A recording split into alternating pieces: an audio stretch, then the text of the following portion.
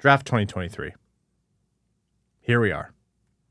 I want to start by saying we're going to have a lot of time to intro and just talk about rankings and go over different possibilities of how things are going to figure themselves out as Evan figures himself out. Are you good? I'm good. You've never had This is way better. You've never had the mic that close to your face in years. It's unfortunately still a little awkward. I'll figure it out. We got 7 hours before the first Red Wing pick, so yeah, we'll figure this out by then. Well, I was just going to say, actually, I would love to say this is going to be a nice, easy ride up until pick 9, but the news behind the news has been kind of hot and heavy today with rumors abound. The Montreal potentially trading down from pick 5. You see that, and you're like, oh, I wonder who's in on that. And then you see the teams who are in on that. You're like, oh, yep, the Red Wings are in there. And you wonder if they're going to do it. The DeBrincat trade has not materialized, and we don't know if it's going to. And you're like, yeah, is this going to be a draft floor thing? Because Pierre Dorion is negotiating through the media. Steve Yzerman is staying mum as usual. It's going to be a long night. Imagine spending the last 2 months talking about all the possibilities at 9 and 17 just for the Red Wings to not pick at 9 or 17. What did I say? What did I say from the start? They're not making both picks. And I've stopped saying that recently because I like to put some distance between me and being wrong, so I have some plausible deniability. But trading both picks for 5 would be a little bit of a wild card. Maybe not even 5. Maybe 9 and something for 5, and then 17 and something for DeBrincat. Very well could be. We could be looking at 2024 first-round pick. Regardless, folks, welcome to the Winged Wheel Podcast 2023 NHL Draft live stream. Here to talk to you as the draft goes along with live coverage, analysis, reactions that will be clipped and used to dunk on us later, and a lot more. I am one of your hosts, Ryan Hanna. I'm Brad Crisco. And I'm Evan.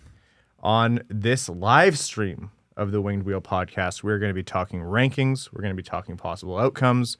We're going to be talking trades and pretty much everything that's going to unfold tonight. The draft is poised to theoretically start in just over 55 minutes. But as Evan told you earlier, that's almost never the case in terms of how long they're going to take. The NHL has already been pumping the Connor Bedard content, as they should. But at the award show, they pretty much, just found an excuse to pull Connor Bedard on stage. And so you have to assume the first pick is going to take over or under 15 minutes. Like from 7 o'clock to the time they actually make the pick?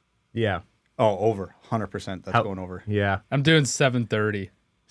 Oh, okay. Half an hour. I'm going 7:23. I'm going to be optimistic and wrong. I'm going to say just short of 7:20. Because you know what's going to happen? They're going to have this long... It's the NHL. They're going to have this long intro that I'm sure is going to be very well done that absolutely nobody will care about. And then they're going to have another prelude, because you just had an intro. You might as well have other people talking about an intro.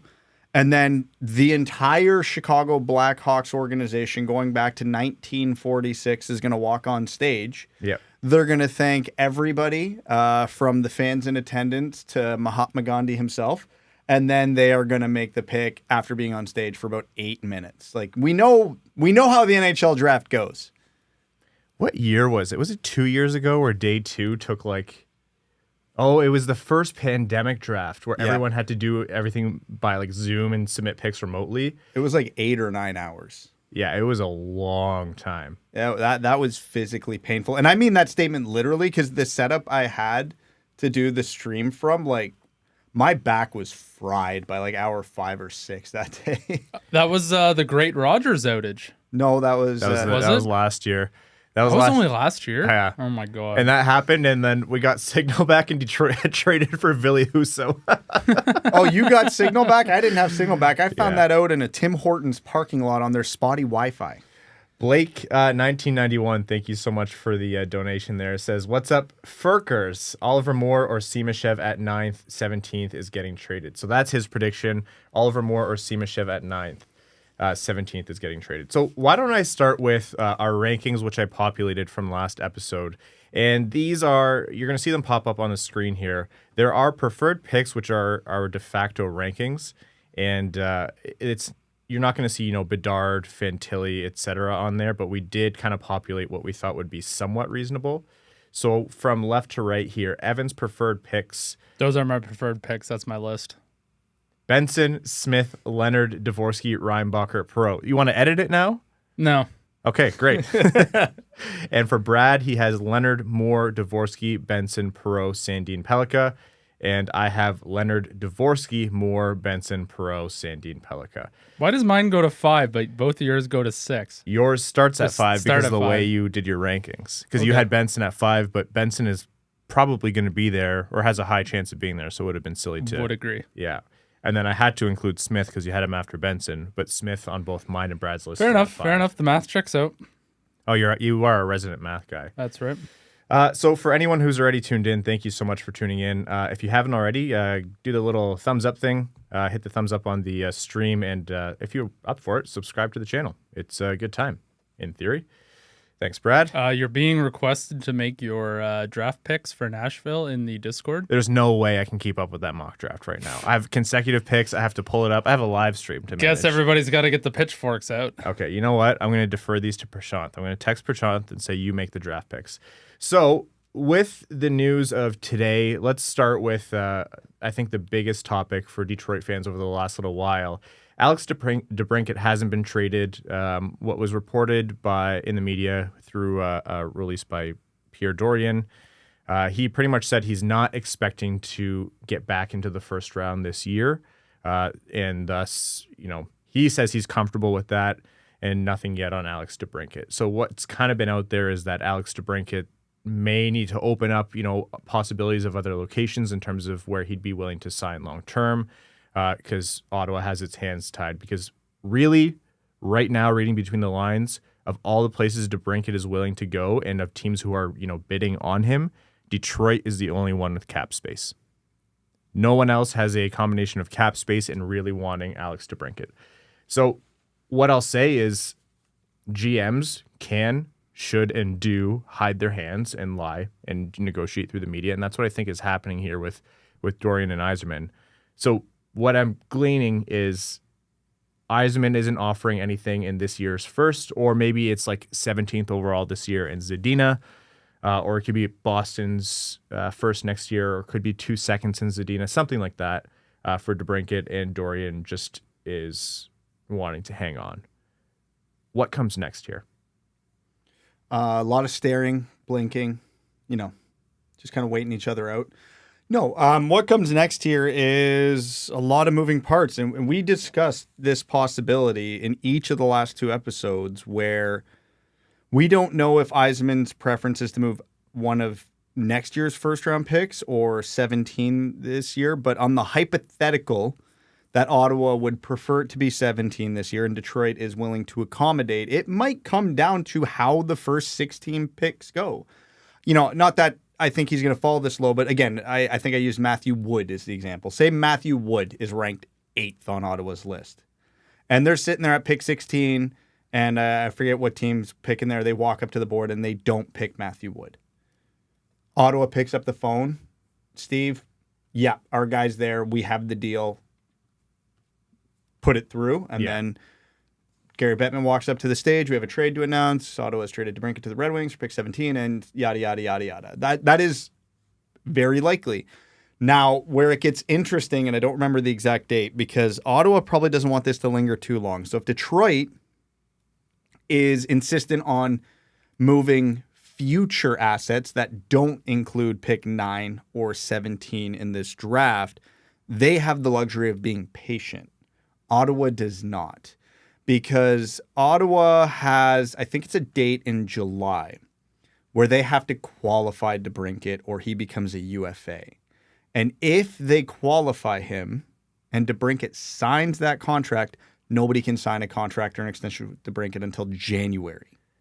There's also arbitration, right? Yeah, there's a couple drop-dead dates here where Ottawa has a timeline, and Detroit does not. They could be like, all right, well, if you don't like our price, nobody else is going to be able to trade for him. We are simply going to wait till next year and sign him as a UFA. Yeah. Or you can take this reasonable, but we'll call it low offer for DeBrincat now and be done with it. You can't blame, like looking at this objectively, you can't blame Pierre Dorion for handling it this way. First of all, man, hot Pierre summer is it's looking dark right now. It's looking bleak moving forward with the new ownership coming in. But you can't blame him for handling it how he did. They put a lot of assets into acquiring DeBrincat. It was a big swing, like big brass ones on him to make that move, especially because they didn't know if they'd be able to get DeBrincat long term. And for all the reasons you outlined, Brad, they're not beholden to any certain dates. Like they could hang on to him for a year and they could just kick the can. But that's a big risk. Well, that's the thing. They can't hold on to him for a year. That walks him right to UFA. Well, yeah, that's a good point. And for DeBrincat as well, he has no motivation here to really do Ottawa any favors by saying trade me. He'd be happy to play in Ottawa for a year. I'm sure if he took a reduced salary, it could be, as low as 85% of the qualifying offer. So 85% of the $9 million is the most it could be reduced by the arbitrator. He'd play in Ottawa for a year. You walk to UFA, sign in Detroit because that seems to be his preferred spot. Or, you play the year and then you score more than 27 goals next year. Then you sign in Detroit for more money than you would right now. So all in all, it is kind of stacked in DeBrincat's favor more than anyone else, and Detroit's in this negotiation. That said, Ottawa could just say, screw you. I'm not trading a player for well under market to a divisional rival. I would rather see DeBrincat walk. That could be the case. That would be foolish, but we've seen teams do that before. How foolish, though? Very. Like, even... Because That's good for us. It is, you're right. It would be very foolish, but... There is something to be said about the spite factor. Yeah, because there's teams in the NHL that aren't the Detroit Red Wings that are entering rebuilds that have no interest in winning now that would still offer something not good but reasonable because they'd be like, okay, we're going to play him on our power play 2 minutes every power play and he's playing 28 minutes a game and we're going to flip him at the deadline when he's sitting there with 28 goals in February. Yeah. Right? So there's always going to be teams. There's just no team other than Detroit willing to give up a premium because of the position they're in with the cap space they have. So it's not like Ottawa can't move him. It's just they're holding out for their price right now, and it's probably not going to happen based on the fact it's gone this long. Now, we don't know what that price is. The trade could go down in an hour, and we'll be like, oh, that seems reasonable. And it could have just been because Ottawa was asking the moon, which they should be. Yeah. But, yeah, we'll never know what stage it's truly at right now, but it seems plainly obvious that Detroit's here, Ottawa's here, and they're just playing chicken until one of them, moves off it. Something else that was reported by Elliot Friedman of Sportsnet was that Yzerman has some concern about the amount of term being given out here. So I don't really know if they're at that phase yet. If a team doesn't give someone permission to talk to a player, then by rule, they can't talk to that player. But it's funny how everyone has a general idea of what the player wants and what the team Guess would be who's in willing Detroit to do. right now? Oh, is he really? Yeah, he's playing the Rocket Mortgage Pro-Am. Oh, that's awesome. Yeah. Why aren't you there? Well, my schedule's a little full, unfortunately. Yeah, you barely made it here. Yeah. 108. On the podcast, on an upcoming Patreon exclusive, I'll tell you about all the new bulging forehead veins that I have thanks to these guys. So with that said, with the amount of the acquisition cost that it's going to take for to trade for DeBrincat and then the contract after, what is, considering Detroit's assets, a reasonable price in your mind that you as a Red Wings fan would be willing to pay for him? At face value, you don't really know how many other suitors there are. Doesn't seem like many. It doesn't seem like many, but that can always be smoke and mirrors. And it depends, obviously. It depends is really the answer. I know it's a bit of a cop-out, but... Not you, no. Let's say it's favorable term, favorable dollars. Is 17 an overpay? Depends. Depends how the board shakes out. But I think at face value, and given what the Red Wings are lacking in someone who's a trigger man, maybe it's not. I know 17 isn't popular in a lot of people's minds. There's been, I think Ottawa's ask is 9. I think that's what they really want. That's probably what they're holding out for. 17 is very stomachable for me. But I think those 3 second-round picks are probably, like, they're worth their weight in gold this year if you're Yzerman, and that's probably what he's leaning on for a lot of these trades too. And if you look at, William Nylander, for example, in Toronto, that's another player who really seems like he may be on the move because his reported numbers starts way higher than Toronto's reported willing number. So, Yzerman could very easily say, okay, you don't want to take 2 seconds, Zadina and whatever. That's fine. We are in on William Nylander, and we're going to give up this 17 and whatever for him because he's much more worth it. So, and that's a hypothetical, but that's, Yzerman is known as a grinder, so that's probably what we're looking at here in the background. Yeah, that's the beauty right now for the Red Wings is the best negotiating tactic you can ever have is the ability to walk away. And Detroit has that right now, and Ottawa doesn't. They either lose him for nothing, they've got the arbitration and the qualifying offer dates coming up, and they can't let it go past that.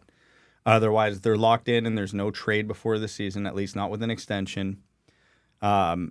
So if they don't like the price on DeBrincat, they could go find out the price on Knoecny. Yep. They could go find out the price on Nylander, and there's probably another half dozen guys out there that the Red Wings would also be interested in to varying degrees. So the power here truly does belong to Detroit because they are the only ones of DeBrincat, the Sens, and the Red Wings who can just go, well, never mind. Yep. The waiting game really is nice. Now, I will say, as someone who's lived through the Red Wings from a coverage lens for the last 8+ years, I do think there's a modicum of urgency if you're the Red Wings. And the fact that it's a really weak free agent class really kind of pushes on that. But if a GM says that to Yzerman, Yzerman's going to be like, I don't care. I'll suck for another year. Well, yeah, that's the thing. There is no urgency for the Red Wings because I don't think... Not on the books, no. No, they don't. They know they're not winning the Cup this year. Sure, they want to take a step forward. Oh, Brad the hater. Yeah. Wow, who are you, me? Evan and I already have the Cup route planned out. Yeah, that's right. But what was my train of thought there? Yeah, so the Red Wings, they don't need DeBrincat this year. They need a player like DeBrincat desperately. Absolutely desperately. But that could be DeBrincat, that could be Knoecny, that could be Nylander, that could be one of another 2 or 3 guys that are going to be in the same situation next summer. It could even be DeBrincat. Yeah, they could, sit here and go, okay, well, we need to get better this year, but we're not paying that price for DeBrincat. And, they go bargain hunting in the trade market and the free agent market and go, all right, we only picked up 3 players, but they all improve our team marginally. And yeah, okay, maybe we'll stay in the playoff race for an extra month this year. Yep. And that's a step in the right direction. They still have, the 2 prospects that they would have picked this year in the first round, the 3 second-rounders, and then 2 first-round picks next year, so they can be aggressive again. Again, we always talk about draft picks as trade chips. Prospects are trade chips, and in a lot of cases, increase the value. William Nylander right now is more valuable than the draft slot he was picked in, right? Yeah. Carter Mazur is more valuable than the draft slot he was picked in. So those are still chips moving forward if you so choose. Again, we talk about the Leafs too much, but Mitch Marner's 2 years away from unrestricted free agency. So he's going to be in the same position next summer as William Nylander's in right now. And if it's not looking good for Toronto there and the Red Wings come up, all right, we got 2 first-round picks. You can have them. Here's Nylander. Here's whatever. And good thing we didn't trade for DeBrincat because now we're getting Mitch Marner. Like, that's a hypothetical that could come to fruition. And again, I'm using him as the example. There's going to be 10 players in the same boat next summer. Yeah. But that's the power the Red Wings have, is this summer doesn't matter. All the Red Wings know, and all every other team knows about the Red Wings, and all every Red Wings fan knows about the Red Wings, they need top 6 scoring forwards. That's it. There's no timeline on that, like within reason. Yep. Maybe not 5 years, but that could be 1, 2, 3 years from now. If they get it, they get it. As the young core of this team establishes themselves. They have options. They have time. Ottawa doesn't. So, donation here from Jello. Thank you so much for the generous donation. Much appreciated. Says Larkin turns it with something biscuit in the basket. Thanks, boys, for almost a decade of content and fun times. JK sad. Sad wings. Just kidding. LOL, been lingering from the start. Ain't much, but cheers, boys. No, that's very much appreciated. I know we have a lot of new listeners in here, but for those who have been with us from the start, thank you. Good for you. Your the commitment is, unbelievable. But yeah, that's very cool to see you in this chat with us. Much appreciated. Brad, you were just talking about leverage, and you mentioned situational leverage, and Detroit doesn't have those drop dead dates that other teams have working against them, like Pierre Dorian and the Ottawa Senators with Alex DeBrincat. Another form of leverage Yzerman has, and it was alluded to earlier, infinite cap space. Detroit, I think, has the second or third most projected cap space in the league right now. And with the salary cap only going up $1 million next year, and that's the last time that it's going to go up so little, so, for all intents and purposes, stay flat, this is the most leverage that Steve Yzerman is going to have in this space, period. Probably, hopefully, for the rest of his time as GM of the Wings, and that's because he has a ton of space, and that's because other teams have almost no space. The only other thing working against him here is that it's a kind of a weak free agency pool, but over the next year or so, year or less, I should say, Steve Yzerman has the opportunity to, and we don't know if he will, but he has the opportunity to do something with this cap space. So what do you want to see him do with that? Everything. Like, I know that's an overly simplistic statement.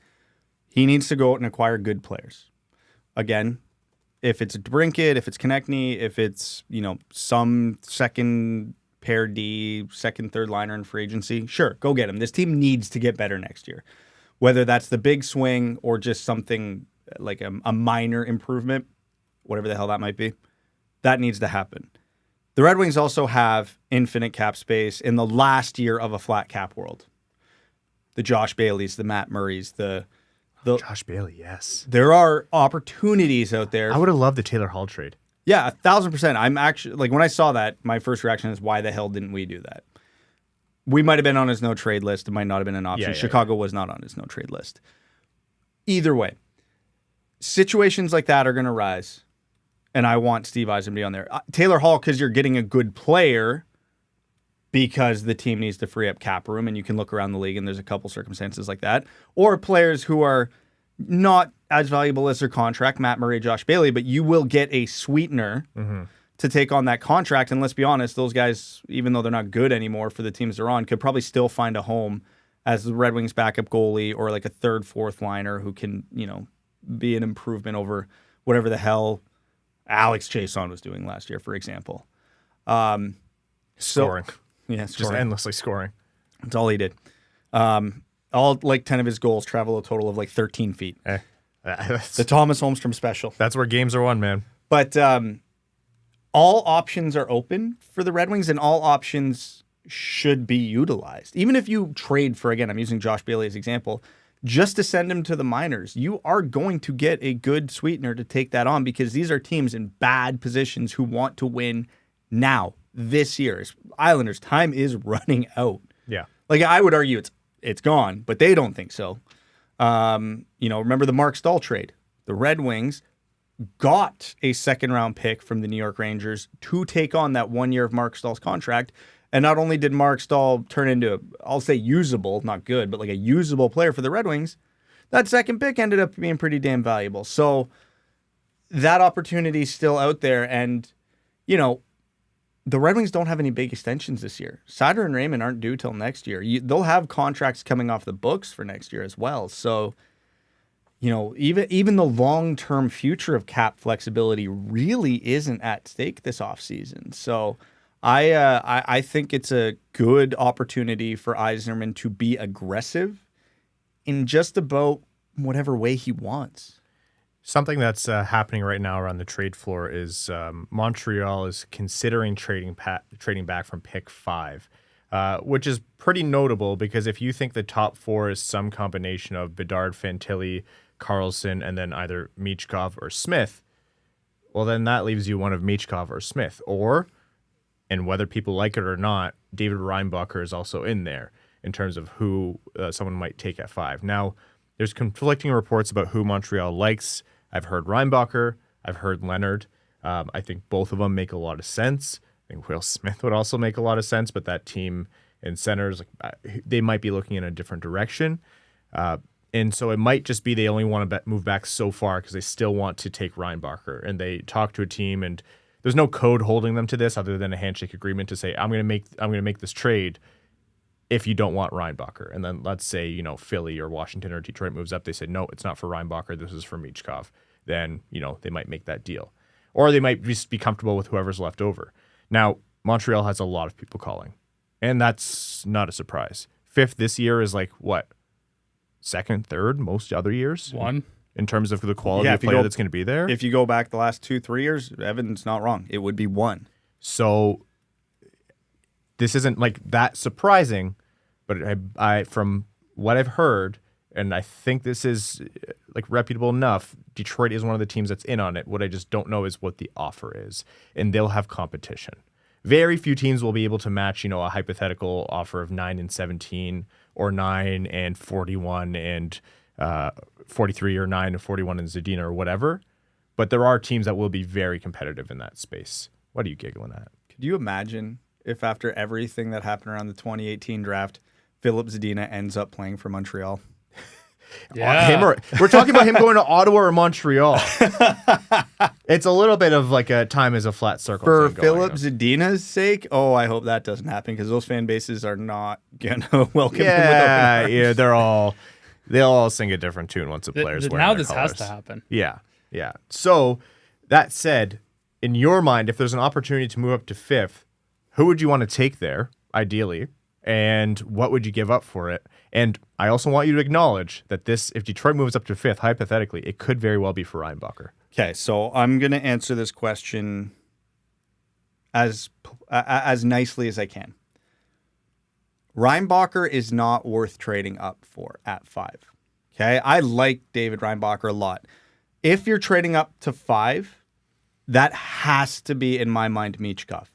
It has to be. He is the only separating talent in that group. Do you trade up to 5 for Smith? If he's there, I would consider it, yeah. Okay. Yeah, that would make a lot of sense to me. Again, it all depends on the cost, and we get radioed for this all the time. I don't know what the cost is, so I'm just going on a hypothetical that it's uncomfortable but reasonable.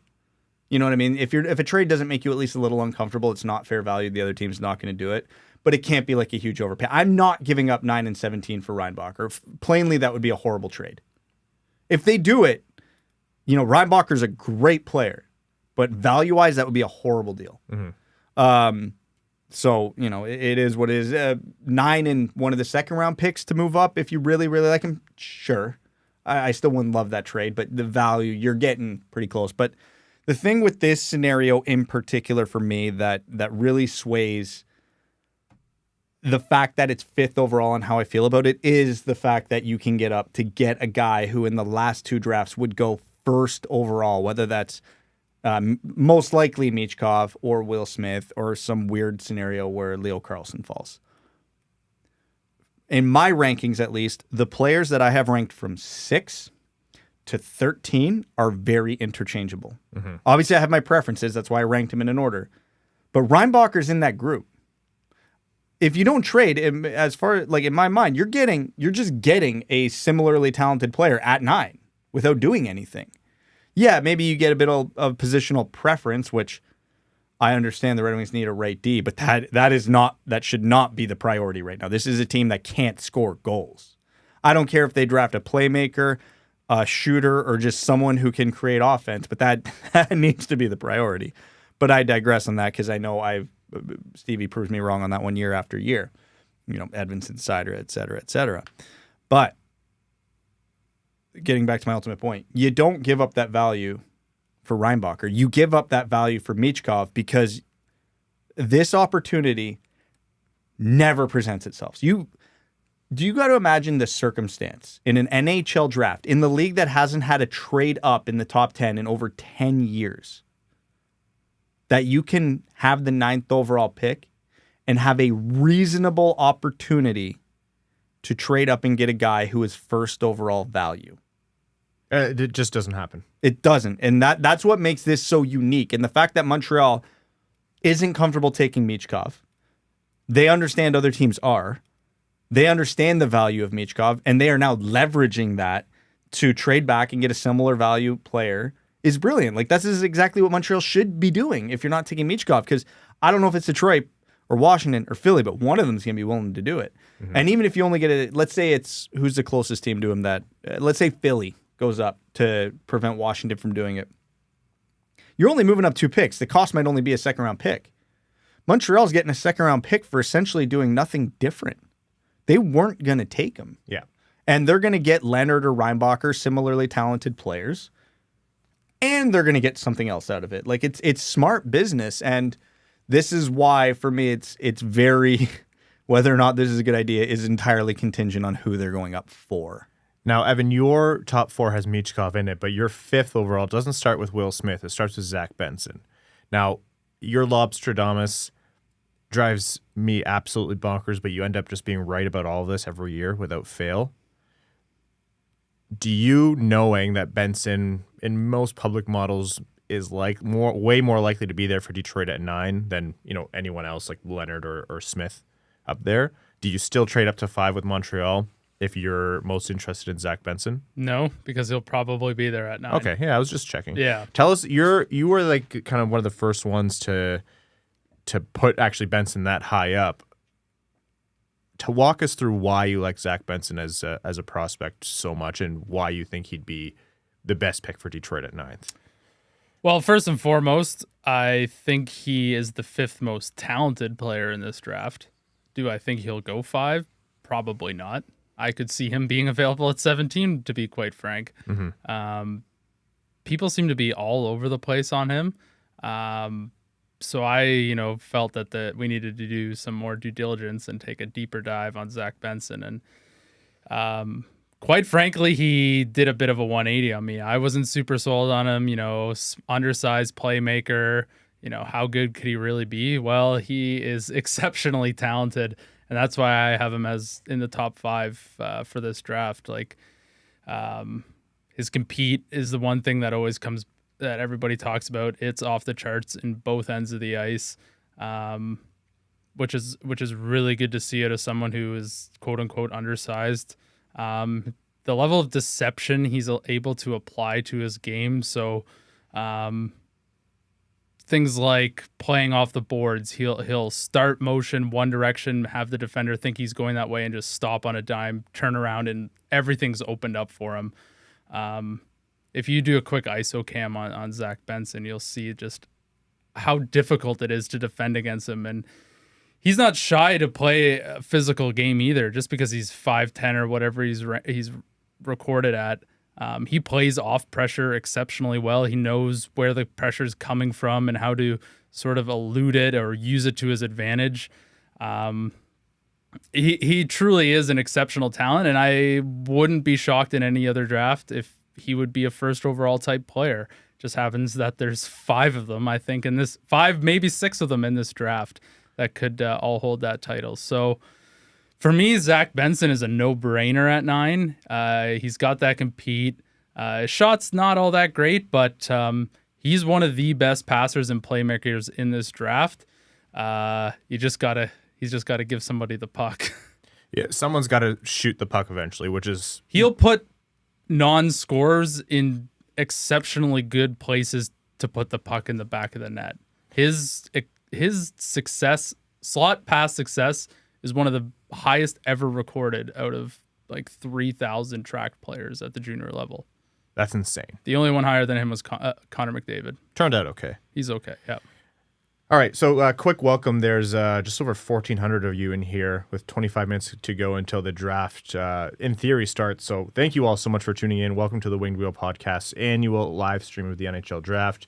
We do hope in future years this isn't such a big deal because Detroit is drafting like 28th or 32nd or something. But for now, this is a big deal, so we're happy you're all tuning in. If you don't already, subscribe to the show on YouTube and give a thumbs up to this stream. It really helps us a lot. But yeah, thanks for tuning in. This coverage is going to go all the way through that first round, and we're going to hopefully cover some exciting movement, whether that's with the Red Wings at 9 and 17, whether that's a trade for DeBrincat, a trade with Montreal, or other teams making the moves. I'm curious to see how the draft board shakes out. I want to talk about some other prospects here. We've heard a lot about Ryan Leonard. Why don't we talk very quickly here about Dalibor Dvorsky? Because he was a late riser, but with all the conversation and a lot of our bias has been towards, players we all like think about Oliver Moore, think about, we've talked about Perreault quite a bit. You and I, Brad, are both really high on Sandin-Pellikka. Who's Dalibor Dvorsky? And if he's there at 9 for Detroit and they keep that pick, are you thrilled with that pick? Yeah, I love Dalibor Dvorsky to be the pick at 9. Most mocks I've seen have led me to believe he won't be. But, a super talented player, very well-rounded game, not, the fleetest of foot, and comes from, I know Slovakia is not a small hockey country, but a smaller hockey country. He was on a bit of an island with some of the teams he's played for. If you draft his profile and his history and all that, you're basically hoping he becomes Andrzej Kopitar, essentially. Because I think Kopitar was picked 11th or 12th overall in his draft, so they were rated very similarly. Not saying it's a one-to-one comparison, but that is what you are hoping for Dvorsky, and that is probably about what his ceiling is. So very much in the realm of what Detroit would look for in that pick. Dvorsky for me was a guy who, after every viewing, they kind of dispelled a lot of the concerns I had with his not as expectedly positive season with the Allsvenskan. Obviously, like you said, his U18 performance put him up on a lot of people's lists. And in late tournaments like that have a way of really cementing people's draft rankings. And the fact that he's a kind of, all situations or perceived as an all situations center, that premium position is going to move him up the boards. But I'm still, fair or not, thinking Detroit needs another swing at a top 6 center. And that's not to say, it's not, I don't want Larkin up there and I don't want Kasper up there. I'm saying all of Detroit's eggs down the middle are in the Larkin and Kasper basket. There's no backstop. Yeah, Lombardi could pan out and be a top 6 center, and I'm really hyped about Lombardi, but you can't, I think the organization just needs more in that position. As you like to say, Brad, Detroit actually needs strong players in almost every position. I think the only position they have locked down is their number 1 right-handed defenseman, but they have a strong need for a number 2 right-handed defenseman. So there's no position where they're really completely set. You can make an argument for left-handed defensemen. I was going to say, have you seen lefty? They only need about a third of those players to pan out, and they're good for the next 10 years. You could make the argument, but until I see some more NHL reps from those guys and see how they actually pan out, I'm not going to count those chickens before they hatch. So is my positional preference a little bit misguided? I think, honestly, probably, yeah. I think that's why I'm lower on guys like Simashev than I should be, but I'm still looking at the centers. I'm looking at Dvorsky. I'm looking at Moore. I'm looking at anyone else who might be a center prospect who is poised to stick at center at the NHL level. That's why I'm honestly not that low on Danielson. Danielson grew on me over time, and he's a player where, would he be my favorite pick at 9? No, not at all. But if the Red Wings have a lot of belief in his upside, then that's a great player to take to kind of have another kick at the can at having a top 6 center. Yeah, center's always ideal, most important position in the game outside of goalies, but that's a whole nother conversation. I think the Red Wings cupboard is so full at almost every position that I think I'm past looking at positions. And I've talked about this before. I'm at the point of I'm looking at what type of player do they need. You can justify every position however you want, but the Red Wings need beyond everything else by a mile someone who, when they go on the ice, the puck ends up in the net. Mm-hmm. Now, so you like Colby Barlow? I do like Colby Barlow at 17. I would love Colby Barlow. Scoring goals wins you games. Hot takes here on the Winged Wheel podcast. And the Red Wings haven't won a lot of games over the last 7 years, so it's almost like it's not a coincidence. Well, they don't score a lot of goals either. Yeah, no, they don't. It's weird. Math guy, do some research there. Get back to us. But whether that is a Zach Benson who gives it to other players at the right time so they can put the puck in the net, or it's a guy like Matthew Wood, or who, if you give him that puck anywhere in the home plate area, is a pretty decent bet that it's going to end up in the net off his stick, or if it's an Oliver Moore with his IQ and skating who gets the puck to the net in a very Dylan Larkin fashion. I don't care. I don't care what position they play. I don't care what hand they are. And I don't care what their strength is, whether it's playmaking, shooting, or skating. Just find this team some offense. It's why I've opened up to the idea of, even though I'm generally not pro defense at 9, given the strength of this draft, but I'm not even that unreasonable for me to take Sandin-Pellikka at 9. Not that he's a forward, but his strength is in the offensive zone and finding ways to have that puck end up in the net. So one of my predictions, I'm holding off on making any certain predictions for today. I actually asked in our group chat earlier, what are your actual predictions? And then, hearing the news of Montreal trading down from 5 and with DeBrincat, nothing happening on that front, I got spooked a little bit by saying anything of any certainty. But what I do have a general sense of, and this is not based on information, this is just, I tweeted it out, vibes. I think the Red Wings are going to walk away with a right-handed defenseman. I think they're going to say, we have Sandin-Pellikka, we have Tom Willander, and if anything gets crazy, whether it be for Detroit trading up or the guy dropping, could even be David Reinbacher, we have an opportunity to cement a top 2 right-handed D set of Mo Seider and either one of those guys. And look at Yzerman's MO. He builds from the blue line out. That's how he did it in Tampa Bay. Granted, he had some other assets to start that he didn't have in Detroit, but he built from the blue line out. That seems to be the MO for a lot of teams in their success with recent cups as well. And there are a ton of forwards. Like you said earlier, Zach Benson could be there at 17. Oliver Moore could be there at 17. Colby Barlow could be there at 17. Matthew Wood could be there at 17. I'm going to say so many names. It's not could be. One of the guys that they're going to have on like their top 5 of the most reasonable players to be there is going to be there at 17. So if you're the Red Wings, and this is why I predict this, you're going to say, well, there's only like 3 top-end right-handed defensemen who I think could be a top 4 defenseman in this league, and there are a million guys at forward who could be top or middle 6 players. And I think that's why they're going to go in that direction. Just a sense. For me, what this question comes down to is your confidence level in 3 players in particular. And depending how you answer that, probably heavily sways your preference at 9. How confident are you in a left side for the next 5 to 10 years on the Detroit Red Wings of Jake Wallman, Simon Edmondson, and William Willander? Or maybe Albert Johansson if he pushes away. Either way, those are 3 guys with very high ceilings. Those are 3 guys who are probably, once they get good, outside of Wallman, who just got his contract, probably going to make a lot of money. If Edmondson is what he thinks we think he's if he is what we think he's going to be. Yeah. He's not going to be cheap. So you can only pay your defense so much money. You can't have Seider at $10 million, Wallman at $5 million, Edmondson at $8 million, and then another second pairing right-handed D at $8 million. You can't. It's not feasible. So if you're going to invest in someone at pick 9, number 9 overall, whatever position you draft, in 5 years, they better be making $9 million. You know what I mean? Yeah. Because that's the talent level you're hoping you're picking. And if they're not, it's a massive disappointment. So for me, just the way this defense, I really like Willander and Edmondson. I have a lot of confidence in the left side of that D. So I think with Mo Seider on the right and the absolute strength you have down the left side, and even if one of those doesn't pan out, Johansson, Sabrango, Bouillon, there's other options that could still hit. So you can just find in free agency a Gudis, a Mayfield, a Dumba, whoever, a guy that's good enough to keep up with the strength on your left side that you're still really, really, really set back there.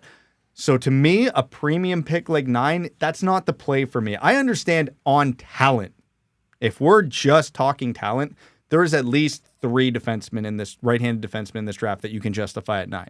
And I don't want anybody to take away what I'm saying. Reinbacher's not good enough for 9. Sandin-Pellikka's not good enough for 9. Willander's not good enough for 9. I think they all are. I think you could absolutely make a case for every one of them. Yeah. I just think when you look at the Red Wings team, the Red Wings pipeline, they have a lot of great defensive options, and they are severely lacking forwards with high offensive capability. Like, who in the pipeline at forward do you have any faith into? Not any faith, but who do you think is a really good bet to produce offense at the NHL level at a significant level for a long time? Because I think if I'm being optimistic, that list is 2. You're like Mazur, Lombardi? Mazur, Casper. Well. And even then, I don't have either of them pegged as first-line guys. Like, could I see Mazur pulling like a Lucas Raymond role and being like a really, really good supporting right winger on the first line with 2 first-line level players? I could see that. I think Bertuzzi guy. Yeah, I think Lucas Raymond's better at that than Mazur, so Mazur probably ends up on the second line anyway. but there's not a lot of offense coming up. And to me, you see this draft where the strength is absolutely at forward and the organizational need is absolutely at forward. This is the alignment of a perfect opportunity where you can directly address a need while getting great value in your pick. Because again, we talked about how stacked the top 5 is and the cascading effect that has. You can probably get a good right-handed defenseman at 17 if you are dead set on it. I think you can, in this draft, honestly, you can get a really good right-handed defenseman at 41. I really do. That this draft is really deep, and I'm not saying you're going to get a player the caliber of Reinbacher. Of course you're not.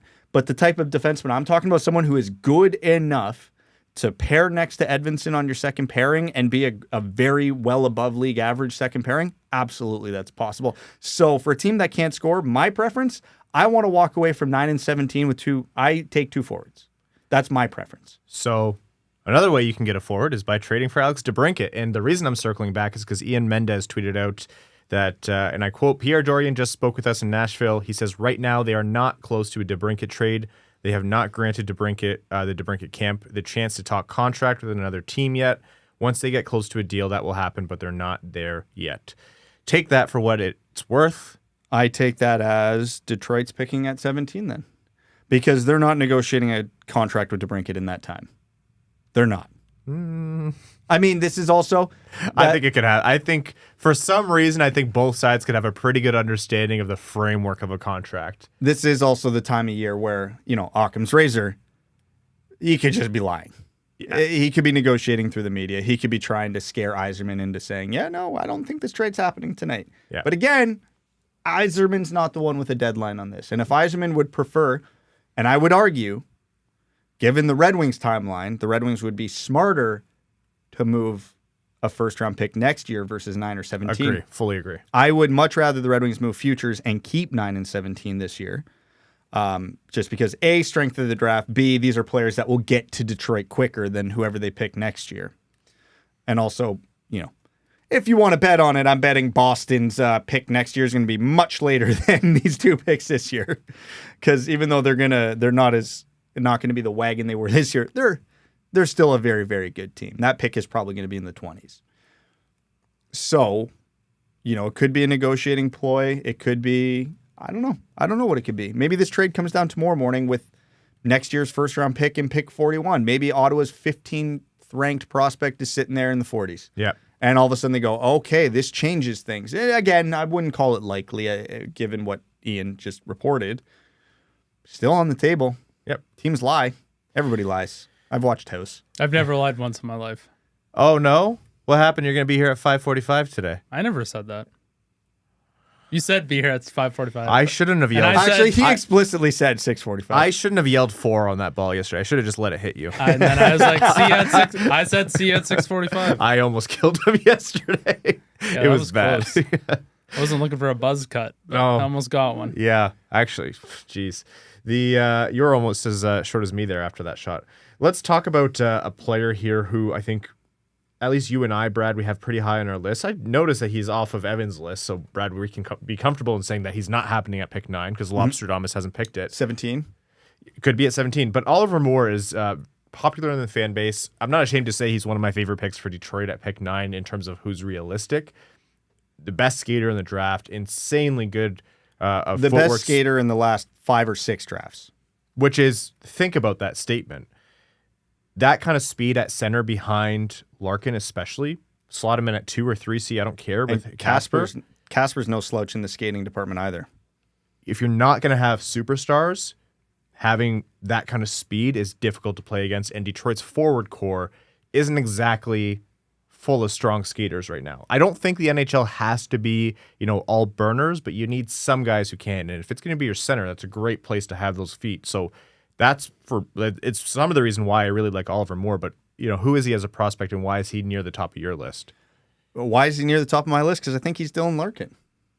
If you want me to summarize it as simply as I put, same profile, same strengths, hyper competitive, unreal skaters, high hockey IQ. Yeah, he doesn't have the hands or the shot of other players around him in his draft, and that's fine. Not everybody's going to have Zach Benson's hands in passing. Not everybody's going to have Matthew Wood's shot. And as I said earlier, I don't care how the puck gets in the net. Has Dylan Larkin scored many goals where you can go, wow, he just outskilled everybody on the ice? Not too many. It's not his MO. Exactly. And Oliver Moore's the same way.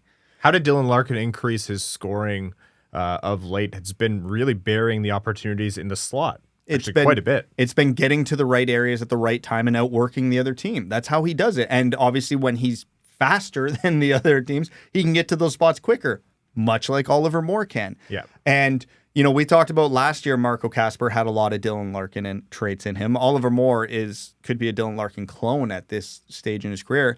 And we made the joke a couple times of can you win a Stanley Cup with Dylan Larkin as your 1C? And the answer always was, oh yeah, also if you have Dylan Larkin as your number 2C as well. And we're sitting in reality now, if the Red Wings take Oliver Moore, where you have him at 1, 2, and 3C to some degree. And, if you take a player like a Colby Barlow, hypothetically, at pick 17, who has his skating flaws and who's, really, really good at getting the puck in the net, but has his limitations elsewhere on the ice, it sure as hell helps if you have Kasper, Moore, and Larkin down the middle, who are the perfect complements to those type of players, because they can win the races, they can win the battles, they can do what they need to do to help the players like Lucas Raymond, Colby Barlow, Robbie Fabry get the puck in the net, right? They are amazing support players. And when you have them at the premium position, center, and you have depth at that position, you are set up for success. Mark Stone, look at what he did for Vegas in these playoffs. Look at what Jack Eichel did for playoffs. Did they get the goal-scoring glory in the playoffs? No, they did not. I don't think Eichel had a goal in his last 10 games. And he was a runner-up for the Conn Smythe. And I think he should have won it. Yeah, because he was the guy getting the guy who won it all his goals. Yeah. So, you have to be strong down the middle. Now, again, if they decide to go with a Matthew Wood or a Zach Benson, someone on the wing, that also fills a massive need. So I'm not going to complain there. Because, there might be good, decent centers available at 17 as well. I don't know. There's a lot of options out here. Everything's in play. But, the appeal of having a 1, 2, 3 of 3 Dylan Larkin type players is a recipe for success. Now, Evan, because you're constantly just talking about drafting the tiny players like Zach Benson, another player high on your list and really everyone's list, and the reality is he's probably not going to be there for Detroit as they stand right now, but Ryan Leonard, what would that kind of mix of snarl and production mean for the Red Wings? Well, that's really it. He brings an element to the Red Wings that they don't currently have. They had a little bit in Tyler Bertuzzi, but he has since gone to Boston. So you want a guy who's a good shooter, can play off the rush, kind of plays a bruisey power forward, but with very high-end skill. You're going to like Ryan Leonard a lot. I personally think he drives that top line at the USNTDB more than Will Smith does. That's probably why I think Will Smith is a little bit lower on my board. I could be persuaded either way, to be honest. But Ryan Leonard's a workhorse. He's a workhorse in both ends. There's not really a whole lot I don't like about Ryan Leonard's game at this point, but I don't think he's there at 9. If he is, I'm jumping through the window. It's our first window jump thread of the day. I think Abby's outside, so she'd be happy to see you. Oh, that'd be great. Yeah. Ryan Leonard. Okay, here's a situation. Montreal's trading back from 5. What if Detroit moves up to 5 and takes Ryan Leonard? Obviously, that's not Reinbacher, who you said it wouldn't be worth trading up to 5 for, but would you be comfortable trading up to 5 for Ryan Leonard if it meant passing over Smith or Michkov in your mind? Michkov, no. Smith, yeah. Smith, like I said, I could be swayed either way. They're two completely different players in my mind. Obviously, one's a winger, one's a centerman. Feel how you feel about that. I would be okay with... If Michkov's off the board, I'm okay with it.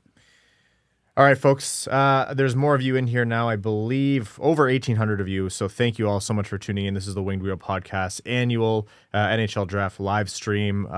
Really appreciate all of you joining in our coverage. If you haven't already, subscribe to the channel. I would like to hit 8,000 subscribers. I think we're just a shade under 7,500 right now. I don't know if we have enough non-subscribers in here to do that, but if you're interested, subscribe to the channel and hit the thumbs up icon on the or the thumbs up on the video.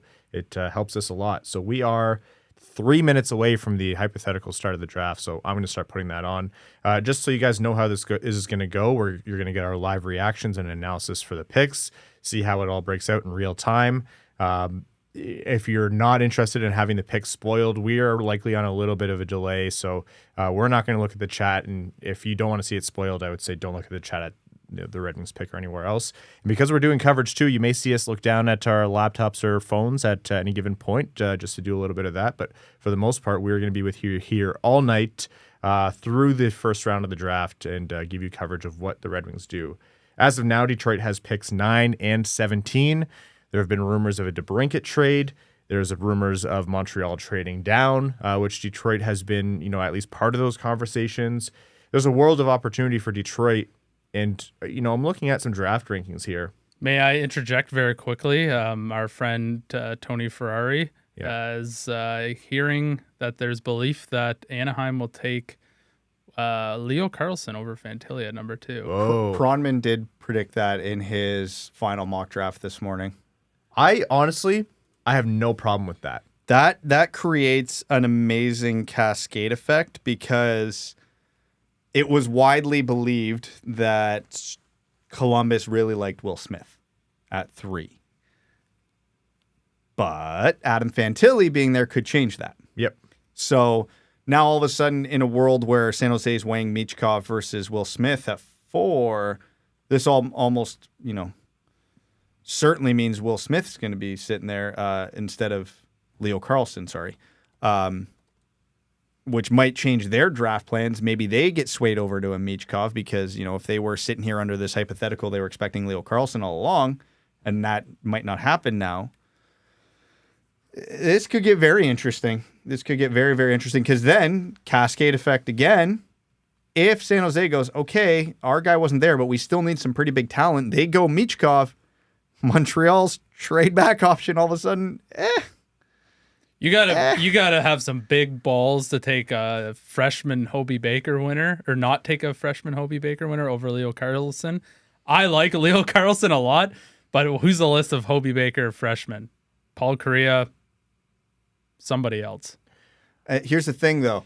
Pat Verbeek is a disciple of Steve Yzerman. Yeah, the Swedish Mafia runs deep. And he does not give a damn what anybody else thinks about what he does. If he just goes up to the stage and says, only Leo Carlsson, and then walks away, I will be so happy. I want to see someone set a record tonight for fewest words spoken on stage. Poor Tim Murray's not available to defend his crown. I want Yarmo to walk up there at pick 3 if Carlsson goes at 2, just looking all confused. Fantilli, and then just step back. Hell yeah. Almost like he's surprised. Am I allowed to do that? Yeah. All right, I'm going to put the draft on here. Walk us through a little bit about some other players who we haven't discussed who could be possibilities at 9 or 17 for Detroit. Well, a lot of smoke around the Sam Honzek rumors, which I don't recommend. You don't recommend drafting Honzek? At 9. At 9. Okay. I would love Sam Honzek at 17. I'd still prefer Sam Honzek over a defenseman at that point, in all likelihood. But, hey, Yzerman, we know Yzerman likes skill and size. Check and check. So, questions about production in the WHL, a lot of injuries, et cetera, et cetera, et cetera. But it's no secret that the Red Wings really, really like him, and they've scouted him heavily. Now, they could be scouting him heavily for pick 17, not pick 9. But if they don't think he's getting to 17, Yzerman's showing he's not afraid to just take his guy. Yeah. Right? Now, is Honzek his guy? I don't know. But, more often than not, where there's smoke, there's fire. It seems like the players who were, made for Detroit and Detroit has reportedly really liked are Sam Honzek. And these aren't exclusive. I'm not saying at 9, like Brad said, these aren't the only players, but Sam Honzek and Tom Willander. Tom Willander just seems like he was made in a lab for the Red Wings. I've said that on a previous episode. They'll be familiar with him because of the Swedish scouting contingent they have over there. The skating is unreal. His handedness is correct for what Detroit needs. Moves the puck up like that. He's the kind of player that the Red Wings would exactly want. Now, I don't think any of the 3 right-handed defensemen, the top 3 right-handed defensemen are going to make it to 17. So there's a chance that Detroit moves up here as well.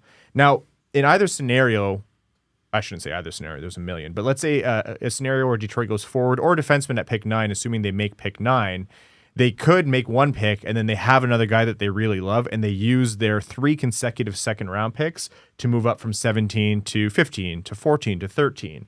The further up you go, the pricier that'll be, and that's a steep curve. The way that kind of goes up, it's almost exponential. But there's opportunities here for Detroit, and you're seeing these. We have the draft on the screen in front of us, so you're going to see us react to the draft. But this, again, will be on a delay. So, if you like Willander, or you like Honzek, or you like Matthew Wood, you could move up from 17 to 14 to get him. Somebody is going to be there at 17 that you like. There's probably going to be a few people or players, prospects at 17 that you like. You don't necessarily have to trade up. If you want to secure your player and the Red Wings have the capital to do so, then yeah, I can see it. But there's going to be a lot of falling in this draft just based on the nature of amount of talent. Like, you're talking Colby Barlow could be there at 17. And if he's not, then maybe a Benson is there. Maybe a Matthew Wood is there. I know Matthew Wood, just to a lot of people, is Anthony Mantha 2.0. But Matthew Wood is an attractive talent in terms of what the kind of skill he brings to the game and the size he has. I know the compete isn't there for a lot of people, but that's another guy who I can see him fitting like the physical frame and the talent framework that the Red Wings like. The skating is a concern too. So I don't know necessarily that I would label him a Steve Yzerman type. But yeah, you're right, Evan. Like, you could even like Daniil Boot. If you see Daniil Boot, you're like, yep, he is a fantastic Russian prospect who has been underscouted because seeing into Russia right now is exceptionally difficult in the world of scouting prospects. Daniil Boot could go as high as 5 or like, sorry, not 5, like 6 or 7 or as low as 25. You don't know. Yep. 17 is going to be wide open. And, a guy we haven't talked about, we talked about Zach Benson. A comparable for Zach Benson, and a lot of people think is a more intelligent hockey IQ, is Gabe Perreault. So that's another player that I think that the Red Wings could grab at potentially either pick. All this to say, I honestly think there's a list of 15 plus guys that I would be very happy with or could see a really strong case for at either 9 or 17. Yeah, it truly is wide open, which is rather nice because that's not the case every year. No. We always kind of get hyper-focused on 3 or 4 guys, but the fact this draft is wide open and the Red Wings have 2 picks, 8 picks apart, it does make for a much more entertaining dynamic than we're used to at this time of year. Yeah. So feel free to throw some questions in the chat, guys. We're not going to be able to get to all of them. Obviously, they're going to fly right past us, but always happy to take some questions. The draft is, the coverage is starting here, but I don't know if any team is officially on the clock. Your 720 first pick I'm looking rough. estimate is not looking great. I am looking bad. I had 723. What did you have again? 730. Yeah. Oh, Evan's got this. Yeah, Evan assumed that he was the one making the pick, so there's no way he was going to be on time. Okay, some other players in range here. We've mentioned Colby Barlow a few times. Correct me if I'm wrong. He screams player who's going to be drafted higher rather than lower in his range to me. Just because, what does he do? He scores goals. Teams are going to see that, and they're going to like that. I don't know. Who did you say, sorry? Colby Barlow. I could honestly see anywhere from 11 to the early 20s. He's not a great skater, and he has his limitations, but he's got that. God, I'm already sick of this phrase, but it's worth repeating because it's, the topic du jour. He's got that Tkachuk factor to him. Tkachuk is the new Braden Point. Thank God for that. Yeah. Honestly. I'm just happy to have a new name that's being thrown around. Yeah, but he's got that physical edge, not a great skater, but finds a hell of a lot of ways to score goals, which is going to be extremely attractive to teams. And that's, more and more teams are focusing on how do you score goals in the low danger, sorry, I shouldn't say low danger areas, but like the areas right in front of the net, all situations, not just a guy who can score from the perimeter, not just a guy who can only score off rebounds, but a guy who can kind of do it every way. And that's what Colby Barlow is in a lot of people's minds. So I often look at picks. I was like, all right, is this a sexy pick? Is this the most talented player? Does he have some kind of superlative? No. And I'm really guilty of looking at players who stand out in one individual way. But for a player who can kind of do it all or score in all situations, if that's what Colby Barlow has the eye for, I know it's hard to quantify, but just knowing where to be, it makes a big difference for putting pucks in the net. Yeah, it's one of the hardest things to do at the pro level is to score goals. And, everyone talks about Colby Barlow's release off a curl and drag, for example, but he's got a cannon of a one-timer too. So he can be a threat off the rush. He can be a threat off the cycle where he doesn't totally need to rely on exceptional skating. Obviously, he would play significant power play time. There's a lot of value in guys who can score, he had 46 goals in 53 games in the OHL this year. I can totally see the Red Wings being interested in him. He's not a great skater, but he goes hard after pucks. He finishes his checks. He is a very Kachuk style player. Maybe he doesn't have the elite talent. Yeah, half the draft at this point. Him and Ryan Leonard. Let's just get both of them. Don't threaten me with a good time. Yeah, he's not super flashy. He's not going to wow you with any skill until he shoots the puck, and you're going to be like, holy crap, this guy, that is his separation skill. We're still talking about Barlow? Yeah, We're still talking about Barlow. Other players who could come in here. Someone asked me, actually, Arjun Shankar, a good friend of the podcast, asked me, what are the chances of a Seider-level surprise at pick 9? And I said, well, what does that mean? Because Seider was ranked in the mid-teens to early 20s in his year. And we should have just been more prepared for that kind of pick. Gary Bettman is approaching the stage. Are they booing? Right now. It's hard to tell because we actually can't show the coverage, so the volume's not too high. And you two are both like goldfish with your attention spans. Yeah. Huh? Yeah, right?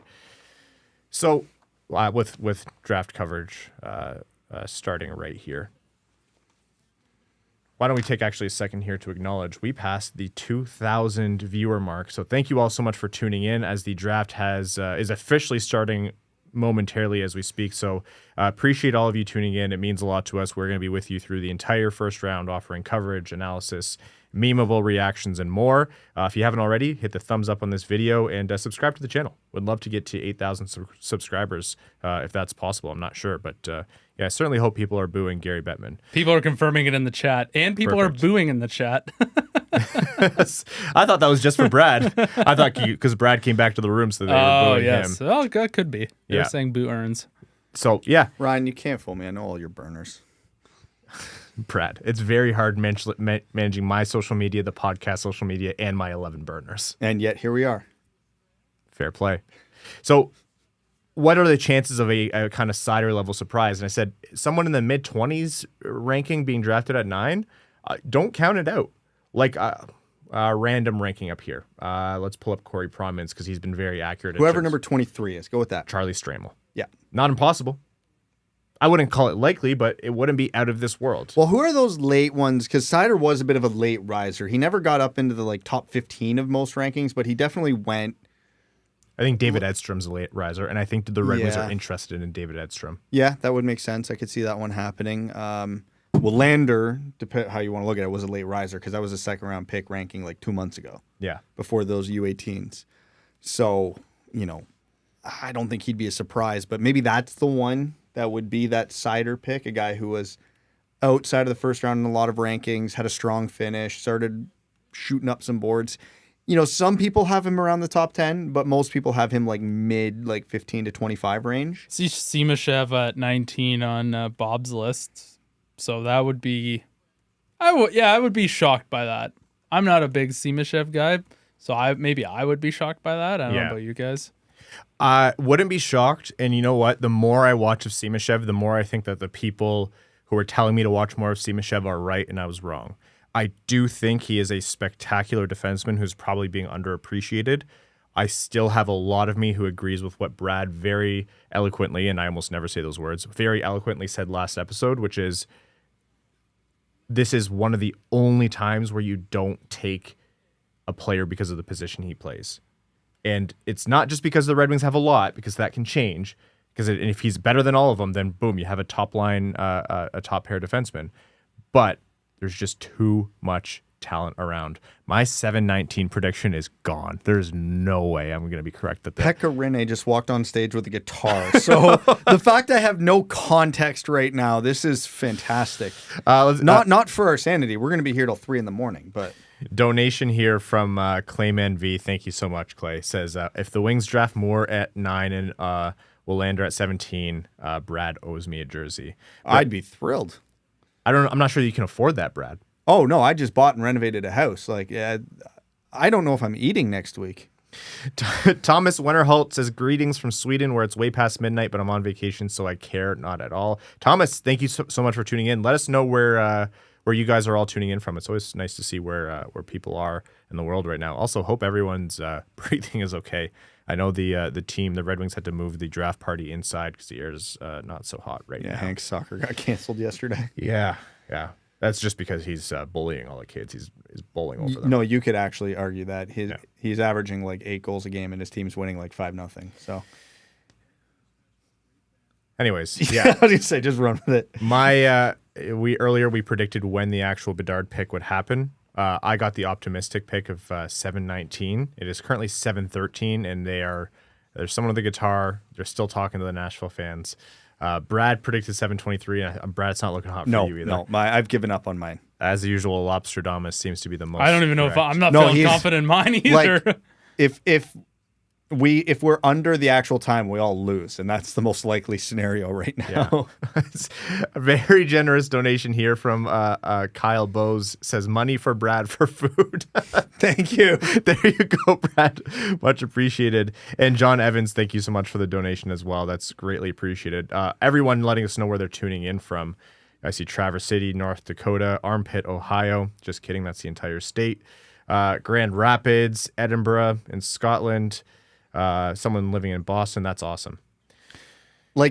Okay, so predictions here. Is Rinne going to go with a country theme, or is he kind of go out of the box and go with like a Lorna Shore, August Burns Red type thing? He's actually just doing the cover of all of Cardi B's discography. On guitar? That would be impressive. It is on guitar. Yeah, I would hate every second of it, but that would be impressive. Yeah. All right. Feel free to throw some more questions in the chat. It looks like we have a good amount of you in here. 21. Hold on. Look at the pick clock on Chicago. Am I going to be right? I'm going to be man, right. Ryan might actually nail this. Oh, my God. Yeah, but again... Look at Evan's face. Wow. He's devastated. Keep in mind, they're walking up with the entire city of Chicago on stage. So. How many times has it gone to 0 and it's been 6 minutes later? No, this is the real pick clock. I think I might actually like my pick here because the pick is going to go down to like 2 seconds. It's going to say the pick is in. There's probably going to be a commercial break. We're going to come back. Chicago's going to be walking to the stage. I don't love your option here, but I might be okay. Bill Nye the Thigh Guy says donated $5 for a hot and ready for Brad's family. Thank you so much. My kids haven't eaten in a month. They're gonna love that. I know that's not true. They double in size every time I see them. That's the real reason of my starvation. We buy a ton of groceries. Hank just eats it all before we get to it. Evan's actual devastation when it looked like my prediction was going to be correct. We still got time. This Kyle Davidson thing was so funny. I still hate the Hawks with the passion, but I have a whole new respect for Kyle Davidson. The fact that he rolled with it, didn't let on, and then the look at the camera on if the draft lottery was rigged. Oh my God. Immaculate. Yeah. Immaculate delivery. He looks like a hockey guy. He does, yeah. Well, you know what? People are surprised.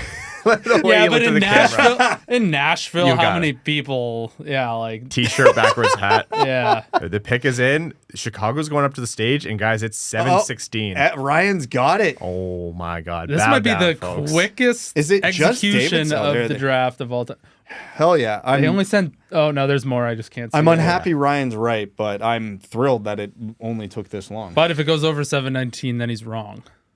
Yeah, that's true. If it goes over 7:19, it's not going to take them 3 minutes. Like even the longest guys aren't talking. They got a lot of people to thank. No, Connor Bedard's nervous. You might not. Yeah, you never know. Crazier things have happened. No, I would just turn off the stream. It all goes. Are we able to get any volume on this? Yeah. Yeah, they're thanking the crowd. Oh man, we're getting 32 thank yous to David Poile tonight. I forgot about that. He's only been part of the league since its David inception. Poile. We should have known. Should be longer. Yep, and they're just saying hi to Blackhawks fans. I actually might not be right here with 7:17 approaching right now. No, you're fine. So here it is.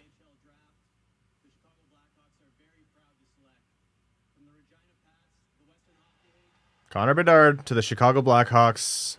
Connor Bedard, Makes me fucking sick. we officially hate him. I hope he has a terrible career. Unless he plays for Canada, and then I hope he brings us great success. Connor Bedard, I can't believe Chicago got bailed out like that, but we're not going to spend the entire evening talking about... I can if you want to. I No, have, no. I have enough I got material. the 3 tinfoil hats in my bag right here. Oh, you brought the tinfoil hats? Yeah. Did he bring individual beers just for you again? You're no, such a... but I did have a beer before I came. It's all my golf clothes. Of course it is. Okay, so Bedard selected. We got that out of the way. Now the draft actually begins. Now the draft actually begins. Because, before people were assuming it was going to be Fantilli, but if it's reportedly Carlson, then like you said earlier, Brad, there's now a cascading effect. And it's not just for all the teams and, you're the Red Wings and you're waiting to see who's there. If you're trying to move up and you're the Red Wings, or if you're the Ottawa Senators and you're seeing if there's a guy you like at 9 or 17, then there are other trade opportunities to come here. So that cascading effect starts now. I just want it on record that if the Columbus infatuation with Will Smith is so strong that they pass up Fantilli for Will Smith, I'm Steve Yzerman. I am offering San Jose the moon for pick 4. Yes. Well, what do we talk about during the draft lottery? If not Bedard, then Michkov or Fantilli. And Fantilli, though not Bedard, would change the Red Wings rebuild in almost immeasurable ways in terms of what he brings to the fold. I don't want to get hopes up, but if that is even a micro possibility, yeah, you offer everything. Yeah. Like everything that's halfway reasonable. Yeah. Now, I don't foresee that happening on the front that I don't see Fantilli getting to 4. And if he does, I don't see San Jose giving Fantilli up. But I would try. You got to try. Yeah. All right. Next pick, what time do you think it's going to start? 7:10, 19 now? I think we're going to flow now. I think Connor Bedard is the whole show, but... I think that's the easiest pick in the first round, so I think it's only going to get longer. Yeah. Yeah, now there's going to be negotiations and contemplation between picks. The Fanatics hats, the draft hats, are so bad. Okay, so I'm going to have a bad take with a caveat here. Yeah. I think aesthetically the hats are good, but they're underwhelming for a draft hat. Like they look like... So your hockey merch opinions are generally very good. This is something like I would wear like going to the store, mowing the lawn. Like it's a good functional aesthetic trucker hat. But yeah, like the draft hat has to have a special feel. It can't feel like the same hat I've been wearing for the last 20 years. You know what I mean? Yeah. And that's kind of where I'm at. Would I buy that Red Wings hat? Yeah, sure. Can you guys be quiet? I'm trying to figure out what Connor Bedard's all about. Mark Griffin, thank you for the donation that says, please make fun of the Blackhawks. I hope Bedard is somehow a bust. Bedard is going to go off this year. He might win Rookie of the Year, be a point per game, and still finish a -40. Quite honestly. It's actually one of the most likely outcomes for him. Are they showing EA NHL highlights? Of course they are. Okay. You see this person who looks like a brick. Yeah, that's Connor Bedard. Okay. Now, they're going to do actually quite a bit of Bedard coverage, so I think you were right, Evan. It's going to take a while for them to move forward here. If it is Leo Carlson, I just want to say I don't think it's that crazy. I know it's a surprise because Fantilli has been touted as the number 2 for so long, but I just think Carlson is he's been pushed down in conversation because he's not Michkov or Fantilli more than, because of his play. I think he's perfectly justifiable at the 2nd overall. In most drafts, yes. To me, he's the 4th most talented player in this draft. Now, with Leo Carlson's style, type of play, if you're taking him at 2, you're pretty confident he's going to be Alex Barkov, which ironically is exactly why Alex Barkov went ahead of Drouin and Seth Jones in that draft. If you remember, that was a big draft day shock because for all year it was McKinnon versus Jones. So everybody thought if McKinnon went first, Jones was going 2, and then all of a sudden, Jones goes 4, Barkov goes 2, who wasn't really in the conversation for 2 until the last minute. If you're really, really confident that's what Leo Carlsson's going to be, then yeah, it's perfectly justifiable. But man, Adam Fantilli, take Dylan Larkin and ramp up the offense by 20%. Yeah. Like, Yep. the compete level is off the charts. The 200-foot game is phenomenal. The offense is incredible. Like, he won the NCAA scoring, or he was like right near it, despite going to the World Juniors, despite being a freshman. Won the Hobie Baker running away. Like, come on, what are we doing here?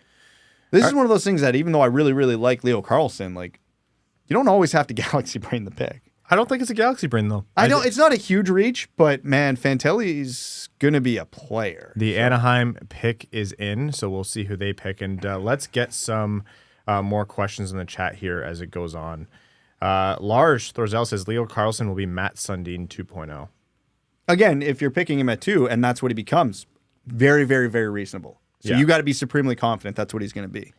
And over 2,200 of you in the chat watching right now. Thank you all so much for tuning in. If you're not already, give the stream a thumbs up and subscribe to the channel.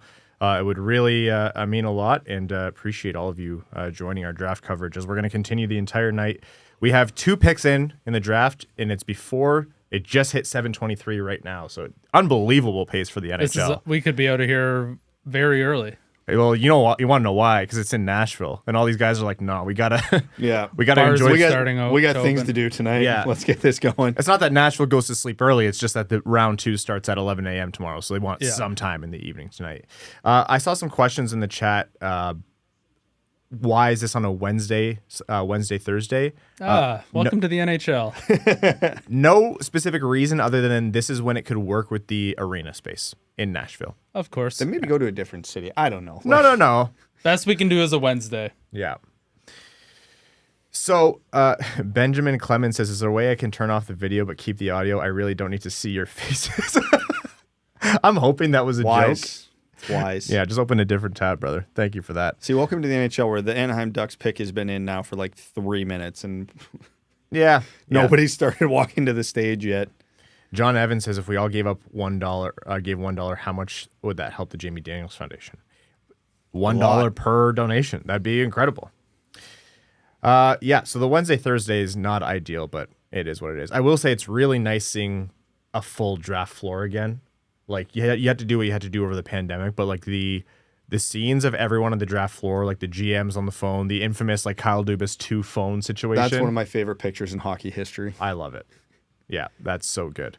Anaheim's rocking up to the stage right now, so we'll see what. Well, they must be pretty confident in their pick if they're pulling the trigger ahead of the deadline. And Verbeek strikes me as the guy who's not going to use a ton of words here. You have to hope. They're still going to get the. They're still going to thank David Poile. Who's been the GM? He's been in the league. Come on, so Verbeek. long. If you don't, that means not everybody else has to. Come on, do it. Be that guy. Is it Fantilli or is it going to be Carlsson? And then it gets really interesting with Columbus, and then after that, it's just who knows. Okay, here we go. How it's going to shake out.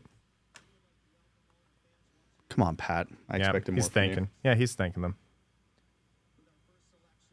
Here we go. Leo Carlsson. Yeah, Leo Carlsson, second overall. Wow. Look, you know what? I know you think it's a clear-cut Fantilli, Brad, and if you left it up to me, like factoring in Michkov's contract and everything, I'd probably go Fantilli too. I don't think Carlson's a crazy pick. No, he's. It's not like it's a huge reach. Yeah. But yeah. No, you got to be very, very confident in what you think this guy is going to be. So. Good for Carlsson though. Yeah, I got a question. I saw it in the chat, and someone asked me earlier today. It's like when you guys talk about European versus North American scouting and prospects, and we're gonna probably talk about it over the course of this live stream and in future episodes. Depends who the Wings pick at 9. Here's the thing: when we talk about drafting a European or drafting a North American, we are actually not talking about where the player was born. We're talking about where they were drafted and scouted out of. Yeah, Zadina from Europe. Drafted and scouted out of North America. Halifax. Zadina is a North American prospect. Evgeny Svechnikov was a North American prospect. Like, it really depends on what league they're from, and that's what you're talking about. And Austin Matthews, Switzerland. Yeah. Bryce Botkeith, thank you so much for the donation. It means a lot, man. Like, it also matters a lot as to the scouting teams. Detroit's North American scouting hasn't been the greatest over the years. Let's see if it's getting a little bit better here. Carter Mazur was a great get. That felt like a Draper special, though. Yeah, well, it's a new regime. Draper was also the guy who spotted Tyler Bertuzzi, right? Yep.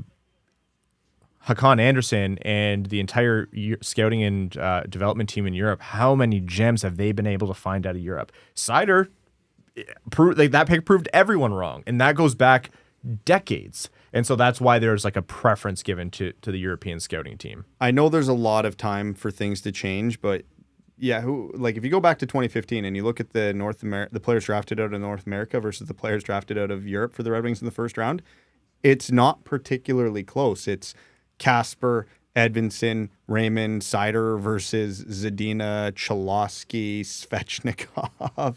Yeah. It's Rasmussen. You have to go back as far as Larkin to find a really great the one pick. That you can say they hit on that pick. Whereas as of right now, all four of those Europeans look like very, very reasonable picks at their spot. If not, I'd say Raymond and Seider are looking like home runs at their pick, and Kasper and Edvinsson are panning out pretty well. Yeah. So it's, it is something to keep in mind with whoever the Red Wings pick. Now, it doesn't mean if, the Red Wings pick Zach Benson, we're saying, oh, yeah, it's a bust. What a terrible pick. But it's also one of the reasons why I'm a little hesitant for the Red Wings to pick out of North America, though, because, if the Red Wings pick someone out of Europe that isn't someone who's particularly close to where I have them ranked, I can sit back and go, okay, I don't love this pick from my list, but I have full faith in Hakan Anderson. What he's done, he has earned every benefit of the doubt. So if they walk up there and they pick Tom Willander at 9, would he be on my list of preferred candidates there? No. But if Hakan sees something, yeah, I'm 100% on board. Now, if we walk up at pick number 9 and pick, let's say, Nate Danielson, I'm going to be very skeptical. No matter how much I personally like Danielson, I'm going to be skeptical. To put it in gaming terms, pretty much all of the European scouting teams picks the players who they have at the top of their list. They get like a times 1.15 modifier. Like it's just that much more valuable. So it doesn't necessarily mean their list than the North Americans, but otherwise. Thank you for the donations, Kevin Berg, and from Brad. Presumably a better Brad says, a round of beers on me. Thanks for the entertainment, gents. That means a lot. Much appreciated. We could probably get some beers up here if you guys want. Should I put it in order? Yeah. I will need one at some point. Not yet, but okay. How crazy do you want my reaction? If you start now, it could get wild. I actually saw when you were still waking up, a lot of people at the top of the chat were saying, Evan, simmer down. You're burning down the room with all your energy. So. That's right. What in the hell? Again, with no context, not being able to hear what's going on. There's a spammer in the chat called Prashanth Iyer. Don't engage with him. I don't recommend it. Remember the one year we had all the actual bots in our chat and everybody was all over them? That was bad. Yeah. I couldn't hit the ban button fast enough. Columbus's pick. I don't know what you had against my accounts. Well, Brad, it was just a little lewd, although I know Twitter has gone in that direction recently. Listen, it took me hours to get that lighting just right, Ryan. Pick number 3 is in. Columbus is going up, so they're making the pick. No trades yet, not surprising. Again, we talked about all the trade-up possibilities in the top 10. It's worth repeating, they are still way more unlikely than they are likely to happen. But it's just the percentage of odds of it happening this year are higher than they are in a normal year, albeit still very low. Mopac says, any apple pie in the chat? It's been a while since we had a pie dance. It's been a long time since I've had pie. Really? Yeah. Could have fooled me. Wow, that's uncalled for. All right. Okay, but now we're squared away for you being late today. Now I'm good about That's not true. I'll think of something. No. Oh, you're going to fire back now? Mark Griffin, thank you for the donation. Says all 3 of you get a beer ASAP. Much appreciated. I'll put it in the order. How about that? God, Columbus, do you have the entire state up there? Columbus has been an interesting team this offseason. Speaking of which, I noticed they all have blue themed suits. Did you see the Coyotes brass again? Yeah. Love with the it. burgundy. Love it. Carl Thames says, get wild, fellas. Yeah, much appreciated. Thank you for the donation. So we are we're at here we pick go. 3. Nope, another David Poyle. Yeah, the David commendation. Poyle, thank you. Drink a beer for every pick you get wrong? Absolutely not. Oh my God. We'll all be out the window. All will die. Yeah. Jarmo Kekalainen is walking up to make the pick. So there was supposed to be a live pick tracker on the screen. It's not working functionally, so don't know why. All right, here's the Cascade. Fantilli. They have to be so happy to get Fantilli. Oh my God, yeah. They have to be thrilled. How happy is Fantilli, though? He's going from University of Michigan to Columbus, Ohio. Has he requested his trade yet? Paul Breeda, thank you for the donation. Joseph says, for the love of God, buy Brad some pants and donated. Do you know how hot this room gets, guys? I have shorts on too. Are you the only one with pants? I have shorts on. Oh, you have shorts? Yeah, absolutely. Yeah, I just got the unfortunate seat. You all can deal with it. Keenan O'Donohue, thank you as well for the donation. You guys are being very generous. Super Sticker says, Super Sticker. Sharp Knight Music says, Sheba Dog shaking his hips saying thank you. I don't know if that was actually supposed to be an emoji or he was just describing it, but. You think it's a coincidence Fantilli wore kind of that eggplant color suit?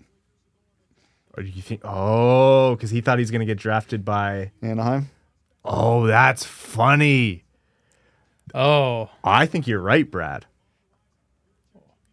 Well, Fantilli's actually, if you're Mike Babcock, you have to be really happy about getting Adam Fantilli as a player. Poor Adam Fantilli. Well, we'll see. I don't know. Fantilli strikes me as a Babcock type. Like an absolute dog out there. All right, pick 4, San Jose. Is this where Michkov goes, in your mind? They've got all the time in the world to wait. Man, Will Smith, Michkov. We're at the point of the draft where I still think it's Will Smith. But man, would I love the chaos if they went Michkov here. Folks, if you can hear the TV volume in the background, just give me a shout. Dan Hadeen, also thank you for the donation, says, Evan Pie Fund, see if Mel will run and pick one up. We need to see a dance. I'll ask her. She's working some overtime tonight, so I'm not sure she'll be free, but we'll see. All right, so Columbus has made their pick. That's Fantilli. So that is Bedard, Carlson, Fantilli off the board. So this should be either Will Smith or Michkov. You want to know something crazy that I saw? Is that Daniil Boot goes within the top 6. Who the hell said that? Was it the crackhead asleep out on just down the block? Was it Daniil Boot's agent? It could be. I don't know. Russians are weird. I don't want to radio anyone, but I was like, it just goes to show how insane this draft is. But this should be Michkov or Will Smith. I would guess Will Smith. Outside shot, Reinbacher here. Not in terms of what you would do, in terms of what the teams would do. Man, Will Smith and Michkov, it's hard. Again, in this draft, and we've learned our lesson over the years, I don't rule anything out, but I don't think we're at the galaxy brain point of the draft. I think we're one pick away from that. Where I think every pick is wide open at that point then. Yeah, these hats are so bad.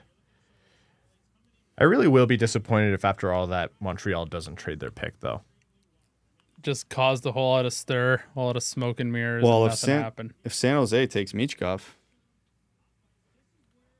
San Jose takes Michkov, then you think they start? If Michkov was their guy? Because it doesn't sound like Michkov was their guy. No, because I think if San Jose does take Michkov, unlikely though it is, Montreal's just going to walk up and take Will Smith. Yeah. Because I don't think they were anticipating him being available at 5, hence when they started shopping it around. Because I think they were anticipating Michkov being the out of the big 5 in the draft to be the 5th one left. Joseph is saying trade announcement, so let's see if there's anything coming up here. I don't see anything coming up on Twitter, so we'll keep an eye on that. Ashley Van Conant sends a Sheba Dog shaking his hips saying thank you. Thank you, Ashley Van Conant, and for your long-term support of the show. Much appreciated, good friend. Joseph deked us out. There's no trade announcement. Here I was. My heart was racing. I'm like, oh my Joseph. God. Jeez. Yep. Sorry, Joseph. That's a perma ban. You're joining Prashanth in the ether here. Let us know how Terry's doing. Yeah. Yeah, no kidding. San Jose, minute 40 left on the clock. Oh, their pick is in. San Jose's pick is in. Did you miss much? Carlson went second, Fantilli third, which is a little bit unique. So other than that, not a terribly big amount. I think we have like 30, more seconds. I should say like 2 more minutes before it gets interesting in case Montreal does anything. After that, I don't know that anyone's really moving past pick 5 if there's going to be any Well, trades. San Jose doesn't take Michkov. I think it stays interesting. Because he's the wild card of the draft. Until he goes, everything's in play. Right, but I don't think Montreal, if Montreal makes their pick, I don't think Arizona's trading out. Well, Arizona could. Arizona could, because I could see Philly and Washington trying Wanting to to move up. outgun each other to jump up. I could see Detroit. I could. I could see Arizona really wants Reinbacher, though. I heard they'd be thrilled with Reinbacher. I would love it if they took Reinbacher. Yeah. Because Arizona is also in that has the benefit of picking 12 as well. There's going to be a good to great forward available at 12. Whereas if they are dead set on getting a defenseman, they're probably best to not wait. Yeah. Just because of the nature of the draft, defense tend to get overvalued. So, if you want your defenseman, they might have to take him at 6.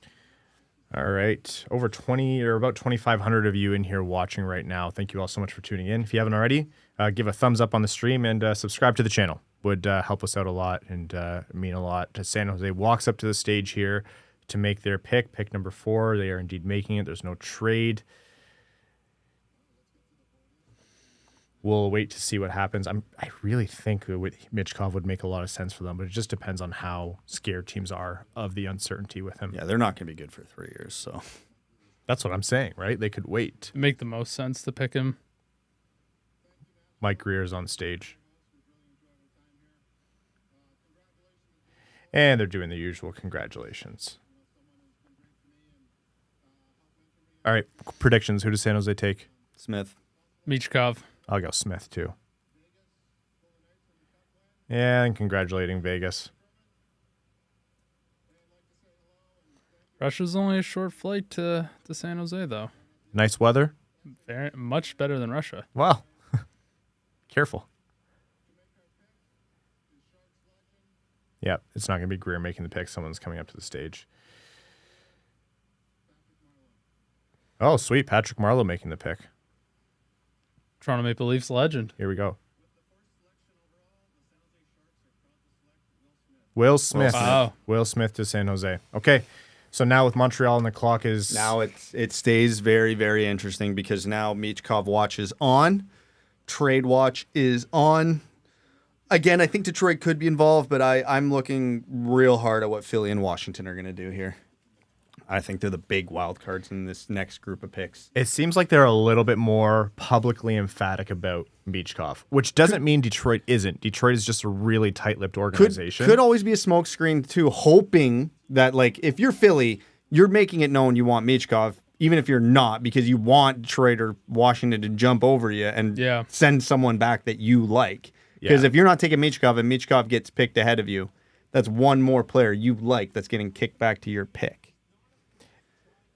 That's like, it's a little bit of 4D chess, but in a draft like this with that much top-end talent, teams probably have 2 or 3 guys within a reasonable range selected. It makes sense for them to be doing things like this. I think the most likely scenario is both those teams are really interested in Matt Michkov, and they're just trying to get up. Yeah, probably. But we can't rule out the gamesmanship of it all. In a draft where Fantilli going 3rd might be like an unreal get for the team at 3, and Michkov is still probably the second best talent, think of what that means in terms of how talented Michkov is. He's still on the board, and this isn't a surprise. Looking at the mock draft that came out today from The Athletic, and this is Corey Pronman, credit to him, has been really, really tapped into the NHL draft over the last few years. Last year, he was one of the only ones who was right about the insanity. He had Carlson at 2 this morning. Yeah. So Bedard, Carlson, Fantilli, Smith. If he's right, that means Montreal is going David Reinbacher if they are indeed keeping their pick at number 5. Apparently they played the theme song for Fresh Prince of Bel-Air when Will Smith was picked. Yeah, that makes sense. You have to do it. Love that so much because I have been fighting every urge in my body to not ruin the live stream right now. I will say, Evan, I think we just we narrowly dodged having like 5 years shaved off our lives by endless Brad Will Smith puns for like the next really bad. 50. We'd probably have to fold the podcast. Ryan. Matthew Wood's still on the board. I'll take the. Hey, we can all participate in that one. Yeah. GLJ, thank you for the donation. Says Bedard's no Kyle Beach, but I think he'll do all right. And I'm sorry if I missed any other ones here. I don't think I did. Oh, I possibly did. If Michkov goes past 6, what does that mean? I don't know, because Philadelphia's picking 7th, and I don't think they're trading out of that. No, if Michkov gets past 6, I think what happens is Philly takes him at 7. Like I think the simplest option there is probably the most likely. And Philly would be thrilled. If you're Danny Briere and you come in and you finally have a license from Philly ownership to run the rebuild, and you finally have the patience from the fan base to do it, and you're taking over GMs who have made some weird moves in the past, and you get to select Michkov at 7th overall, that is incredible. Like, that is incredible fortune for Danny Briere. And he is the new GM, so he has the luxury of time. Yeah, he has a lot of runway. A lot of runway. As of right now, there's about 2:20 on the clock for Montreal. Yeah, this is the most intently I'm watching if that flips over to pick is in all night. Yeah. It'll be interesting to see if this goes down to 0. Yeah, their phone's probably ringing. Although I don't see anybody on the phone right now. If you see Gary Bettman, A lot of texting, though. Yeah. they're just all playing Wordle. They're seeing how quickly they can get it. They realize it's like 7:45. Forget Wordle. Gordle's where it's at. My streak on that right now is unbelievable. You're still going on Gordle? Buddy, I've been going on Wordle and Gordle this whole time. Oh, my God. You're a boomer. Buddy, I have the same morning routine. I get up, I'm watching TV, I'm screwing around. Montreal's pick is in. They're indeed making the pick. All right. All of that today for absolutely nothing. Yeah, good for them. Well, honestly, if this is Reinbacher, credit to them, do what you like, but I just cannot imagine being in that position and passing off Michkov. No, I can't either, especially with Montreal. They're not 3 years away from competing. Like, who's the team in the top 10 that's like, okay, yeah, we expect to win a cup within 3 years? Maybe Washington thinks maybe we can retool to give Ovi another run, but even that's stretching it. I think St. Louis is better positioned with all of their picks. I'm not predicting it. They're a little bit weird in how they operate. Like, honestly, if all the teams in the top 10 closest to winning a cup that might have the, like, maybe we don't want to wait for Michkov, might be Detroit, and they're not within 3 years. No. So if I'm being honest in terms of what I'd prefer here, I would love to see them take Reinbacher. I want to be clear. Reinbacher is a great player. I will admit that I'm probably very wrong to have him ranked as low as I do. I think he's an incredibly well-rounded defenseman at a very young age, which bodes really well. Think Mo Seider, and I'm not comparing them, but Mo Seider was a very well-rounded defenseman coming into the league. He obviously wasn't a perfect defensive defenseman, but it was the kind of defenseman who picked up the game extremely quickly and then Hold had on, way Carey more Price is offensive. leading Montreal up to the stage. It's horrible. Yeah, they're going to take the goalie. Can you imagine? But I just don't know that Reinbacher is just worthwhile to take over all of these forwards. I know. That said, if you have a positional need at defense, by all means, go for it. That being said, I've also heard Montreal really, really likes Ryan Leonard. So I think it's one of those two. But I could really feel Ryan Leonard as a pick here if you're Montreal. Wouldn't be my pick, but I could really, appreciate that one. Well, if you take Michkov out of the question because like ownership said no or something like that, yeah, Ryan Leonard's probably a great pick here. So with the predicted mock, where's our volume? Trying to get you guys to pay attention. No. They're just guys want to hear them thank David Poyle. We could take a sip right now of our beer if we had beer. Yeah. Oh, sorry. I got distracted halfway through my order. Oh, and he's got to do it twice in 2 languages. Yeah. It's not going to be him making it. It's going to be Carey Price making the pick. A fan favorite. Here we go.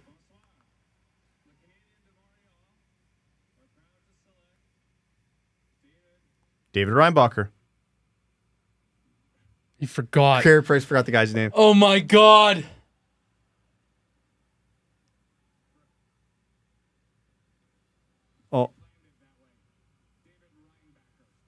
Oh my God. He just forgot he just forgot the pick. His Bobby Clark moment. Oh my God. That was the shock of the draft in more ways than one. Poor Carey. That hurt. That hurt. Seeing him, you could see how bad he felt. Oh, everyone. He remembered the David. Yeah. Oh, that one hurt. But hey. Oh temptation. my god. God. Oh, I don't want to go to cringe. Twitter to see these reactions. Cringe. Jeez. Cringe. Oh my God. You could see how bad he felt about it too. He was just nervous, the poor guy. I thought he was like building suspense, Yeah. but then I was like, oh, the suspense is too long. No, David, please. Oh no. Anyways, so Reinbacher is off the board. Corey Brotman has gone 5 for 5. And so if, as predicted, Arizona up next with Ryan Leonard, if they make the pick, I could very much see that pick being traded, and that's probably the last of the likely picks to be traded. Someone said bro is buffering. No. God. Oh, man, that's tough.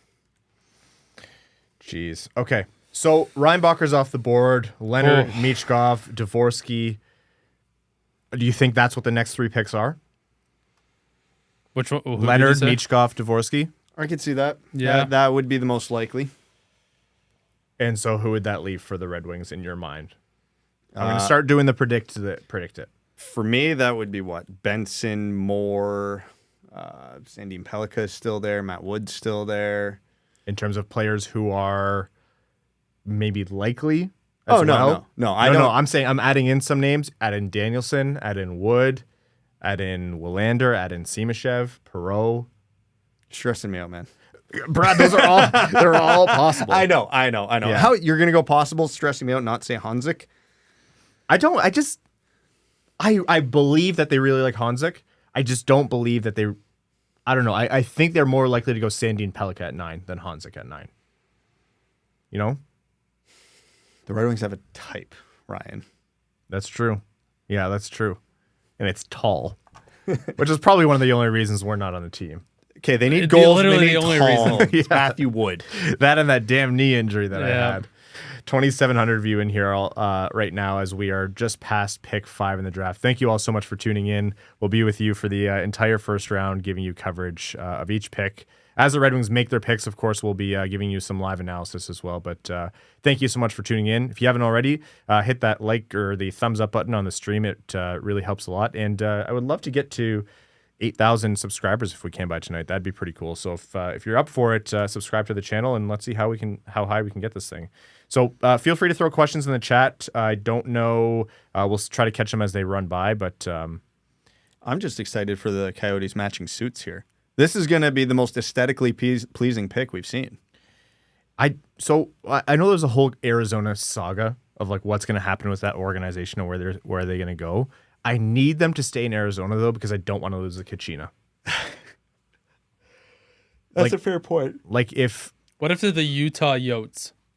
are they going to keep the Kachina? Naturally. By all means, I don't Okay. care. Okay. And I'm sorry for the listeners in Arizona as well. Okay. Oh boy, I'm still coming down. I need that beer now. I have easy. secondhand cringe. I know. Poor Gary. I feel like How long it took them to come and save him? the guy was out on an island. God. I think- Oh, yes, Arizona. I honestly think the nicer thing to do would be to whisper it in his ear instead of grabbing the mic and making it. How we planned this? Yeah. Like, hey guys, this idiot couldn't remember it. It's Reinbacher. Is it Reinbacher or Reinbacher? Just, Because he said Reinbacher. yeah, going by how typical European names with that spelling are pronounced, Bacher seems more likely. Yeah. But Yeah. I can't be bothered to confirm that. Did you see the question that a team asked Reinbacher and the? Oh, my God. Yeah. Holy. Oh my shit. God. No wonder he went 5th. He gave a great answer. Everybody was laughing at Yzerman when he asked Kirby Doc if he smokes dope, but Jesus, Now- what is that? Theoretical question: if you're Kaiser Wilhelm in the summer of 1914, and the Archduke has just been assassinated, Coyotes picks in, by the way. Xavier2 says, Evan, I will personally deliver you that beer if you can tell me what Ryan's golf handicap is. From Clayton. I will give you permission. we're still calculating. It actually went down after last round. Yeah, that is actually true. Yeah. You Went down from a lot. From what? Very high. Very high. We only played 9 holes, and I still shot I shouldn't have told you we played 9 holes. I shot a 59, and I don't think that's an honest 59. Probably not, but it was on the right way, and there was a lot more balls in play. Yeah. Yeah, Ryan managed to keep every single ball on the mini putt course this time. I will say taking the driver to the mini putt course was probably not the right. No, I respect that move deeply, Ryan. Go big or go home. What was the question asked to Reinbacher? It was, if all of your teammates are in the water and you're the captain of a warship in a war and you were commanded to fire like in that area, would you do it? And he was like, no, because I would kill my teammates. And then they were like, but you had an order. And I'm like, aside from the insanity of that question, asking an Austrian kid to put himself in a war scenario and using the term just following orders, you're like, geez. Too soon. The situational awareness. Coyotes are on stage. Let's get some volume because this could be a lot of players. I'm going to wait until it's the appropriate time. Donation here from Brad, thank you so much, says, in 20 years, will Michkov be considered better than Fedorov? If you say yes, that's a ballsy yes. Well, as much as I love Michkov, I have to just say no. Oh. The Coyotes are thanking people as Take usual. a sip of your beer. I'm gonna soon. hydrate hard this. Yeah. The Houston Aeros pick is in. Thank you for hosting us this week. Do you guys mind if we crash here for a while? We'd like it here. We'll just stay. Yeah. Go Yotes. These are pretty fresh. Oh suits. God, this guy who's got to nail this pick.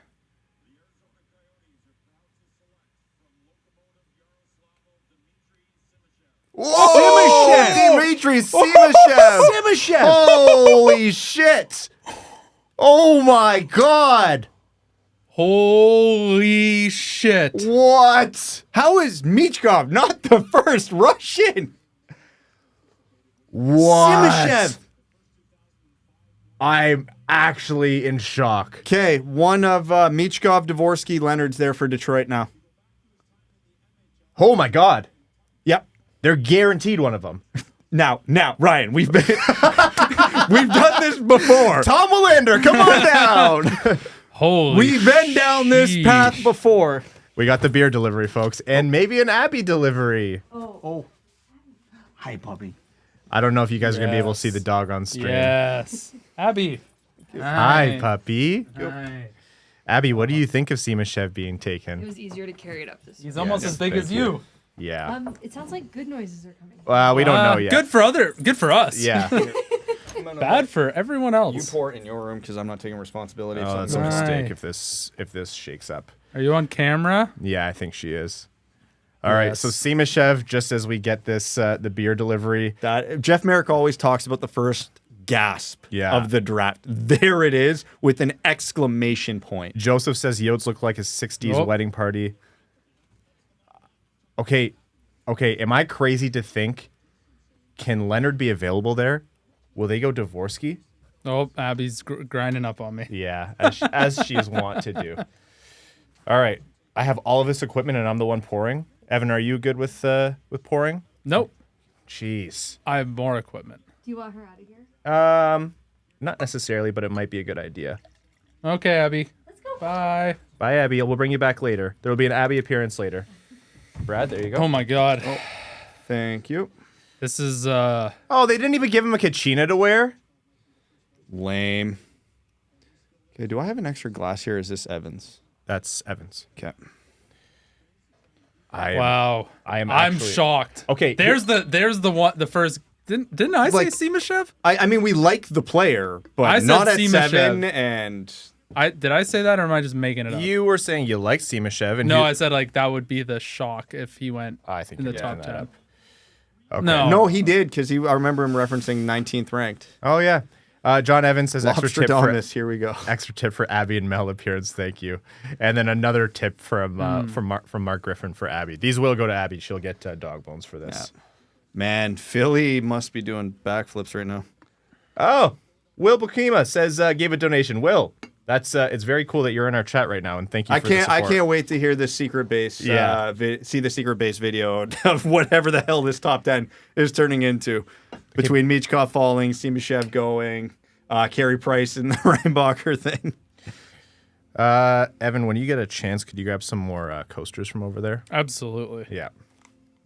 And I'm just catching up on the comments here. Scott Klaus says, cheers, boys, to help cover the beer. Thank you, Scott. And then I think I missed some other. Thank you for that, Evan. And thank you, Will, for the very generous donation again. Unreal. Okay, on Simashev, because as we mentioned earlier in the stream, he's a player who I wasn't a big fan of for Detroit. Hold on. One thing first. This is a first in the history of hockey that didn't go to commercial right before Detroit's pick. Oh, yeah, that's true. Because they need everyone was like, hold on, can we get a minute for what just happened? Oh, anyways. Yeah, I'm like, I'm good. Simashev, the player, there have been a lot of people who are very strong on him and what he could bring. Like, he was underscouted because of the whole Russia thing. Not a jack of all trades, master of none, but a guy who really can do it all and probably was being overlooked because he wasn't a right-handed defenseman. So for me, Simashev is someone who I've liked more over time. Still to be quite fair, like honest and transparent, wasn't my favorite pick for the Red Wings because of being a left-handed defenseman. I cannot, if I'm Arizona, get behind that pick. I can see it being a justifiable pick. I would, if I'm a Coyotes fan, I don't like it. They also have pick 12. I have a hard time believing he wouldn't have been there at 12. If not him, another really good defenseman. What did we learn from the Cider draft? Is defensemen rise? Now you don't make that pick unless you think other players. No, I am the one who said reports where they were dead set on a defenseman and they knew they were going to probably get a really good forward at 12, so they would likely take a defenseman here. So, fair play on that, I guess. But even at that, I wouldn't have guessed Simashev would have been the guy. Yeah, that is nuts. I'm actually in shock. Flyers picks in. This has to be Michkov, right? It has to be Michkov. They're just starting a rebuild. They have nothing but time. Oh, man. Okay. That's going to suck if Michkov stays in the East, though. Of Leonard, Dvorsky, or Michkov, of Leonard or Dvorsky, which do you most hope is there for the Red Wings? I honestly can't make up my mind on that. I feel like Leonard, but man, that positional premium. I know. I'm thrilled either way. Yeah. I am absolutely thrilled either way. The Red Wings really don't have a Leonard type right now. Although Mazer could be that guy. Mazer could be. And hey, if you have two, you're not mad at that at all. No, absolutely not. All right. Wow. Wow. I'm surprised Philly didn't fall over themselves running. Remember when we did a mock draft and we had no defenseman taken in the top 10? We said we were getting it wrong. Yeah. Oh, I know. It's crazy how today is now playing out. Philly fans have been through so much, and they have to be so happy with Danny Briere, and they have to be so happy with this. They have to be so happy with that brand new shade of orange. Well, hold on, as we've been through before. No, this got to be Michkov. We'll see. Yeah. Let's not forget Ryan Leonard is like an penultimate Philly type. Yeah, that's true. Quintessential.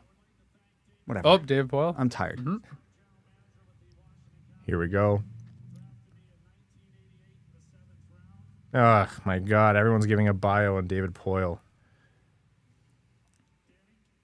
Danny Briere.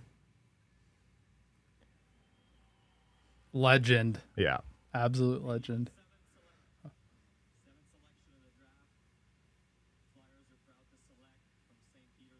Yep. Matvei Michkov. He's got to be dancing. Good for man. Philly. Don't overthink it. He has got to be dancing. Philly. Yeah, honestly, good for them. I wonder if, I guess the ask from Washington wasn't good enough, or maybe they didn't think Philly would actually do it. Well, you never know what's going on. All those, Washington Russian conspiracies. We never fully know what's going on. Yeah, that's right. That's right. There, have fun with the chat now, Ryan. No, I'm not moderating that one. Well, the Red Wings are now basically guaranteed a very, very strong pick. Well, they were anyway, because I didn't think Leonard and one of Leonard Dvorsky were going to be there. Now they are, but they still had more. Benson, pick a defenseman, right? Yeah. I don't know. I have no problem with Arizona not taking what the consensus pick is, but I just feel like Michkov would have been so good for them. For who, sorry? For Arizona. Yeah. For that franchise. Yeah. We got to word that very carefully, considering he's not coming for 3 years. Yeah, that's fair. And they may not very well not be there. And look, he's even wearing their colors. That's why you don't wear team colors on draft night. Yeah, Adam Fantilli. Okay, but that would have been very cool if he got that right. Yeah, you wear watch Ryan Leonard walk up in bright red pants. I'd be so sad. Well, depending we're on when getting he's close. picked. Depending on when he's picked. Okay. So with Michkov off the board, that's one of Dvorsky or Leonard or whoever else. So I'm going to take some, there's some donations in the chat here. Christian Kolmos says, I'm significantly happier now that Simashev is gone. I was afraid of him being picked at 9. I think he's great, but not that good. Give me Leonard, Moore, Dvorsky, or Benson. Simashev was my please God, not at 9 guy. Yeah. Everybody else I can tolerate. We could still make a pick I don't love. Yeah. But he was the one where I'm like, I wouldn't have a leg to really be able to defend it. Jordan Keller says $20 for beers plus extra Abby scritches plus answers from the following question: who is your deep cut prospect who never panned out? Mine is Igor Grigorenko. That's always the best answer to that question. Man, I just like, what was Martin Ferk supposed to be? What was Timu Polkinen supposed to be? Yurko still hurts. Yurko, the freaking Yeah. dangle videos. Yurko was the the OG YouTube trick shot. no, prospect. who was the like Edmonton guy? Who was the first Shrimp, one? yeah, but Yurko was the first guy doing it just in a playground. You know what I mean? Yeah. Michkov makes a lot of sense. I just Philly's going to be nasty. Philly's going to be absolutely filthy with him. Well, they got a lot of work to do still, but yeah, that was They do. that best value pick of the draft. So Washington has 3 minutes left with their pick before it has to be made. Donation here from Eric Jeske says, I'm glad Michkov went 7 instead of 8, where Washington gets to pick because Detroit had one too many regulation wins this season. I know, I was almost very mad at Luke Hughes there, depending how that pick went. So, A few of you will understand that. no, I know. You get it? Yeah, You get that it? OT goal. Yeah, okay. Yeah, and that was like right at the end of the season where they gave him his look. Very last game. The Red Wings game Yeah. had just ended. They had just lost. The Washington game was going on. If Washington won, Detroit was picking 8th, and then Luke Hughes scored the OT goal. So, who do you guys predict? I think Washington's going to Dvorsky. And you think Detroit takes Leonard? I would hope so. That is my best case scenario right now. If it's like, I want people to know there's a very real chance of that not being the case. No, Like, I know, Ryan. no, I want the people to know. Like, No, we've said it. It has to happen now. Washington can pick Willander here, and Dvorsky and Leonard's in there for Detroit, and Detroit won't Wait. pick either of them. Who are they talking to right now? I just want to acknowledge. Shut up. I just want to acknowledge 3,100 people in the stream right now. Thank you all so very much for tuning in. Welcome to our annual live stream of the NHL Draft. If you want some fun and you just got here, go back to when we saw the Simashev pick a little while ago. And if you haven't already, give this stream a thumbs up. And if you're up for it, subscribe to the channel. Trying to hit 8,000 subscribers would be cool to hit it tonight. We'll be with you all night giving coverage of the Wings pick. You're going to see us react as it kind of comes through. So if we're looking at our phones or laptops as well, we're just trying to figure out what the heck is happening. Corey Kleinsorge, thank you so much for the donation. Really, really appreciate it. You guys are being very generous in the chat. That means a lot. I like all the tips for Abby for the dog scratches. I like how when you came in the door, I was like, "You're late," and Abby was like, "Shut up, Ryan. Evan, pet me." And I did. Yeah. And she got a French fry, I think. Washington's pick is in. You have to expect this is one of Leonard or Dvorsky. I expect nothing with how this draft has gone so far. Simashev was the only out of range surprise. I mean, there was the Carey Price incident. Yeah, well, no, I feel bad. I feel Okay, super Detroit's in bad the for- background. What are they saying? Oh, what's happening? Oh, they're trying to get the child. Oh, Classic, am I, I thought right? he was pointing at Steve. Yeah. We have a deal. You go. I was like, I actually thought for a second, like, let's go up together to announce a trade. Jeez, Leonard or Moore, who's better? Like talent-wise? Yeah. I would say Leonard.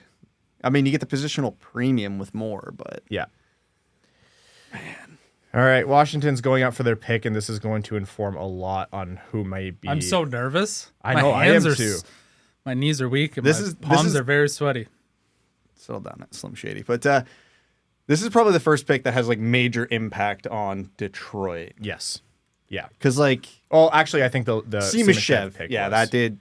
And the Reinbacher. I mean, No, we figured Reinbacher would be gone by Detroit's pick. Yeah. That wasn't a surprise. Dino Hill says, "Go Wings! Great coverage. Listening from Atlanta. Thanks for what you do." Thank you, Dino. It means a lot, and you might have a team in Atlanta soon. And Chris Kenny says stick tabs for all like draft Can't- coverage this year. I look forward to the Atlanta Threshers. Yeah. Washington is up on the stage. We'll see what they do here. Can a small child make a better pick than Carey Price? We're about to find out. Poor Carey Price, man, is getting it from Evan. Yeah, they're acknowledging. well, David. Well, Gotta have my Coyle drink. worked for Washington, so this Yeah. makes sense. Just make the pick fast. It would mean a lot to us. Ryan Leonard, to Washington. Okay. Okay. All right. That makes me sad. Okay. No bright red pants, so okay. This is not guaranteed to be Dalibor Dvorsky. I would love it to be Dalibor Dvorsky. I would like it for it to be Dalibor Dvorsky. So I think my two preferred here are Moore and Dvorsky. I think you got a big opportunity at center here. I would love Zach Benson still, the playmaker. Yep. Matthew Wood, if you want some size and goal scoring. Detroit's got a lot of very good options here. I think Nate Danielson is also on the board here in terms of who Detroit would be interested in. I think Tom Willander is on the board and Axel Sandin-Pellikka as well. Like what I talked about. Ryan, I understand. You are correct.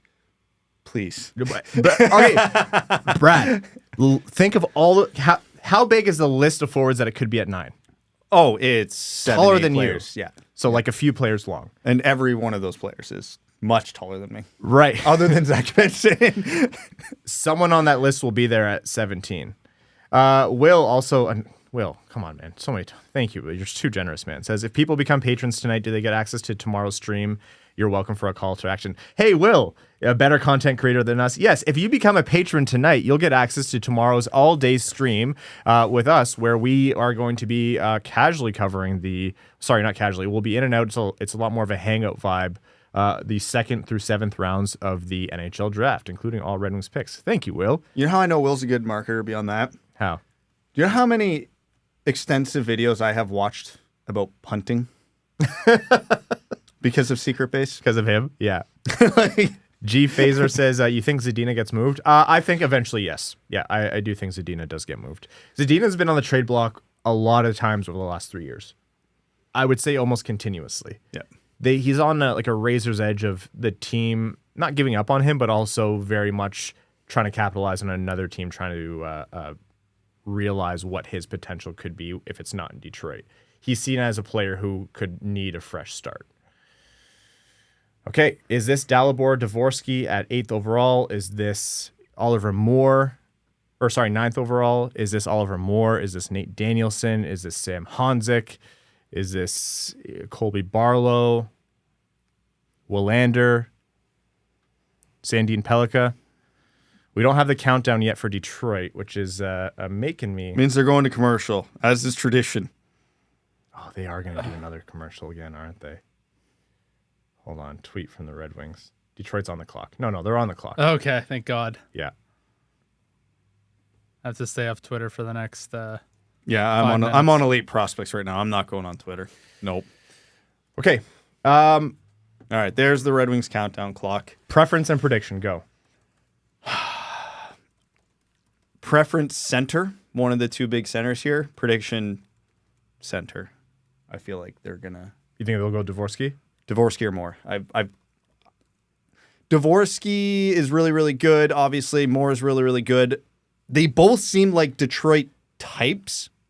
Stevie's standing. Why is Stevie standing? The pick's still counting down. He's walking up to Central Registry for the trade. Yeah. He's a big stand up when there's a big moment guy. Lean forward in his chair as he's a gaming guy. Yeah. 2 minutes and 20 seconds on the Red Wings clock as of right now, so we'll see where it's gonna go. Yeah, I think there's a lot of skill on the board still, and there's a lot of skill on the board at center. Like I can't get that out of my head. Brent Neindorf, thank you for the donation, says Dvorsky and one of Moore or Jaeger solve center. I'm with you on solve center. I'm very big on that. Yeah. The way you win Stanley Cups is your top 3 centers are all top 6 centers. Yes, 100%. Yeah. I have Dvorsky and Moore kind of interchangeably here. I flip-flopped on them. I currently have Dvorsky one higher. I could be swayed either way on Moore. 100%. I think a week ago, I had Dvorsky ahead of Moore. I think when we did our rankings, I had Moore ahead of Dvorsky. It's a coin flip between those two for me personally. Pick is in. Detroit's pick is in. Oh boy. Here we go. You nervous, Evan? Yeah, because it means it's a pivotal pick this year. And there's a lot of talent on the board, like a lot of talent on the board. Like last year, we had a pretty good idea that it was going to be Kasper. Like we weren't sure. The year before, we knew Edvinsson was going to get a very long look at this pick. We knew Raymond was in play. This one, I have no friggin' clue. I have less of a clue right now than I did the last 3 years. Legitimately, like all the actionable information I got today on the Red Wings pick was that they were in on the Montreal pick when they were shopping that around. They were in on DeBrincat, which obviously still has yet to materialize if it's going to today. And they like Sam Honzik, William Nylander, and David Edstrom. Or no, William Nylander. Sorry. We're going up. And don't be late on the volume on this one. Steve doesn't waste time. Here we go. Steve Yzerman's walking up to the stage. We're going to be quiet here as we listen to it. You know, they asked me to go up on the stage, but they couldn't pay my appearance fee. Yeah, well, they're like, we saw what happened to Carey Price. We can't have that happening to you, too. Yeah, that's right. What do you mean? Evan tried drafting Bowen Byram. I take Zach Benson. They're like, we said Dalibor Dvorsky. Like, doesn't matter. Them's the rules. The pick is in.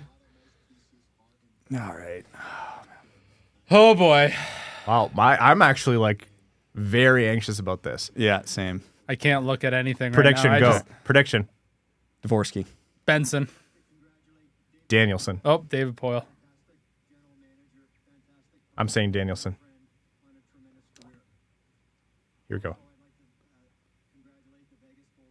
Poor Stevie cut himself shaving today. Hey, who among us? He bleeds. Nate Danielson. I was right. Uh-oh. Okay, Nate Danielson, the pick. Let's go. Analysis. First of all, honest reaction, honest analysis. Honest reaction, I understand it. He was way down my list for this pick. I mean, he's a do-it-all 200-foot center. You know, the offense wasn't quite where you'd hoped it to be this year, but the hope here is that was due to him playing on an awful team in Brandon. If the offensive ceiling truly is there, then, you know, it's a great pick. Because, again, you know, we were talking about Moore and Dvorsky as the, you know, do-it-all 200-foot centers. Danielson is the do-it-all 200-foot center. You know, high motor, great skater. You know, hopefully more offense than he's shown. So we addressed. You can get that 1-2-3 punch down the middle. Hopefully the Red Wings have it now. So, is this the pick you would have made? No. Do you think he has a good shot at being that top 6 center? Good shot? Like, it depends on context. Top 6 center, yes. Cup capable top 6 center, I'm not sold on that. You know, I would say my optimism is higher for Marco Kasper being that guy, which naturally would just bump Danielson down to third line. But again, as I said, you need 3 top 6 centers to be a legitimate cup contender. So, you know, if Kasper and Danielson turn into that really good, you know, 2-3 punch behind Larkin, that's what you need. And Danielson could be that guy. Yep. So, and he is not overager, a late birthday, so he could be getting to Detroit sooner than some of the other guys. Although that one picture we were looking at of him, he looks like he's about 6'1", 130 pounds. Yeah, he's everyone has him in their minds as this like massive guy, and I think he's like what 6'2". He's got a good frame. I think he clocks in at 6'1", 6'2", about 185. The big thing with Nate Danielson is where is the actual productive ceiling? Yeah. What I started saying a little while back is if you believe Nate Danielson, there's no way he's 186 pounds. That's what they just listed. No, that's what I'm saying. That's what he's clocked in at the combine too. If you think Nate Danielson has a high productive ceiling, then he is, in my mind, or on your board, he should be right up there with Dalibor Dvorsky as a pick to solve at center. This is the Red Wings drafting for positional need, like we were talking about before, and like you just said, Brad, they are picking a centerman to have that 1-2-3 punch. Larkin, Danielson, Kasper, and you mentioned Danielson could be ready a little bit sooner. We'll see. If he is as productive as they hope he is, then you do take him top 10. The questions are around what his top end production is. But in my mind, if you're walking away with a guy who is in all situations 200-foot center who could have untapped offensive potential. Is he my favorite pick? No. Would he be the pick that I would have made there? No. Is he perfectly justifiable and one that I'm actually happy and excited for? Yeah, quite honestly, yeah. I'm He very wasn't- happy they went center, not defense here. Yeah, he wasn't to start. I will say, I had to go back and watch a lot more of Danielson, but I do like his game, and I do think that if they have a belief in him as a player, then he could turn out. You only make that pick if you think his offensive ceiling is high because of the players who are around him. Well, on the upside, and I made this joke in a previous episode. It's worth mentioning.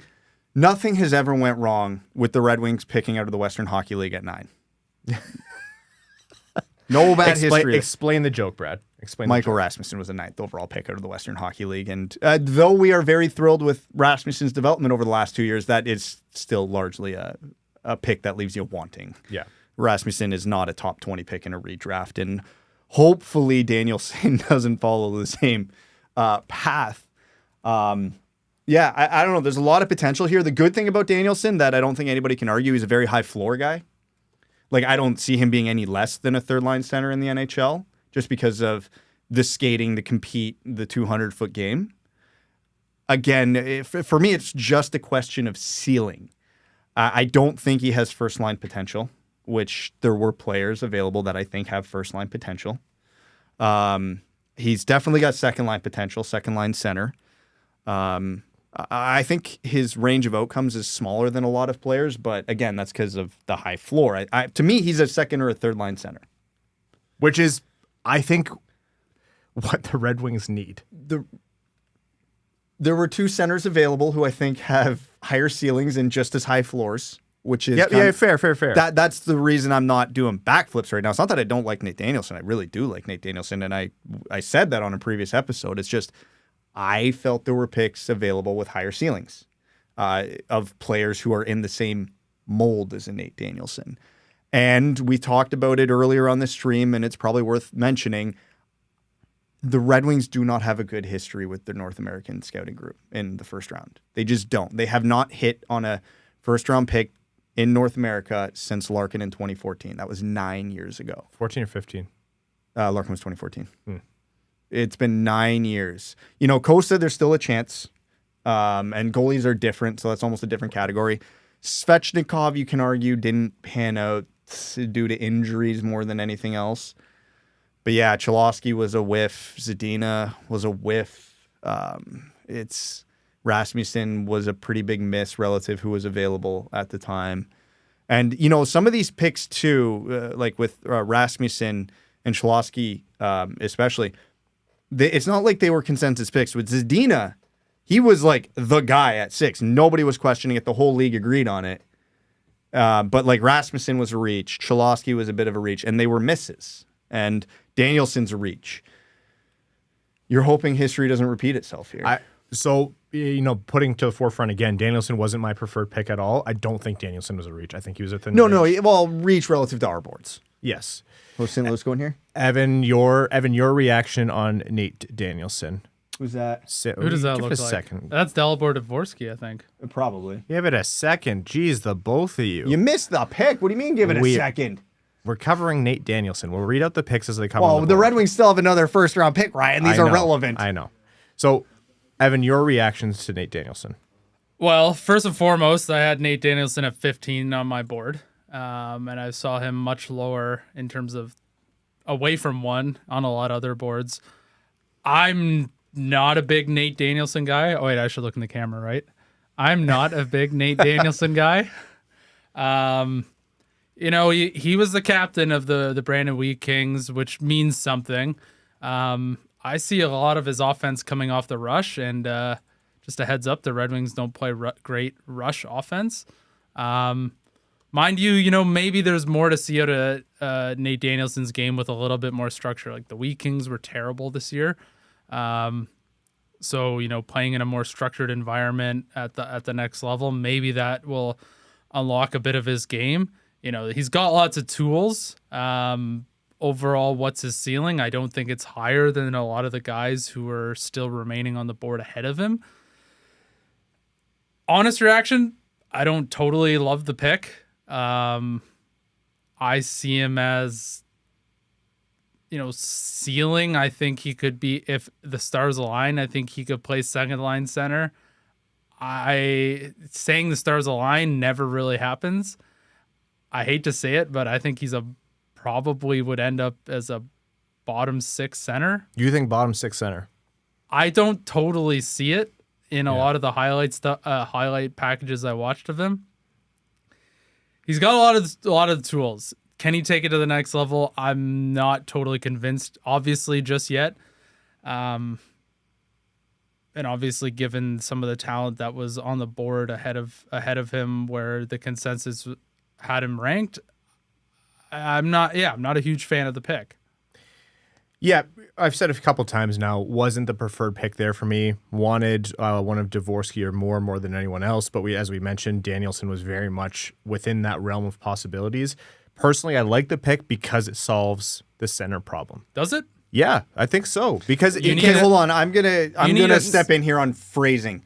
This doesn't solve anything. This has the potential to solve. Yeah, okay. The entire draft. If they took Oliver Moore, you could make the same argument. No, you absolutely could.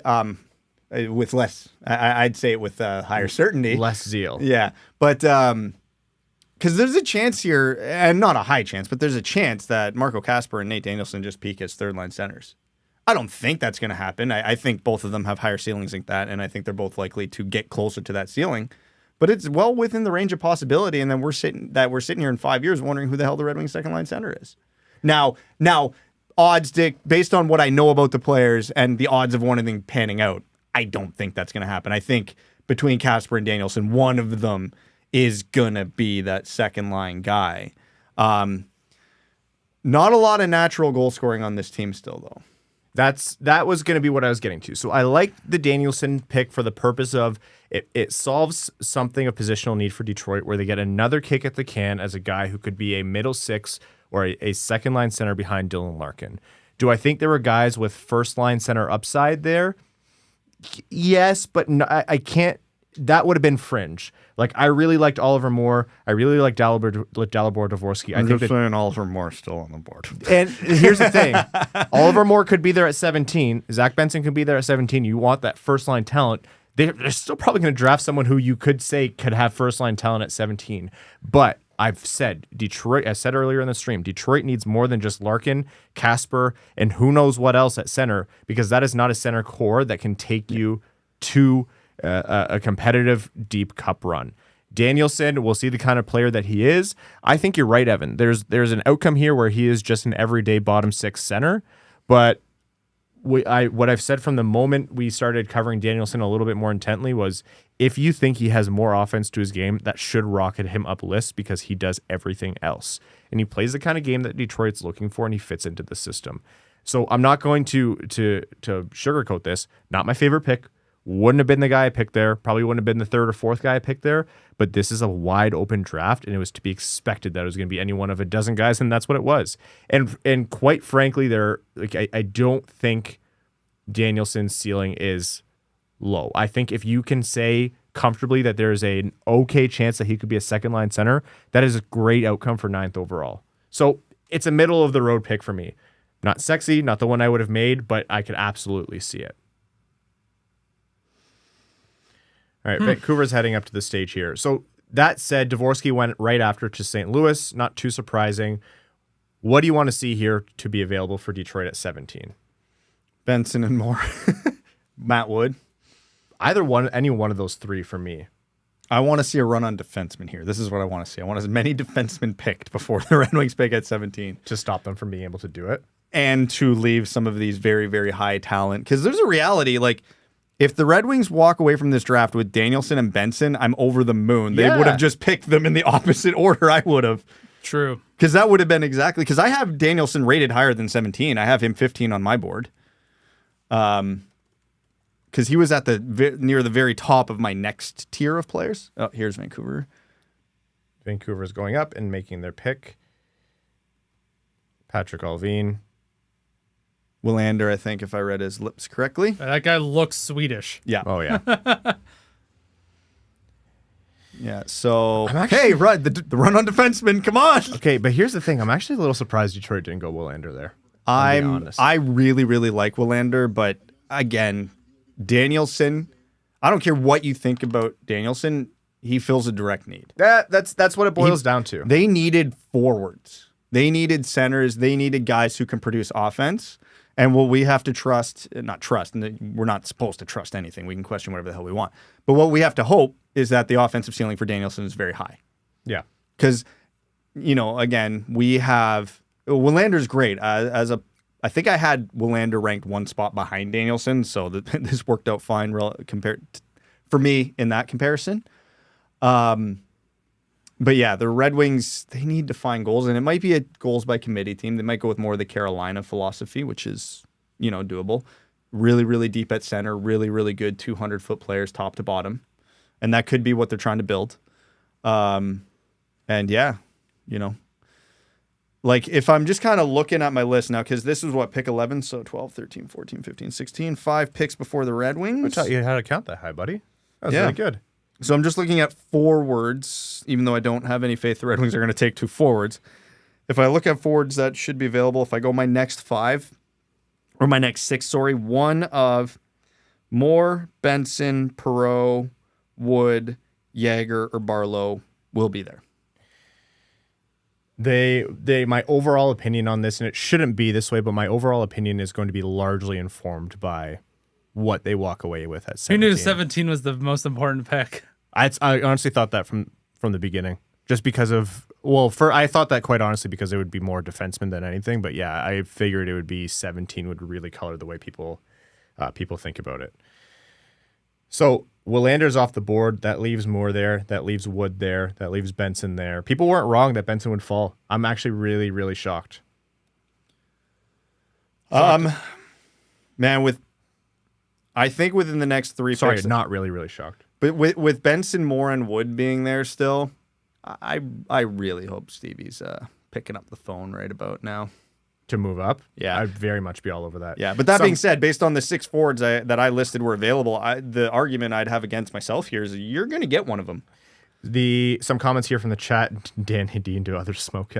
AC Movie CO says, talking about North American busts for the Wings, how many were picked by Yzerman? And that's a good point. It's something we mentioned earlier in the stream is the scouting staff and the management and the head of amateur scouting have all changed since then. Yeah, no, that's very, and it very has relevant. got Mazer is a good pick. But Draper's been around is, the whole time for whatever that's worth. And Draper was the one who banged the table for Bertuzzi. So there's a history of him making the good North American picks. At least a little bit. We'll see.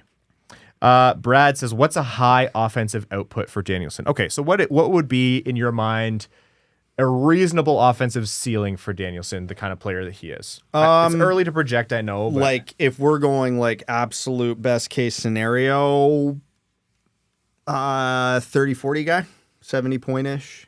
Yeah, that would be... Yeah, he puts up the 30-40. Did you say ceiling or probable? Realistic ceiling. I peg him as a 50 to 60-point second-line guy if it goes reasonably well for him. Yeah. I think if everything goes exactly perfectly for him, yeah, he could get up in that 70 range. Let's look at it this way. If I told you you're not allowed to know who the pick is, but the Red Wings are walking away with a 200-foot center who could be a second-line center, who could be anywhere from a 40 to 70-point guy, are you happy? Am I allowed to know the profiles of the players around him? Oh, No. so you care about how the board felt. No. I'm just saying that's what you walk away with at 9.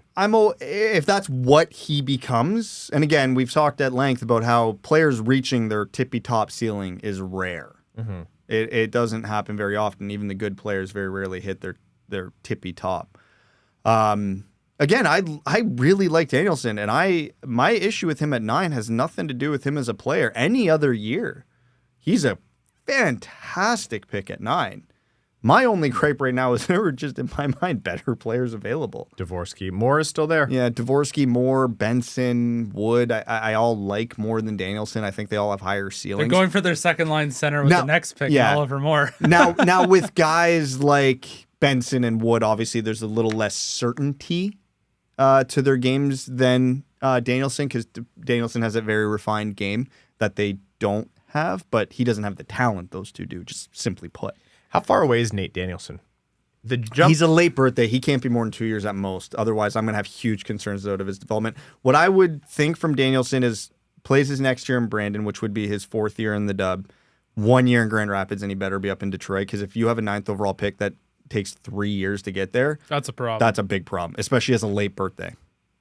He's got 2 years max before it's concerning. It's not. I will say it's not an easy jump from the CHL. Like if you're playing the WHL, don't be fooled by, a player playing in the CHL and then all of a sudden, or WHL, just because they're tall and a late birthday that they're going to Hopefully, jump no over. thank yous. This is your 2nd pick, Arizona. Let's see what Arizona does here.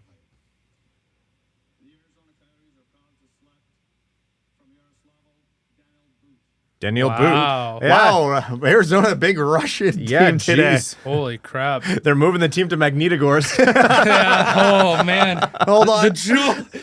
Evan? The jewel. Where Asia meets Europe. The national color of Magnitogorsk is gray. Yeah. Oh, man. Wow. I was saying, though, right? Like, Daniel Boot could go way higher than people thought. Yeah, anybody who said the Russian factor was going to scare teams off, here's 3 in the top 12. Now, keep in mind, 2/3 of that is to Arizona. If I had a nickel for every time Arizona took a Russian way higher than people thought, I'd have 2 nickels, which isn't a lot, but it's weird that it's happened twice already. I don't mind the pick at all for them. The first pick, I'm a little bit iffy on, obviously, but Daniel Boot with that pick 12 is not at all a problem for me. Buffalo up next is where I think Oliver. Pick up the phone, Stevie.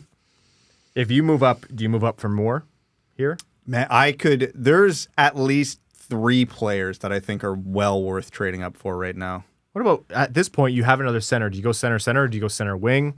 Okay, here's the thing, and I'll always fight for this. It is so easy to move a center to wing. It is so hard to move a wing to center. Yeah.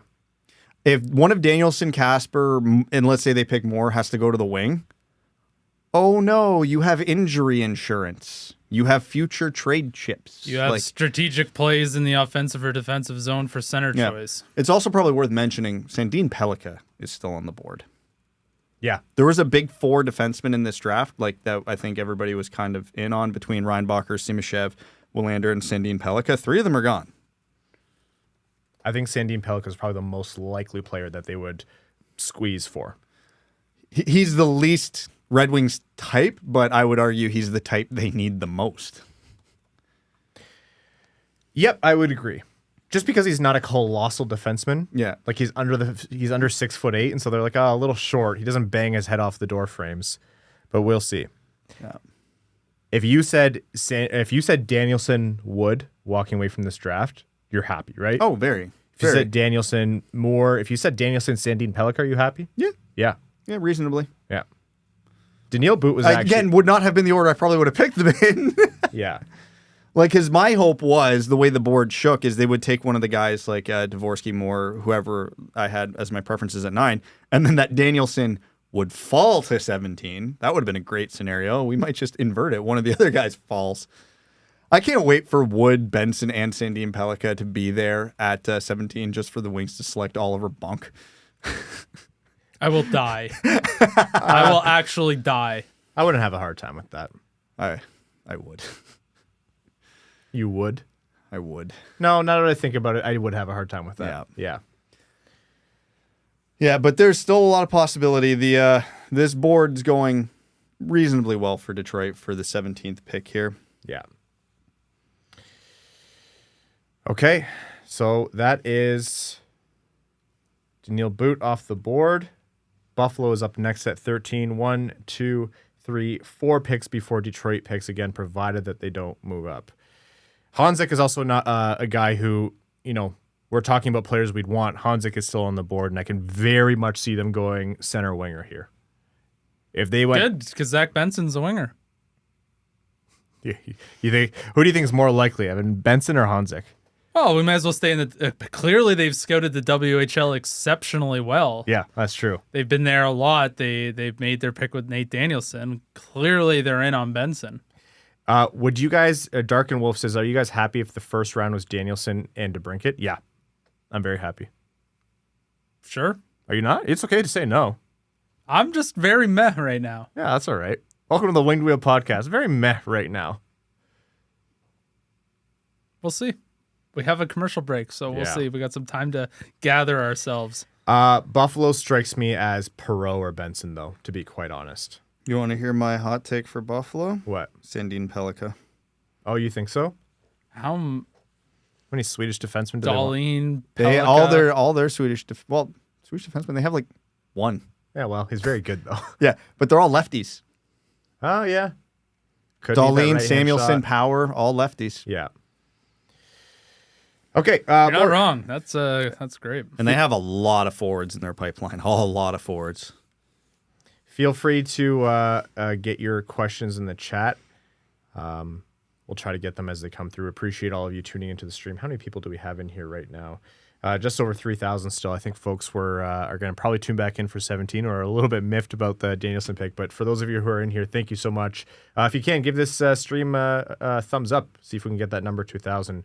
And if you are up for it, subscribe to the podcast. Would love to get to 8,000 if that's possible. So much appreciated for all of you. And we have a donation here from Dylan Probert. It says, first time, long time from St. Louis via Windsor, my hometown. Listening since 2018 to escape all the local Blues propaganda. Cheers, boys. Dvorsky to Detroit in 3 years. That's true. Yeah, he did go to St. Louis. All right. Buffalo pick is in, walking to the stage. Bill Armstrong. Not a believer in the Russian factor. No. Well, Retirement plan is at the Kremlin, apparently. why didn't they take Michkov, man? I just don't understand that. There was a home run swing right there. Listen, has anything Arizona done in the last 5 years made any sense? Watch them be the most correct out of this draft in terms of the players they took. Remember when they traded up for Connor Geekie? I remember. Yeah. That made you happy. Made me thrilled. Yeah. Okay, more talk on the players that could be upcoming for the Red Wings here. Notable names on the board, Gabe Perreault. Buffalo Sabres are up. God damn it. Told you, Zach Benson seems And he like a stays Buffalo in the guy. division. Yep. There's your guy off the board, Evan. So sorry, man. Yeah, well, They went Benson, and last year, who did they take? Savoy. They're So- just rebuilding that teammates. top line. Literal teammates. And one player drives that line, and it's not Matt Savoy. They have a type. Yes, skill. Yep. Zach Benson off the board to the Buffalo Sabres. That leaves a player like Gabe Perreault. That leaves Samuel Honzek. That leaves Matthew Wood. That leaves Braden Yeager.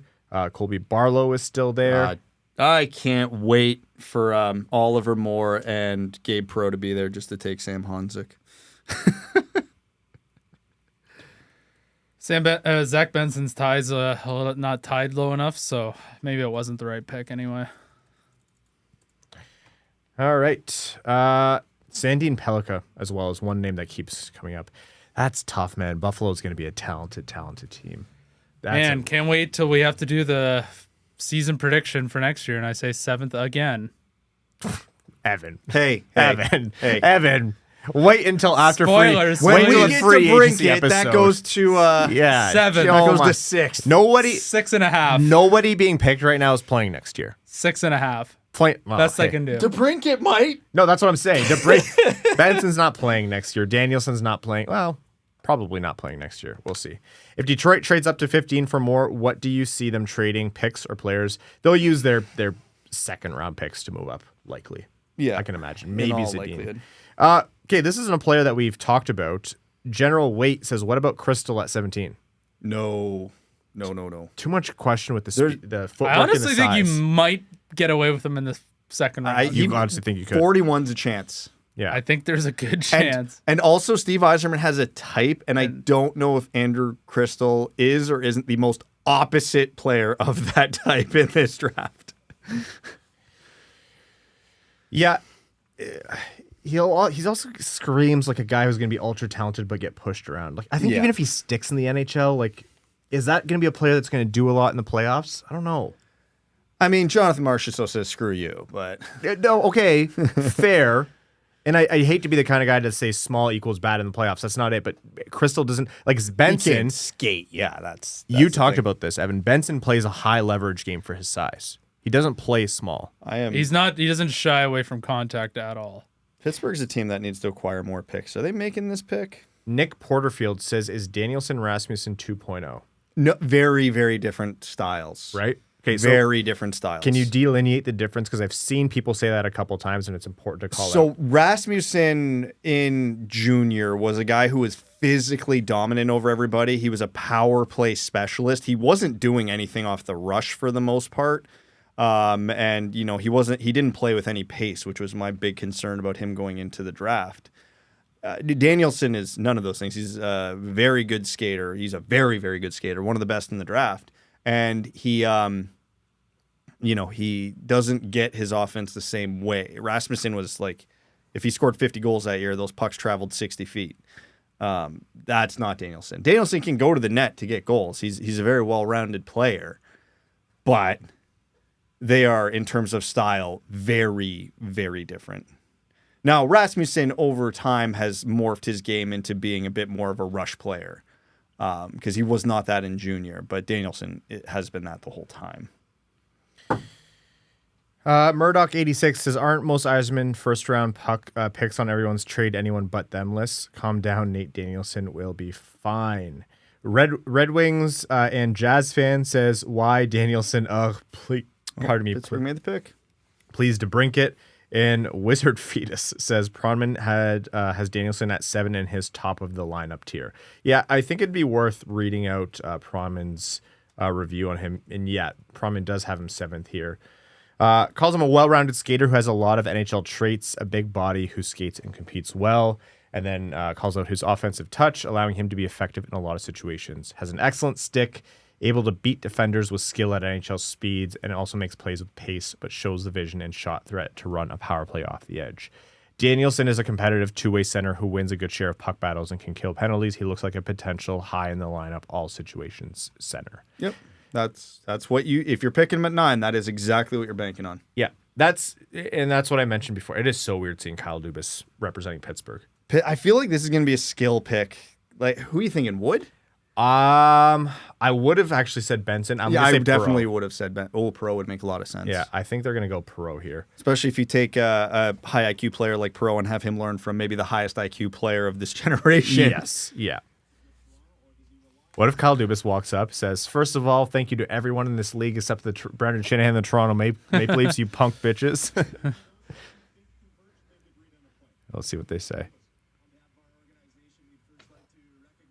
This is weird.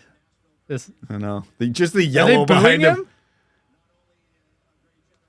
I think he's good. What does Nashville have against Kyle Dubas? Yeah, that's weird. Bedard's Schmid. Oh, sorry, they're making them pick. Here we go.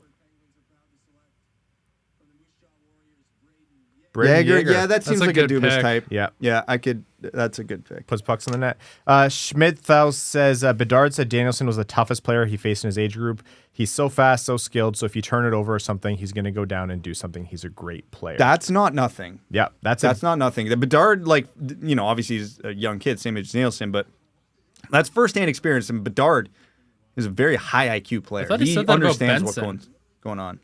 Pretty sure he said that about Benson. He said about Benson? Oh, the sure. one dream is dead. Now that Benson and Yager are gone, did you see the one video the NHL put out where they were asking like the top 20 draft picks, which player, like any player in the world, would they most like to play on the same line with? And Danielson, Benson, and Yager all picked each other. That's really funny. So I was wondering if Yager got there, or they would do it, but they are how many picks away? 3 picks away from Detroit. Yeah, that was 14, so 2 more. So who do we still have? Perreault, Moore, Wood, Oh man, Barlow. Sorry. Oh man, Perreault, Moore, and Wood all being there. If you said that was the case at 9, like I would have been happy with any of those guys at 9. It won't be them. It'd be Hansen. You have to, right? No, you don't have to. I think if you I know we don't learn our Ryan, lesson. Ryan, I know. But okay, if you go Danielson center, are you going center in this draft? I could. Again, you can move centers to the wing, and you have insurance for injuries and trades. My preference here is still if Moore is still there, it's still Moore. Yeah, no, I agree. I think Wood. Wood might be the move. And if you believe in his compete, which not everybody does, but if you believe in his compete, he's an Yzerman type. Yeah, only He's big. I don't call him an Yzerman type just because of the compete is questionable yet. But if you get second half Matthew Wood versus first half Matthew Wood, that guy is a force. Sandin-Pellikka is still there. Yep. Again, they need offense. I don't care where it comes from. Okay, hold on. If they walk out of this first round with a potential second line center and a replacement for Filip Hronek in one round, thrilled. Yeah, that's good. That's fantastic. Now, if you get a 200-foot center and Tage Thompson light, or Dylan Larkin light, that would be... Oh, God, I am so ready for more Perreault and Wood to be there just to watch Samuel Honzek walk up to the stage. I am ready. Any chance they trade 17 and Zadina for DeBrincat? Yeah, absolutely. From It's on Mike the board. Gilpatrick. Yeah, Hey, absolutely. the way the board's falling, we're talking about what could be there for Detroit. That's also what could be there for Ottawa. Yep. Yeah, that's very true. And that's how they both said it would shake out. It depends on who's there for them. Yeah. So there's a lot of options for, a lot of options here. Yeah. Yeah, if you walk away with the first round with Danielson and DeBrincat, you're doing all right. Okay. We have Nashville on the clock here, 2:20. Now, they wanted to be splashy, so they're definitely taking one of those guys. I mentioned Honzek, and people aren't a fan of calling that out, but the honest assessment on Honzek and who he is as a player, you mentioned at the top of the stream, Brad, that Honzek is a player you'd be not happy with at 9, but happy with at 17. So what is his profile? And similar to Danielson, he's a guy where there have been very different opinions on what his actual high-end ceiling is. So he's a very unique player in that he's a very big 6'4" winger with skill who can skate. His production this year left a little to be desired, being a late birthday and, being in a junior league. But he dealt with injuries, and it was his first year in the dub because he was in Slovakia up until that point. So he's a very, very intriguing package. It's just the production question marks are there. Because if he hits big. Like, he's like a souped-up version of Soderblom, just not 6'8". So, if that prototype is your thing, there's a lot to like in Sam Honzek. And it's no mystery that Detroit really, really likes him. It's just, do they like one of the other guys available more? Is that Jerry Bruckheimer behind David Poile? Like, actually? You're the one who knows hockey faces. No, actually? You're the one who knows faces. He's in a general. part Sorry, owner of yeah. Seattle, isn't he? Yeah. So that would make sense. I had no idea what Jerry Bruckheimer looked like until this moment. Yeah, But it is. That's a Seattle. Yeah, I bet you it is. How do you know that? I don't know. How are you like this with faces? I have no idea. Do you know like everyone around? Or are you just a face guy? I'm a face guy for sure. This feels like If I say your Perreault, name doesn't it? 18 times in a row, it's because I will never remember your name. Mediocre Sauce says, what about Edward Shala? Don't love it. Doesn't seem like an Yzerman type. A lot of question marks. Again, the talent's there. If you're a true believer in just skill over everything else, oh yeah, you can justify Shala at 17. He's the type of guy who disappears for not shifts at a time, games at a time. And that's a huge red flag. Again, Yzerman has a type, as the Danielson pick proves time and time again. All right, Nashville. This could be interesting because we all remember Trotz's quote about get me someone who can pull them out. This is going to be Perreault. Perreault would 100%. Yeah, I think one of those two. It's got to be. Otherwise, what Clip it. What pick number is this? 15 or 16? Sandin-Pellikka, I could see. Oh, yeah, that's actually This a is good 15, point. right? Is it 15? Yeah. 15th? 15. Here we go. What if David Poile is Is he going to thank himself? Yeah. I'd like to congratulate David Poile. Matthew Wood. Yeah. There you go. Yeah, no surprise. That's exactly what Trotz was talking about. Well, that's High upside pick. Man, Oliver Moore might be there. Yeah. You have a better than 50% chance that he's there. Extremely high chance he's there. One of Perreault or Moore is going to be there. We talked about the NTDB guys being the preference at 9. I think I still go more there. Oh, no, I would. I absolutely would. Oh, no, Wood was just taken. Shut the hell up. You know what? I was going to make that joke too, but I'm like, no, I'm going to let this one slide. You know It's too low IQ to make. yeah, you know those are the ones I go for. So one of Perreault, Moore, Sandin-Pellikka, Honzik. Barlow.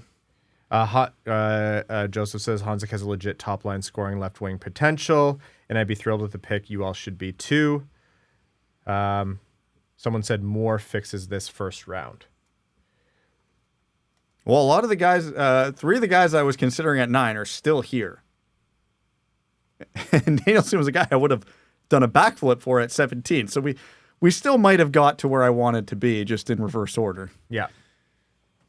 Yeah, man. Oh, God. I know there's a lot of centers, but if the Red Wings walk away with Moore and Danielson, and then they have Casper and Larkin, holy hell. Dude, if you left it up to me, I'd go center for sure. Yeah. I don't know that the team does, but if you left it up to me... If one of them has to play wing, who friggin' cares? Yeah. Like, quite honestly. Donation from Brad that says, I ain't sucking anything. What's going on in the chat? Oh, it's because Joseph started with said Brad can suck it. I was going to say. Thank you, guys. Okay. One more pick before Detroit. And Calgary. Ooh, Calgary's. Western Canadian team. This could be Honzik. That could be them. Yeah, they've seen him a lot enough. Or if they don't take Honzik, then that's a big red flag. Calgary doesn't strike me as a team who's going to take Perreault, right?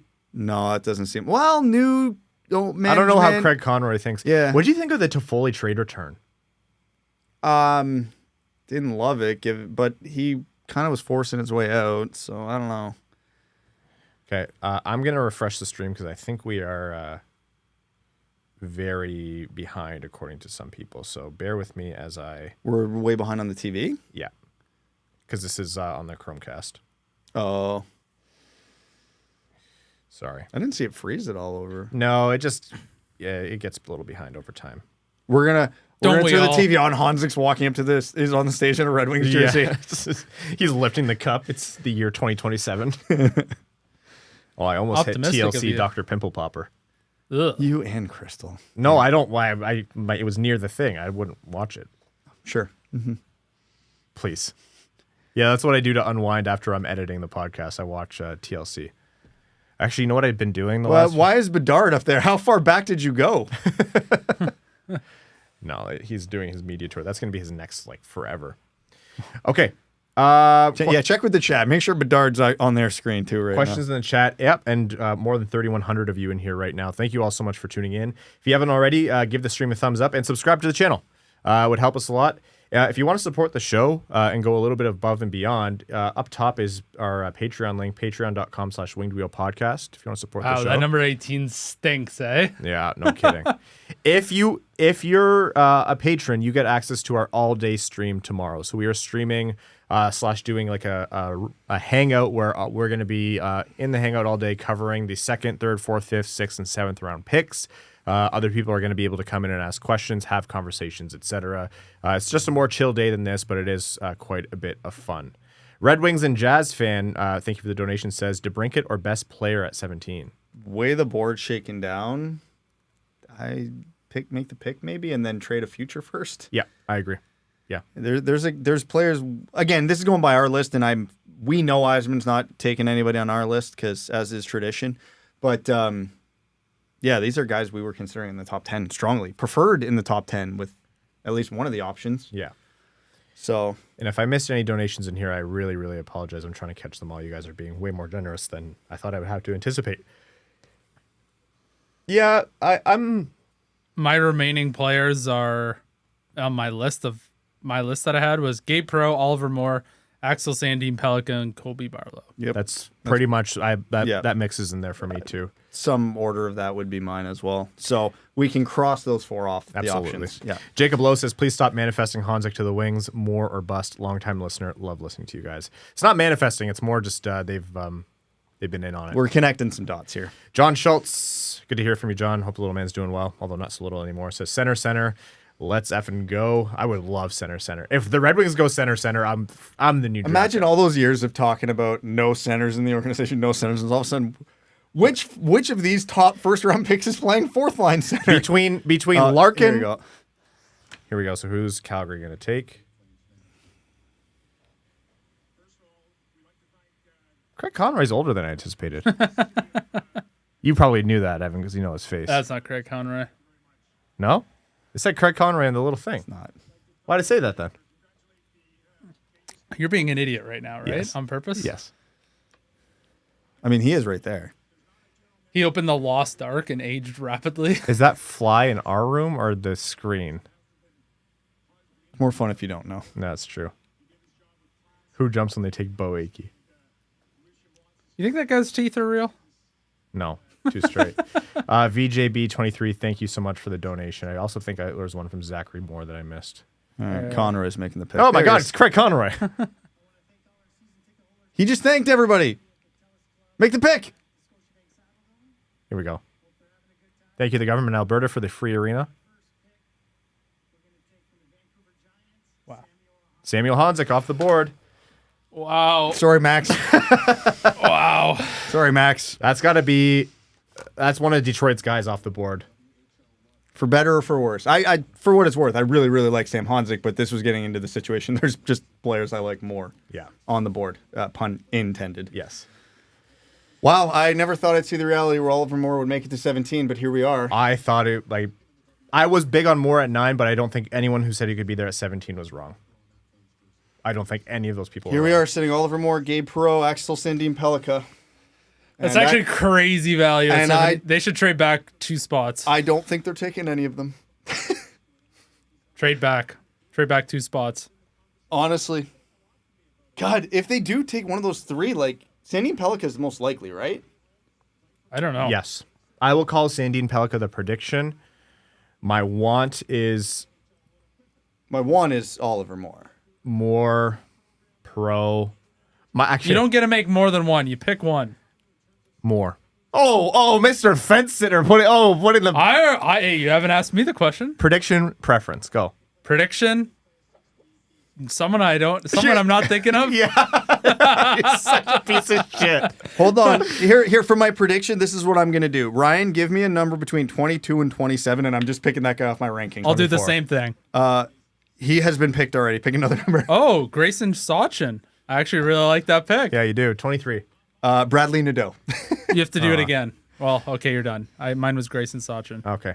Jack Mark says, let's trust Stevie until the team fails to meet lofty expectations 1 year. Holland emptied the piggy bank, and Stevie's almost done refilling it. Who's had lofty expectations other than you guys?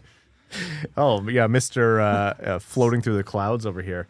All right. My preferred pick, Gabe Perreault. Your preferred pick, Gabe Perreault, and your prediction is Sachin? Yeah, that's you pick. You said 24. And that's what I such had. a cop-out. Perreault, Moore, they were also interested in Edstrom, although I don't know if they were interested in him at 17. He could be. They could be interested in him at 17. Yeah, actually, you know what? Swedish guy way down our boards. 100% it's Edstrom. Could be Stenberg as well. Yep, that would fit the bill. Although Stenberg's rated higher on he's not far off this I don't area. think Stenberg gets out of the first round. No, he's, I think, high 20s on most rankings from what I've seen. Or, sorry, low 20s, like 21, 22. This could be Stenberg. Out of Frölunda, they're familiar. All I know is I have my 3 preferred picks, so I know it's not them.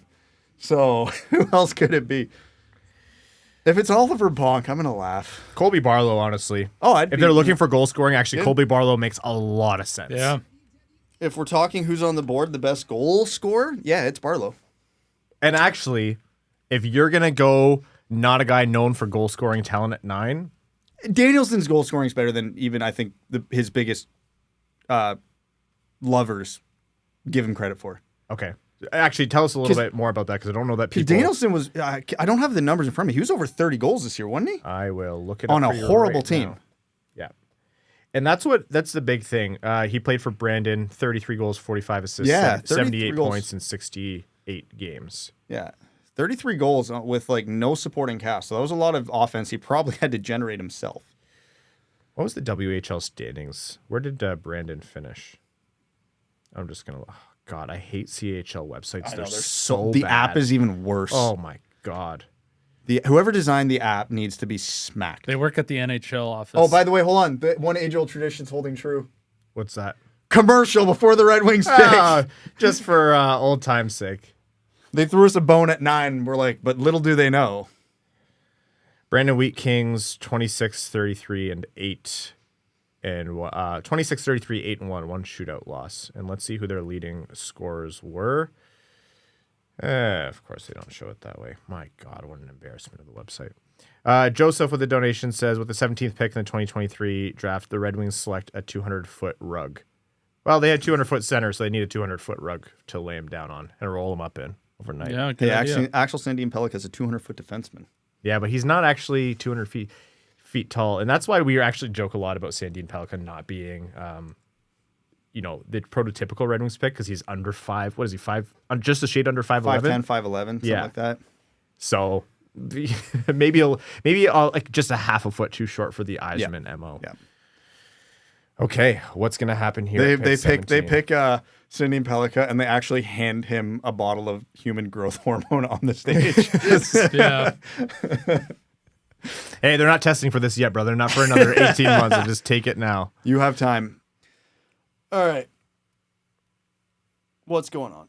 Yeah, they're handing out a trophy. Oh, God damn it. Right before the Wings pick, of course. Jim Nell's about ready to go home. He just got his award, and they'll make their pick, and he can just go home to bed. He'll be thrilled. Can we get the ticker up to see if the pick's in or if it's an Ottawa logo? I don't see the pick is in. Whenever they don't do that, I'm like, trade. All right. I got to say, pretty high on my list of preferred options here. Alex DeBrincat would be one of them. He would. He honestly would be. I know people aren't necessarily thinking about that, but he very much would be. Okay. The Red Wings should be coming up here, although I am checking Twitter to see if there's a potential trade or something. Looks like they're back on the clock there. And Taking a long time. Jim Nell won GM of the year. Yeah, that's Good for what him. they said on the TV. How could you hear it? Well, you can't read, I guess. You read the bar no, that I said can't Jim Nell read. GM of the year. I absolutely cannot read. You should have. I've been making up all the comments and questions in the chat. All right, where are we at in the chat right now as people wait? 3,400 of you are waiting for what pick 17 is. Thank you all so much for tuning in. Why don't they have the ticker on the bottom? Really appreciate it. If you can, give the stream a thumbs up and subscribe to the channel if you're into it. It helps us a lot. Much appreciated.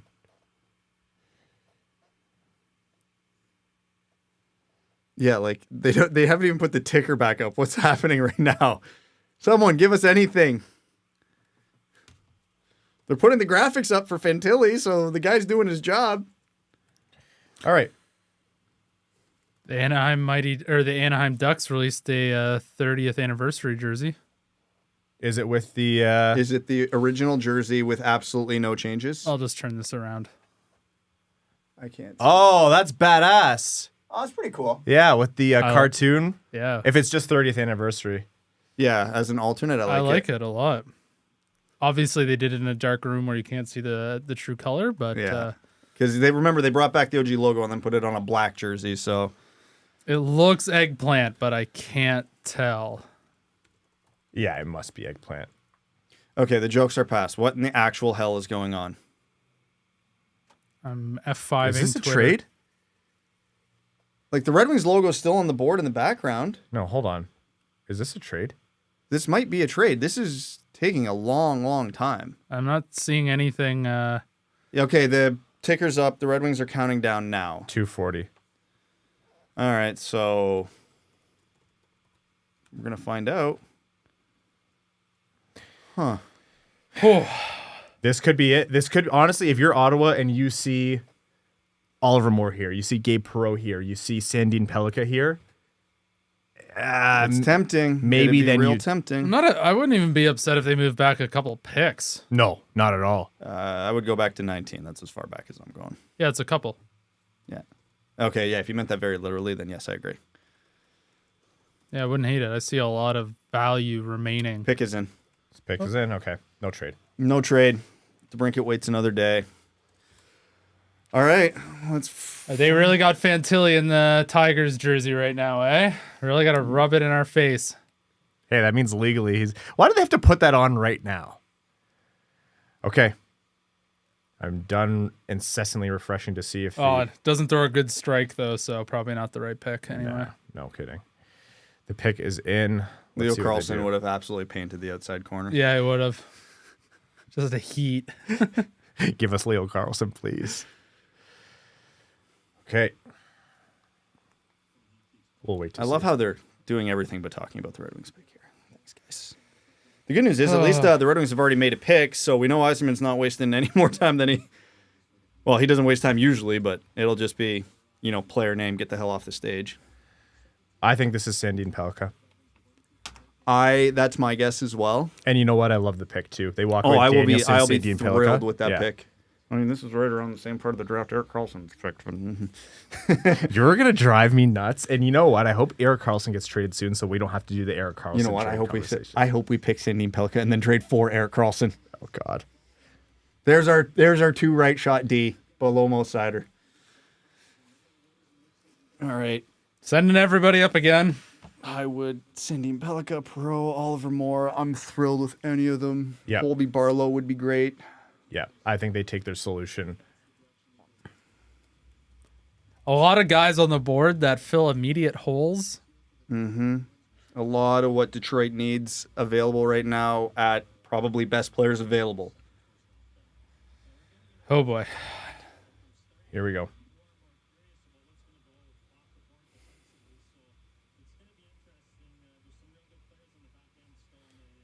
Why is everything with this pick delayed? Why is Steve and Gary talking so All right, much? Here we go. Here we go. I was wrong. Hey, that's us. Oh, that's not No, us. that's not us. We're not at Little Caesars Arena.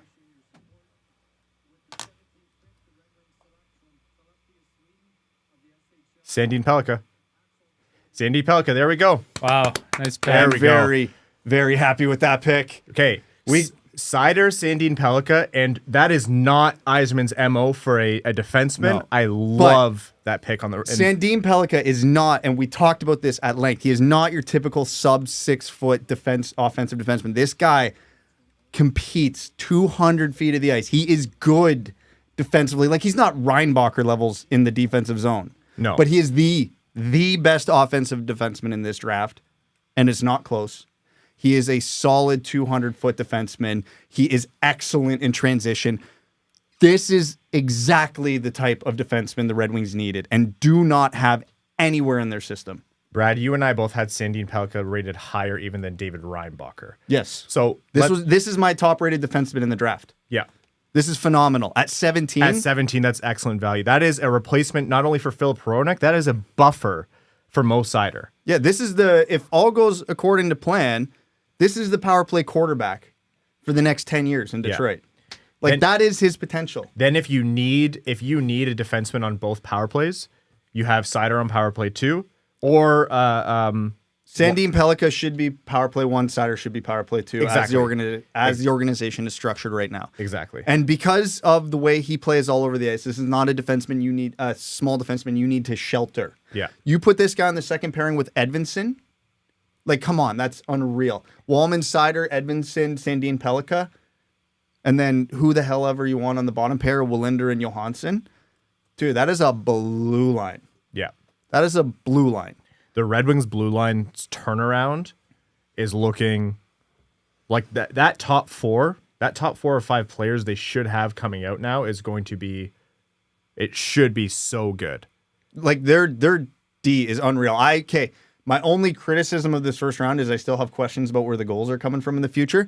But Danielson has offense, and Sandin-Pellikka was the best offensive option from the blue line. What do you think is, in my mind, I think Axel Sandin-Pellikka is a better value at 17, like value gained compared to where I rank the player, than Danielson was a reach at 9. I mean, yeah, I had Sandin-Pellikka ranked higher than Danielson, so Yeah. 100%. Okay, let's do it. Let's break it down. Full profile on Axel Sandin-Pellikka. Where does he clock in at size? I think just a shade under 5'11", 175 pounds. Right shot defenseman. Tell us about his game, and let's go over this. Okay, so we're going to talk about the strengths right away. He is the best offensive defenseman in this draft. Full stop. There is nobody in this draft who is better at creating offense from the blue line than him. He's a power play quarterback, excellent at it. He's got great vision in the O-zone, sneaky shot, excellent in transition. This is a guy who is very, very capable and very strong at getting the puck to the net in all scenarios. And again, he's only 5'10", 5'11", but he is very responsible, very competitive, busts his ass on the ice. You know, this is not a guy you're throwing out on the ice and like hoping he's not a defensive liability. Did we want to hear what Steve Yzerman was saying? Yes, we do.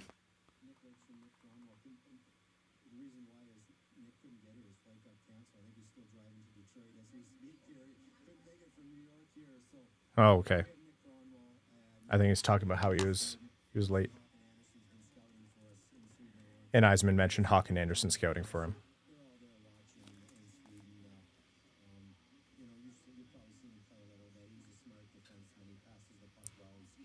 Smart defenseman, passes the puck well, skates well. It's all not surprising stuff. In the mold of those Swedish defensemen we've had in the past. Yeah. It's okay, as someone who has, watched the Danielson pick and watched, the connections to Hanzik or whoever else, there's folks like a chorus of folks, and I don't think they're wrong necessarily to be concerned, but who are concerned of, is there a limit to offensive upside here? And to me, it's not relieving because I think it was my prediction of what the pick was going to be, but it's good to see the Red Wings see that kind of offensive talent that you just described, Brad, at 17, and they went for it. Evan, your reactions to the pick? Yeah, really good pick. Like you guys, he was my top-rated, I'll say, offensive defenseman. But when most people think, offensive defenseman, that means he can't play defense. He actually plays exceptionally strong defense. He's not your typical big bruiser who, separates man from puck, but he's actually exceptionally strong along the boards and can defend well on either side of the blue line. Very good skater, especially transitionally. He's got a sneaky good shot, so it kind of makes him a dual threat as a power play quarterback. He can distribute to his line mates or take the shot himself. Obviously fills a direct position of need for the Red Wings. I really like it. Was he my top defenseman in this draft? No, I had Reinbacher higher, but that was for a completely different reason. I see Reinbacher right now as an extremely well-rounded defenseman. I think Axel Sandin-Pellikka has a very high ceiling in the NHL. If he just rounds out his defensive game, even just a shade, I see top power play quarterback potential in his game. Something I also want to call out, and it was pointed out to me, I think, by Scott Wheeler initially, is that people conflated him being small for not strong, but he doesn't play small. No. And I really like that for players who don't have a big frame. And he's not tiny, like 5'11", whatever. He might grow a little bit more.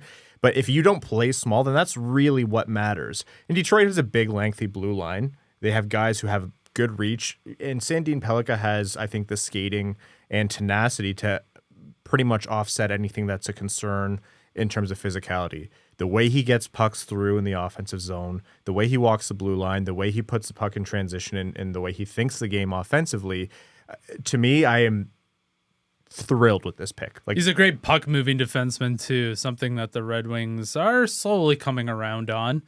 But he can skate the puck, he can pass the puck to his outlets. He's a high skilled defenseman. He's not going to be perfect defensively, I don't think, but he's not going to be a gaping black hole kind of thing. I think I think his defense is an improvement over what we have on the team right now. Oh, 100%. And if you consider the Red Wings and the makeup of their defense, essentially Seider has to play 26 minutes a night for them to have a chance most nights. Yeah. They got rid of Filip Hronek, who was having a banner year for the Red Wings, and they needed a replacement for that. Now, Sandin-Pellikka is not going to come over next year. No. Barring something crazy happening. Colby Barlow went to the Jets, by the way, and I think that's a Jets pick. He looks like a 40-year-old Italian actor. Colby Barlow. He actually just made it to the arena on time because he struggled to get a babysitter for his 4 kids. Okay, B Culls 9 says trade all 3 second rounders to move back into the first. Great job as always, gents. Cheers. God, I would be tempted to throw as There's much out there to get up There's a lot there of talent for more. sitting around. Yeah, thank you for the donation. Brad says overall round 1 grade from us 3. So they picked 9 and 17, and they drafted the players I had ranked 11 and 15. So it kind of splits the difference. And we had another one here, and it was from Bill Johnson. Says, any chance they trade 2 seconds and maybe Zadina to get back in the first if Barlow falls to early 20s? So Barlow's gone. I could see 2 seconds to get back into the first if they're big on like Moore or Perreault, actually. I think it's probably still too high for that to be viable. I think those 2 seconds probably don't get them until like pick 25-ish, I would think. I don't have the value chart in front of me, but I don't know, man. Those 2 seconds. 2 seconds in like Zadina, right? yeah, I could see it. Overall draft grade, it's early. I need some time to think about it. I think giving them an outright A would be just like being a homer. I think they walked away with a center, and in my mind, the best defenseman in the draft. Yeah, I can't give them lower than a B+. I'm going to give them a B because if I'm just going by my rankings versus their draft pick, off my rankings at pick 9, they reached 6 picks for the guy. But at 17, they got the guy I had rated 6 picks higher. So it perfectly balanced for me. So that is a average rating. So I'll give him a B. How it's going to be stating the obvious here, but how Nate Danielson's offense pans out is going to really, really inform on the overall rating. Because if his people who had Nate Danielson high, like if you think about Corey Promen, and credit to him, he talks a lot about, he thinks his offensive touch is there. He thinks the puck skills are there. He thinks the offensive ceiling is there. If that's the kind of player he's going to be, who should be, a second line, all situation center, who's not easy to play against, then that to me is a perfectly good pick. There was a lot of talent around him. I don't think you can minimize that. I think you're right, Brad. I think Dvorsky was there. I think there's a ton of other players. Moore and Perreault are still on the board. But you can't be mad at taking that kind of center. And Sandin-Pellikka, that's just amazing value for me. Yeah. Would you give a grade? I'll say B right now. Initial reaction about the Nate Daniels pick. Don't really love that at 9. Definitely a reach on my board. 6 picks to be exact. Sandin-Pellikka pick I really like. It fills a direct position of need.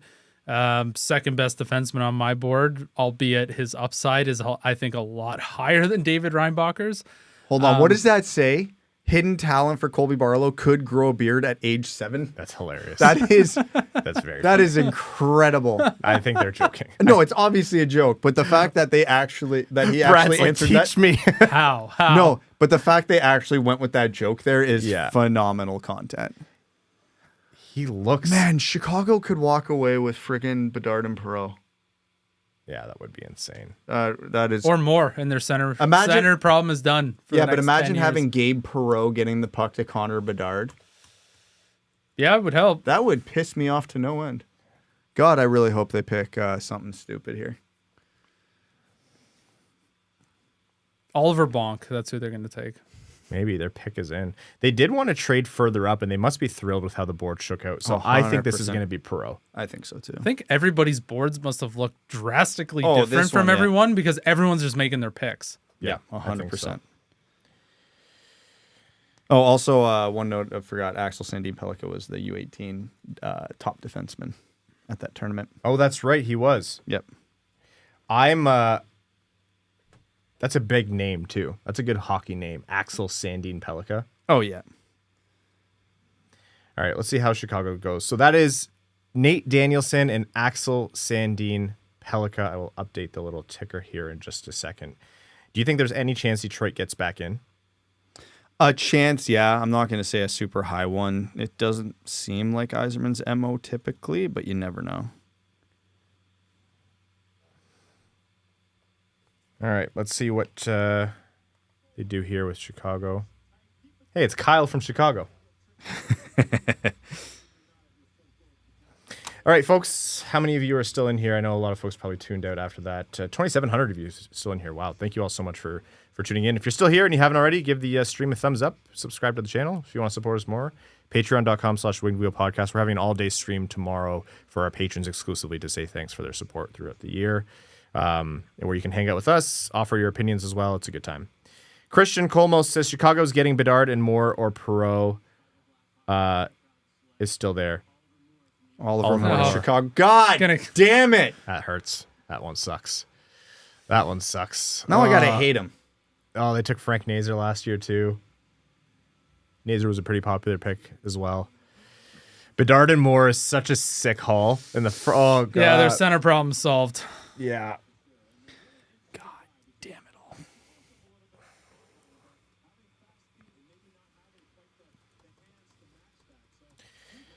Man, Bedard and Moore is so filthy. Ugh. God, that speed.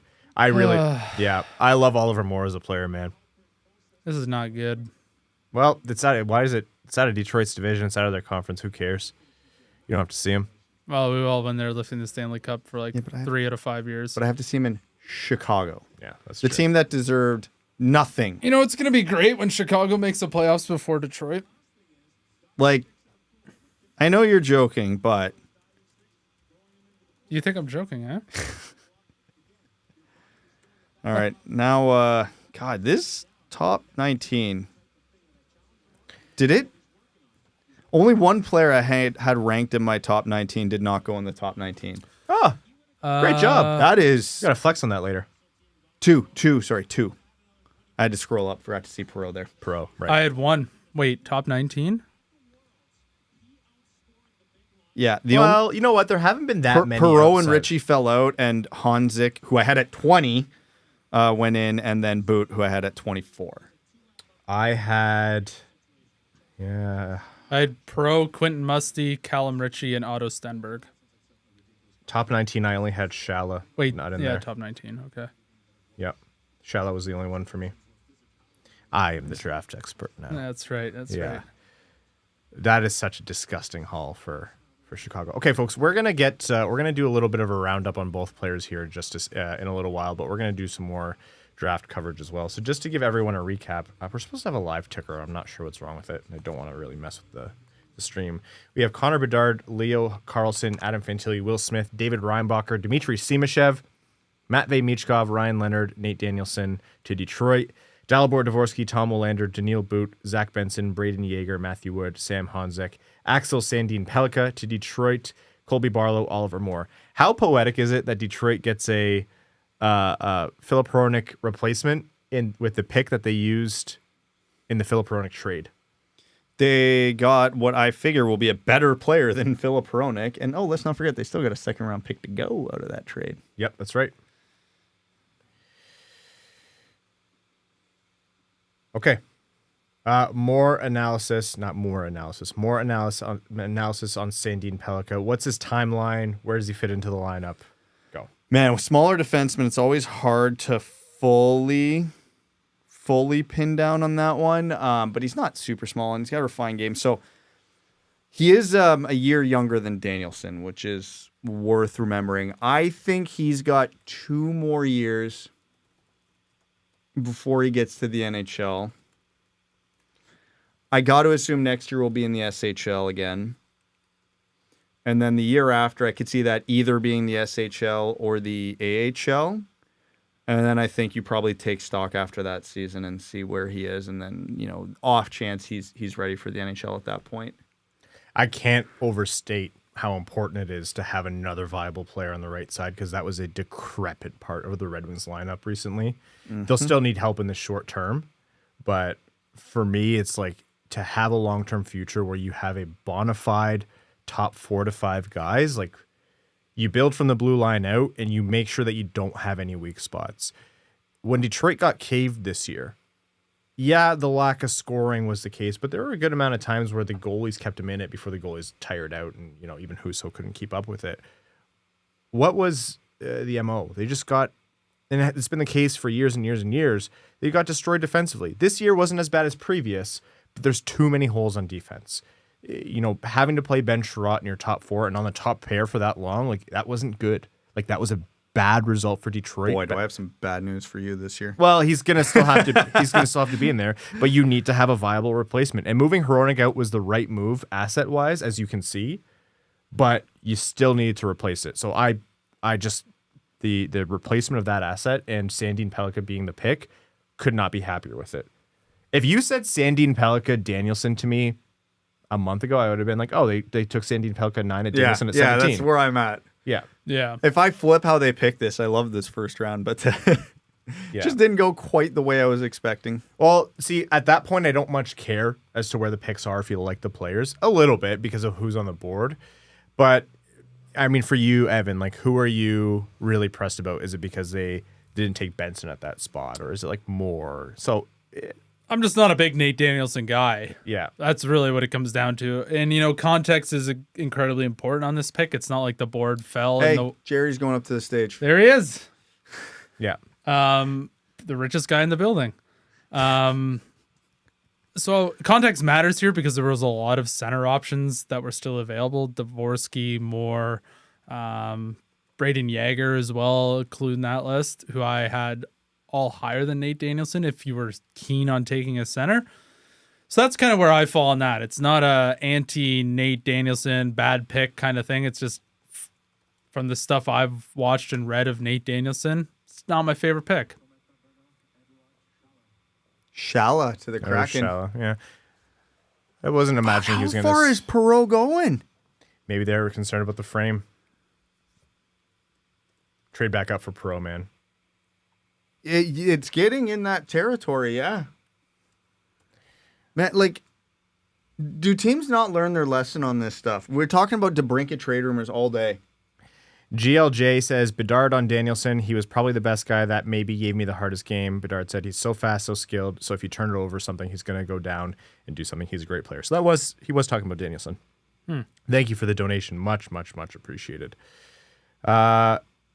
And Corey says, in it for the long haul tonight, boys. Cheers from Colorado. F the Hawks. Much appreciated, Corey. And thank you so much for the donation and for tuning in. All right. I don't know who originally posted that. Oh, sorry, GLJ. Someone else, did post that. I can't remember. I'm sorry. If it was you, put it in the chat.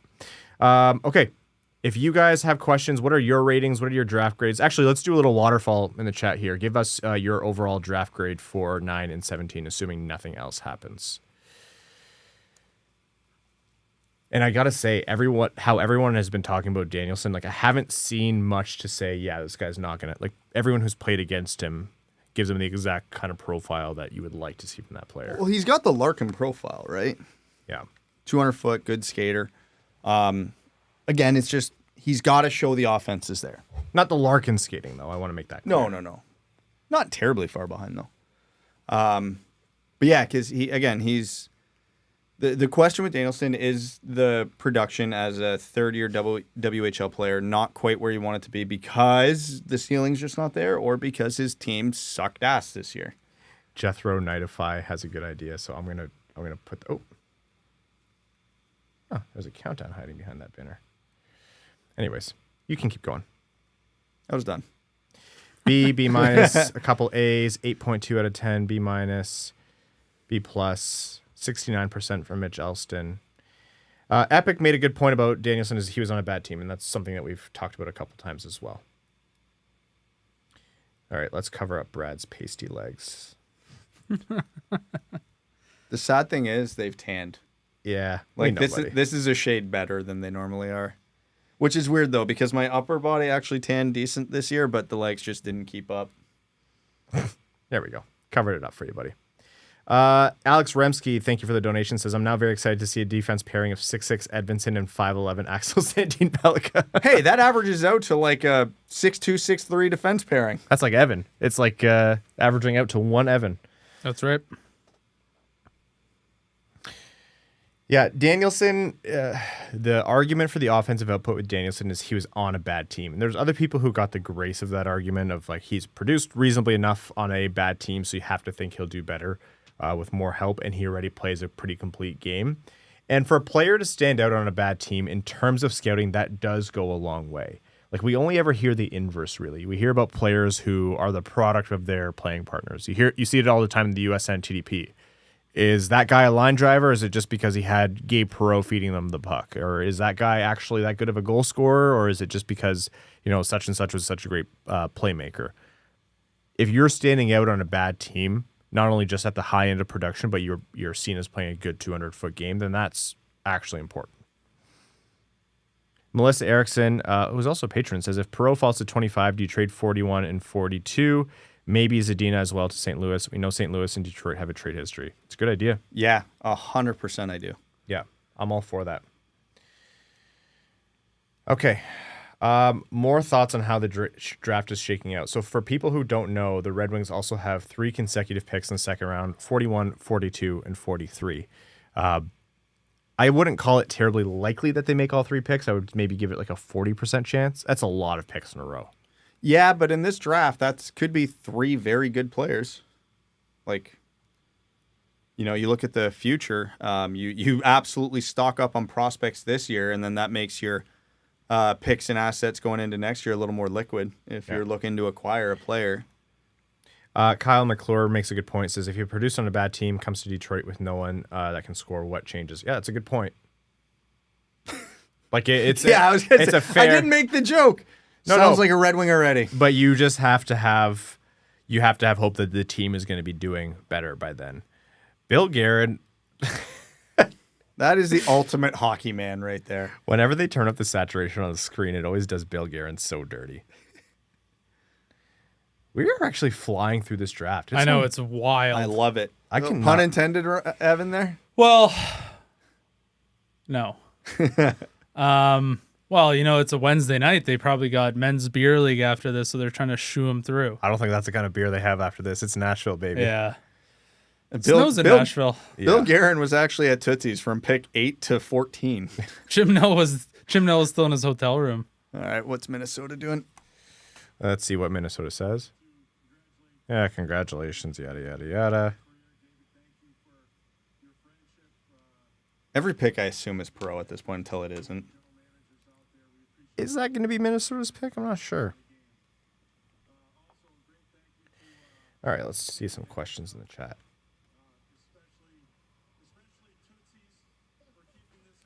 Oh my God, he called out Tootsies. Oh my God. He's a man. Hockey's man. He's a man of the people.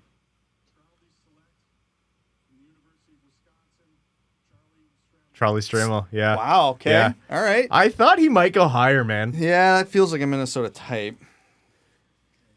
I don't hate the pick. I just think with the talent on the board, I'm not sure I do it, but that is Minnesota's type. Okay, I know we've gotten a lot of picks right tonight, and we've, you know, had some hits, some misses, but the greatest call of the night. Tootsies. My Tootsies. Yeah, right that there. is an all-time call. That is an all-time call. Maybe when I have some time, I'll superimpose the video of you calling that. That is great content right there. Gabe Perreault is falling down this board, man. I would love to see Detroit trade up for him. Man, because like I'm looking at my board, who are the guys that I have left that I really like is you know, Perreault's there, Cal Ritchie's still there, the Swedes are still there, Edstrom, Stenberg. Big fan of Bradley Nadeau, but we're also getting into the point now where it's not unreasonable to think some of these guys are just going to make it to 41. Right? That's only 16, 17 picks away, and this is the type of the draft. This is usually the area of the draft where it starts to go wide open. So fun story, and I know people know this, but Liam Dover-Nielsen drove Axel Sandin-Pellikka to the draft in Nashville because the plane in New York got canceled. Who drove? Liam Dover-Nielsen. What, they can take Lidstrom with them? Like, what the hell? So it was everyone's plane was getting canceled to Nashville this weekend, but I joked. I was like, that legally makes him a Red Wings prospect. And yeah, here we are. Legally, it did. Yep. I wonder if the team asked Liam anything about him after that drive. Maybe. They must, right? Oh, yeah. 100%. That's just free information right there. Andy Sword says Columbus takes a player from Michigan and Minnesota takes a player from Wisconsin. Around the Fur says, is DeBrincat still a possibility via trade tomorrow, or was pick 17 Detroit's only real option to trade for him? I think he is still very much a possibility. I think Detroit's offer likely includes Boston's first-round pick next year. And that's probably why Ottawa's not hot to trot on it. I think 17, with the way this board shook out, if 17 was on the table, I think 17 would have done it for Ottawa, 17 in Zadina or 17 in a second or whatever it was. So the offer must only include Boston's first next year or whatever assets. God, I can't wait for Yzerman to walk up there, trade 41, 42, and 43 straight up for DeBrincat. If you say no to that, Ryan, no, I was just gonna say you do that, but why would Ottawa take that? No, they wouldn't. The only way is if they're running out of options and time. Someone said, "What is the profile on David Edstrom?" Man, he's a bit of a because he was a late riser. He had a huge U18. Like Sweden really leaned on him as kind of their. I don't know if all situations go-to guy was up front, but it was him and Stenberg driving the bus on that team up front, and it was Sandin-Pellikka and Willander driving that bus. And those were the four guys that team leaned on heavy in every situation, and obviously he stepped up to the plate, hence why he was such a late riser going into this draft. I think Edstrom is a exact Steve Yzerman type. It was not shocking to hear that they liked him. Oh, yeah. Really good drive. Does it all center. I don't want to say I'll be surprised if they take Danielson and Edstrom in the same draft. They don't fit the exact same profile, but you'll hear a lot of similarities. They do a lot of things really well. 200-foot game, responsible. Edstrom's compete is great. He's a bigger guy. I think he's like 6'3". They're going to have to trade up if they want him. He's not sliding 41. No, I don't think so. Like, again, it's a wide open time of the draft. I'm going to put the odds at it very low. Yeah. What about Callum Ritchie? I'm surprised Callum Ritchie's still... I'm not very surprised, but I'm a little surprised Callum Ritchie's still on the board. Man, with that shoulder injury this year... That's what scares people, eh? No, that's what intrigues me. He put up like Danielson-like numbers as a not overaged center on an awful team in the OHL with a bad shoulder. Yeah. The whole season. Yeah. It's intriguing. It was very intriguing. Like, because I had him, I think, 18 or 19 on my board. The other Swedish prospect that people are going to be thinking about here, the name is escaping me because I'm being Nilsson, an idiot. Noah Dover Nilsson, Felix Nilsson. Picka Nilsson. Yep. Picka Nilsson, Eddie Nilsson. Felix Nilsson may be a second-round target as well. Does Kent have a son? Otto Stenberg. Yeah. Otto Stenberg, do you think makes it out of the first round? No. Again, we're at the type of the point in the draft where it gets really wide open. And, every guess gets harder and harder, but I would say it's unlikely he gets out of the first round. Man, if Philly's up, if they get freaking Michkov and Perreault. Oh, here they go. That is a lot. That's someone to dish, and that's someone to finish. Oh, man. Wouldn't like it. Michkov and Perreault is not a Philly profile of players, though. No, but Danny Briere isn't a Philly profile of player. You take that back. Here we go. Danny Briere on stage.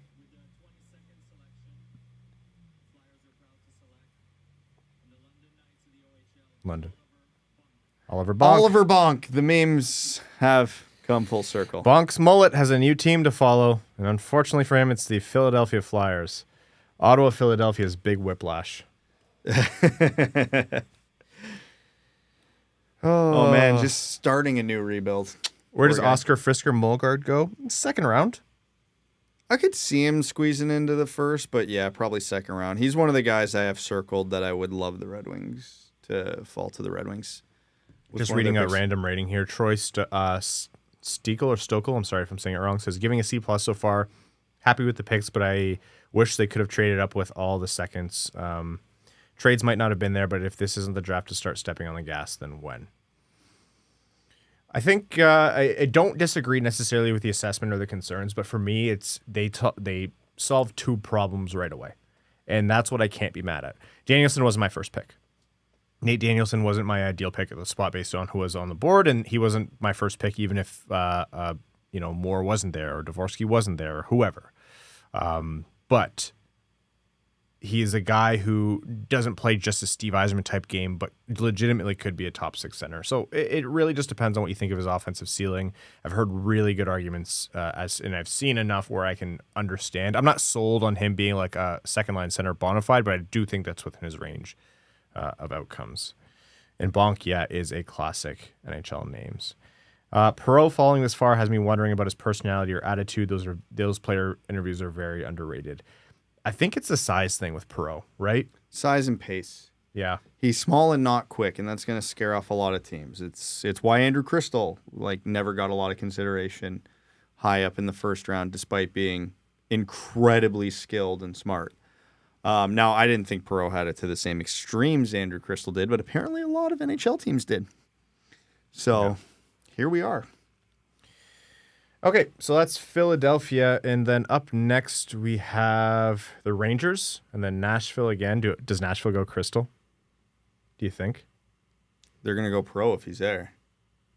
Okay, I'm trying to think. The Rangers, they definitely usually have a type in this area of the draft. Okay, who's a big defenseman that can move, or a big forward? Danny Nelson, or who would be the big defenseman that's coming up next year? Christian Colmos says, can Detroit, thank you for the donation, says, can Detroit trade second-round picks before the draft resumes tomorrow, or do they need to wait till they're on the clock? No, they can trade whenever. Yeah. They can. Yzerman can wake up at 3 a.m. and harass whatever GM he wants, which I wouldn't be surprised if it happens. Yeah, honestly. There he is. There's Radek. Radek Bonk. What a name. Radek Bonk. Ron Tugnut. There's a good generation of names. Valerie Zelapukin.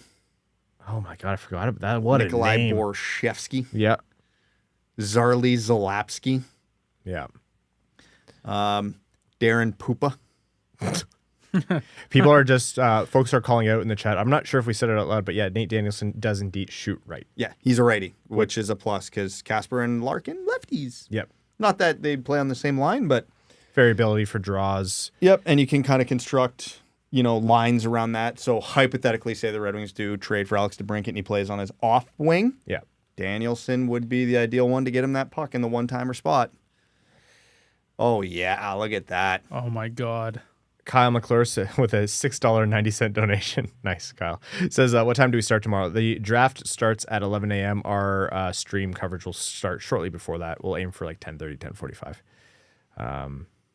Okay. I'm trying to see who. Jim Johnson said I would have picked, in this case, Pellikka at 9 and Danielson at 17. That's what I said before. I think in terms of value, that's closer to where I had them, so I'm pretty happy with that outcome. I still can't believe Chicago, man. That pisses me off so much. Actually, yeah, someone just pointed something out on Twitter that I think might actually be crazy for all the talk going into this draft. There hasn't been a single pick traded yet. Yeah, what? That's bullshit. Maybe that's why the draft's going so quick. Jason, thank you so much for the shout out. Much appreciated. A couple folks have said Colby Barlow could be worth trading out for. He's been drafted 18th overall to Winnipeg. Yeah, Colby Barlow is indeed off the board. Otherwise, I'd be all over that. Eric believes Danielson will be the best player in a few years. I hope you're right. That'd be amazing. Great. Kyle McClure donates $4.20 and says, nice. Kyle, man, you're the best. You make Evan happy, and that's all that matters. Yep. Did our AC turn off? I'm going to be so mad. You feeling a little warm? I can hear it. I only have one ear pad on. Oh, the internet has started. Yeah. And they have that meme for every time they score, they're going to have the bonk meme come up. Brad Snow says, hey guys, what's with the Rasmussen talk? My impression was he's coming into his own as a middle six winger out of a weak draft. Brad, you are correct that Rasmussen is now in a different way, an integral cog to the team. Let's just say the Rangers pick here.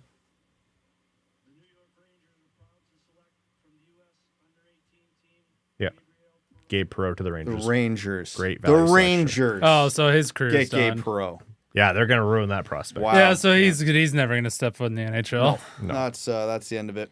No, it's not a knock on who Rasmussen is now. He is an important cog on this team, but at time of drafting, he was not the right pick at 9. No, and his draft profile to what he's turned into are incredibly different. Like he was like that. Actually, he was that slow net front. Like that was the whole thing with him. Actually, was net front. Like he was elite net front. Like he may never be like a big 5-on-5 guy, but he'd score 30 goals on the power play, and like he's been borderline useless on the power play in his NHL career so far. And his power play numbers in the WHL were actually one of the big red flags because he relied so heavily on the power play where he just physically dominated players in and around the net, and he tipped every puck.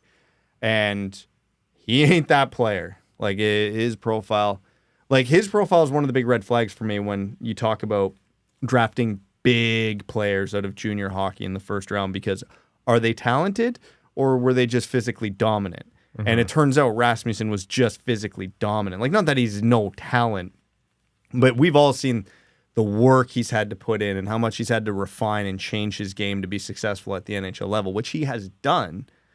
But if you go back and redraft, Rasmussen's not sniffing 9. No. Like, they passed on Nichash, they passed on Suzuki, like, who went right after. It was a tough one. And again, it's not like Rasmussen was rated in the top 10. They reached for him at the time. That was the draft reaction at the time. Yeah. For on the show. Yeah. Yeah. It's funny now because if you think about, look at what Tanner Jeannot got traded for. Think of what Michael Rasmussen's next contract is going to be. He's going to come in cheap enough, right? I hope so. He will. If you look at the way Yzerman negotiates, he doesn't get caught up in that, especially with he'll grind his players.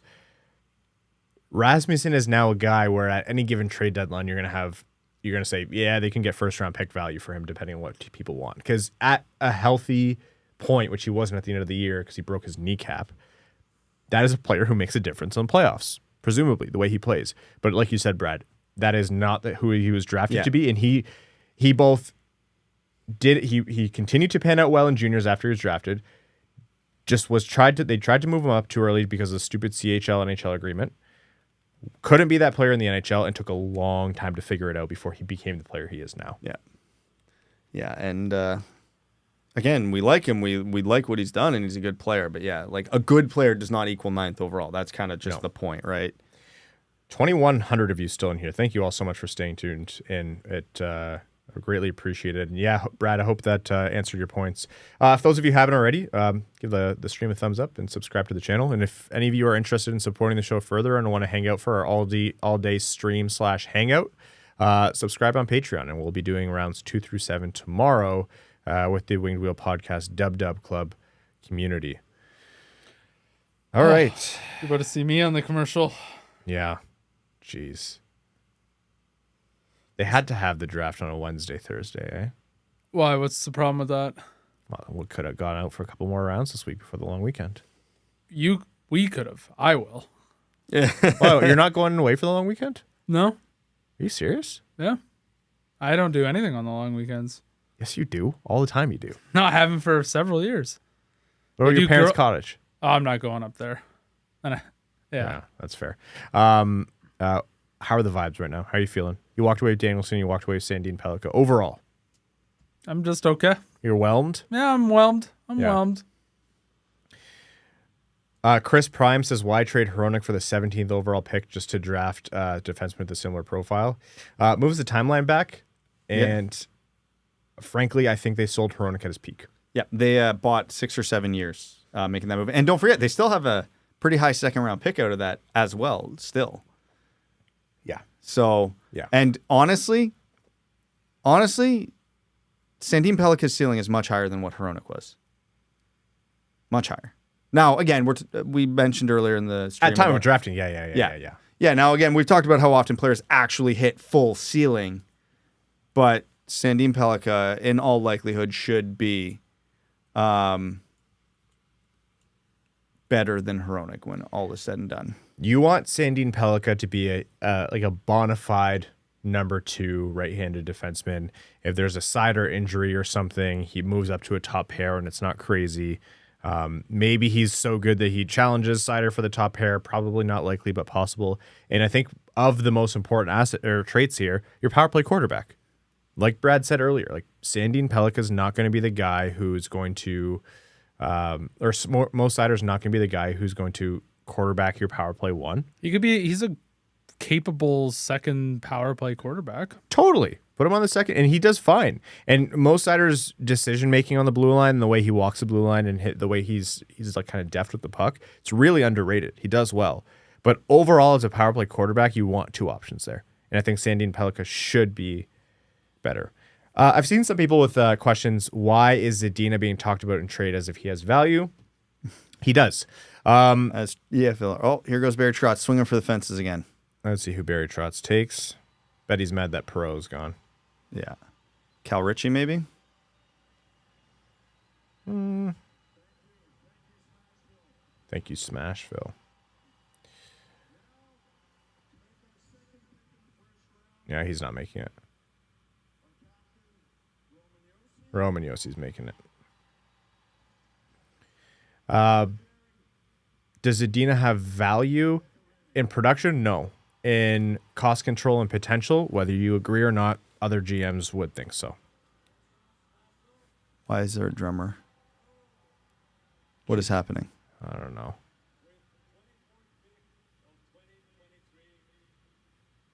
Just make the pick. Molendyk. Say it. Oh, he almost carried Price. Goalies, man. He almost carried Price. Oh my God. We Oh, can't be doing this again. jeez. Holy God. God. Goalies. Look, you gotta be a crazy person to take pucks at 100 miles an hour at your body willingly, and it stands to reason that there's a little bit of hollow space between the ears.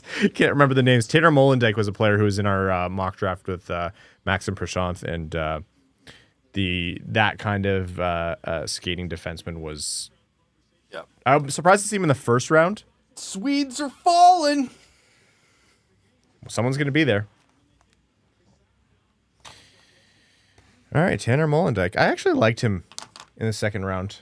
I wouldn't have hated him, but with Sandin-Pellikka in the first, I don't think you necessarily need to go.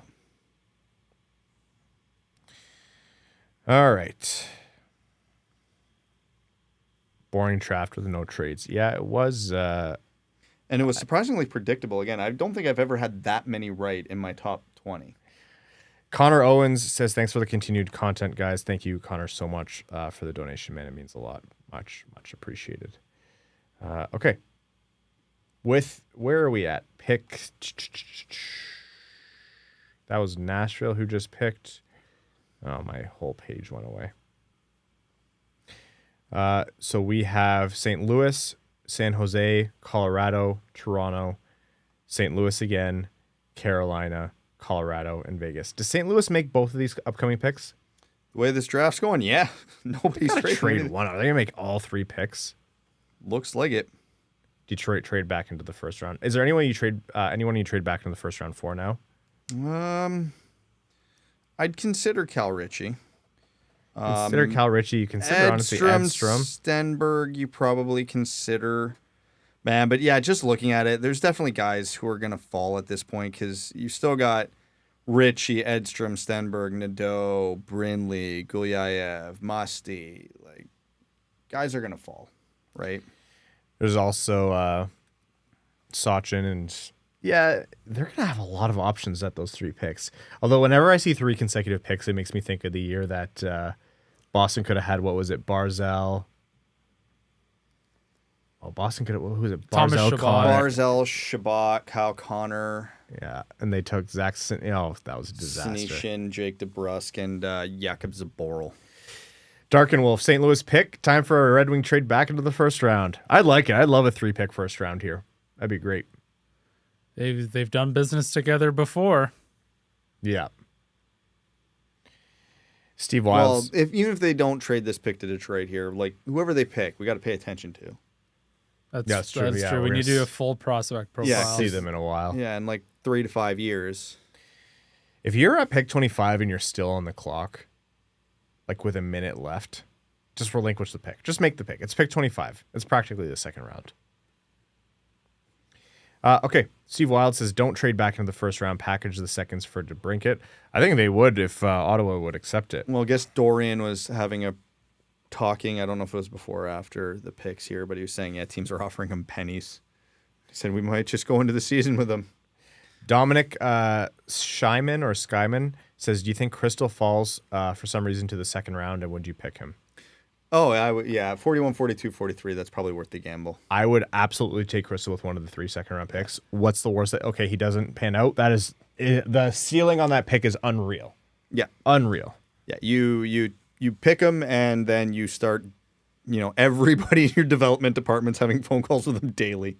You hire Oliver Moore's skating coach to work with him every day. Just have Oliver Moore teach him how to skate. Yeah, honestly.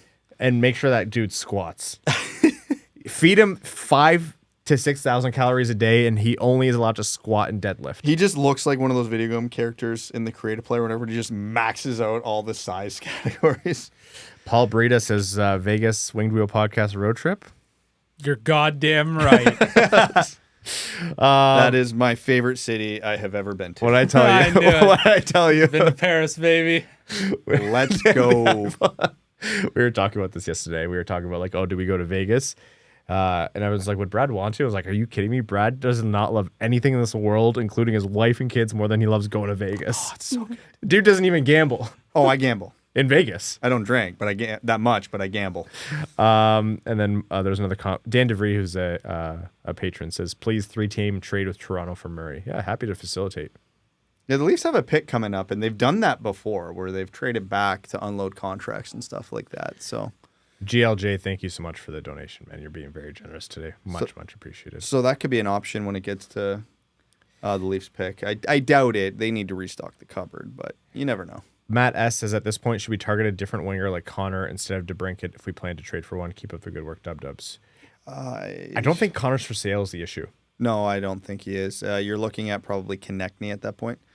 All right, what's St. Louis doing on their second go around? Otto Stenberg off the board. could be Yeah, us. there we go. The Red Wings are trading for Sweden in a few years. Nice of them. GLJ says, remember when Babcock ruined Ville Leno's career? What pick number are we on? 20 going into 26 now. Oh, I've not been paying attention on my list. San Jose, and this is the pick they got from New Jersey in the Timo Meier trade, who signed a long-term extension. I'm a little surprised by that. I'm not. Helix says, what are your thoughts on taking Lukas Dragicevic if he's there in the second round now that we have Sandin-Pellikka? Man, in the second round, you just swing. Yep. There's no player that's going to be available at 41 that doesn't have a significant flaw. Yep. So you bet on upside. The shot is there for me. And yes, like Sandin-Pellikka does fit that power play quarterback. And yeah, are you drafting Dragicevic for the same thing? His skating is a bit of a concern. Yeah. But you're I not do drafting a guy in the second round without a significant flaw. I do like him in the second round. Yeah, that's the ultimate.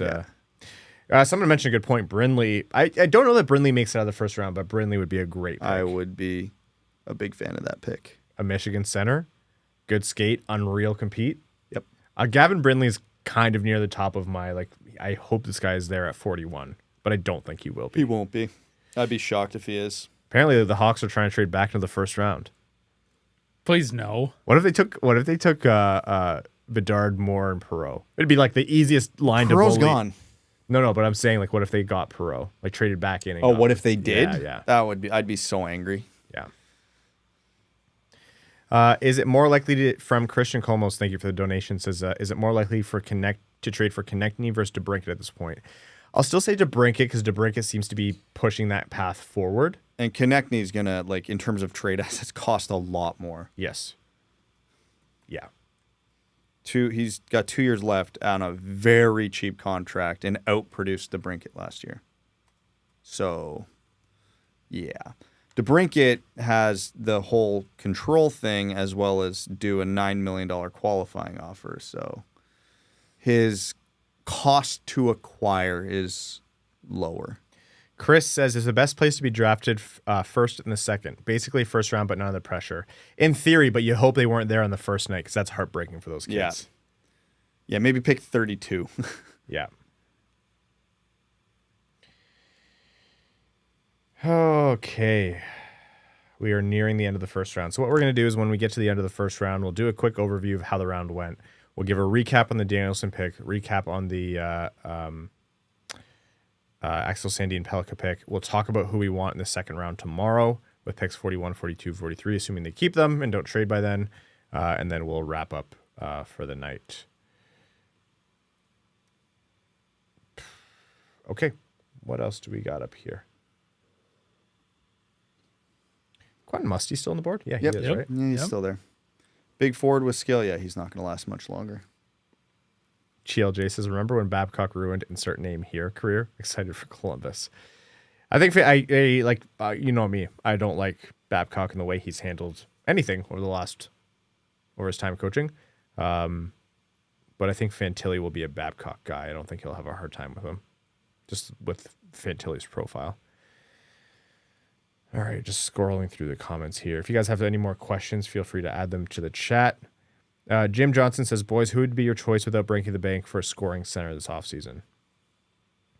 Scoring center? Is there one available? I think you have to break the bank if you want one of those. Does Toronto want to trade Austin Matthews? Yeah. Yeah, I'm coming up with nothing. Garrett Phillips says, what is the most likely trade, do you think, with having 3 consecutive second-round picks? I honestly believe the most likely trade is a trade back rather than trade up in the first round.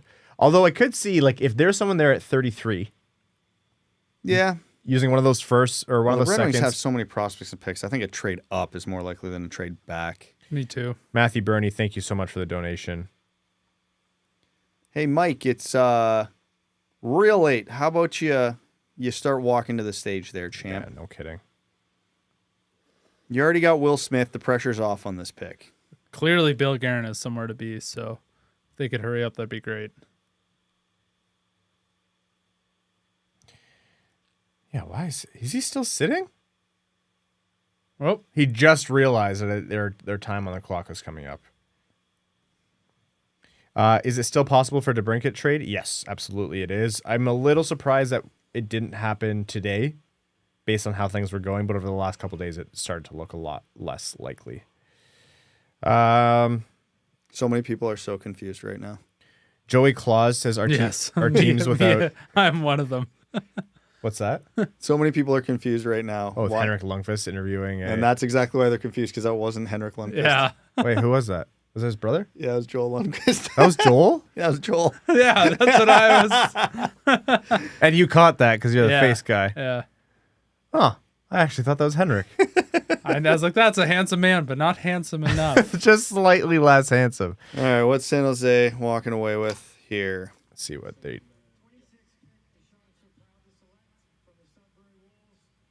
Quentin Musty. Quentin Musty, right on cue. Good value. Carey Price tweeted out, he said, boy, that was embarrassing. Sorry, David, ... Reinbacher. Good recovery. Yeah. I felt so bad, man. That was tough. Oh, God. And that's one of those clips I don't want to see again. Now, you know what? He's going to own it, though, which is great. Yeah, the Good for him. secondhand cringe is real. Evan Zanstra says Yzerman knew Danielson could be gone by 17, not Axel Sandin-Pellikka. Yeah, that's you can insert name here for a lot of that, though. You knew Oliver Moore would be there at 9, but not at 17. No, but if they wanted Danielson, right? Like if they knew they wanted to walk away with Danielson and Sandin-Pellikka, realistically, if he was on their list, is Sandin-Pellikka locked to be included in the DeBrincat deal? I don't think so. I think if that was the case, if it was some kind of crazy draft and trade, we would have seen it already. Yeah, they would have made the trade before the pick. Oh, it looks like there's a fight happening in the chat. Oh, normal chat. Dope. All right. We have Colorado, Toronto, St. Louis again, Carolina, Colorado, and Vegas to round out. Colorado owns Florida's pick, which they got from Montreal because Montreal got Alex Newhook. Yeah, in the original Ben Sherratt trade. Yes. Ben Sherratt trade tree. Yeah, exactly. Alec Kenny, says, thanks for the continued excellent content, boys. Not the exact draft I was hoping for overall, but I'm cautiously optimistic. Thank you, Alec. Much appreciated. And Derek Hand, thank you as well for the donation. Says, thank you for the content, guys. I've been listening since before Brad was a dad, and it's been awesome watching you guys grow. Whoa. That's deep cut. Brad's been a dad for most of his life. How many years have you been a dad now? 8, 7? 7. That kid's the oldest is 7 now. That's disgusting. That's like 1/10 of your life. Yeah. So the Sharks have made out with Will Smith and Quentin Musty. That's not a bad first round. Bad. That's great first round.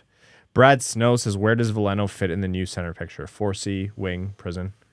4C for now, I would think. Prison I if he hear keeps him. doing I hear what- him rattling his can. Yeah. begging for minutes. If Casper doesn't get a regular shift this year, I would guess the top 3 centers for this season is Larkin, Kopp, Veleno.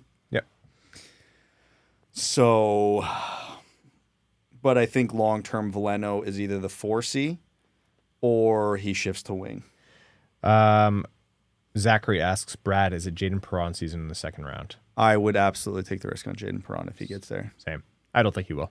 He screams. He could. He's so small that like old hockey men are always shy to, draft a player of that stature. He screams pick 36 to me. Is that what DeBrincat was picked? Well, yeah, maybe around there. Yeah, that would. That is the pick of the super skilled, super small player. Maybe that's the Brindley pick then. They take Jaden Perron if they can't get DeBrincat. Like, we don't need him. We have another one. Yeah, there are 3 second-round picks. Who do they go?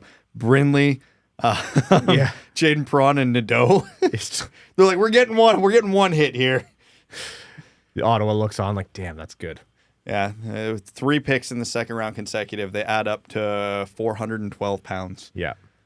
Evan Demink says Bradley Nadeau in the second. Yeah, Bradley Nadeau is another guy on the list where he would be great to have.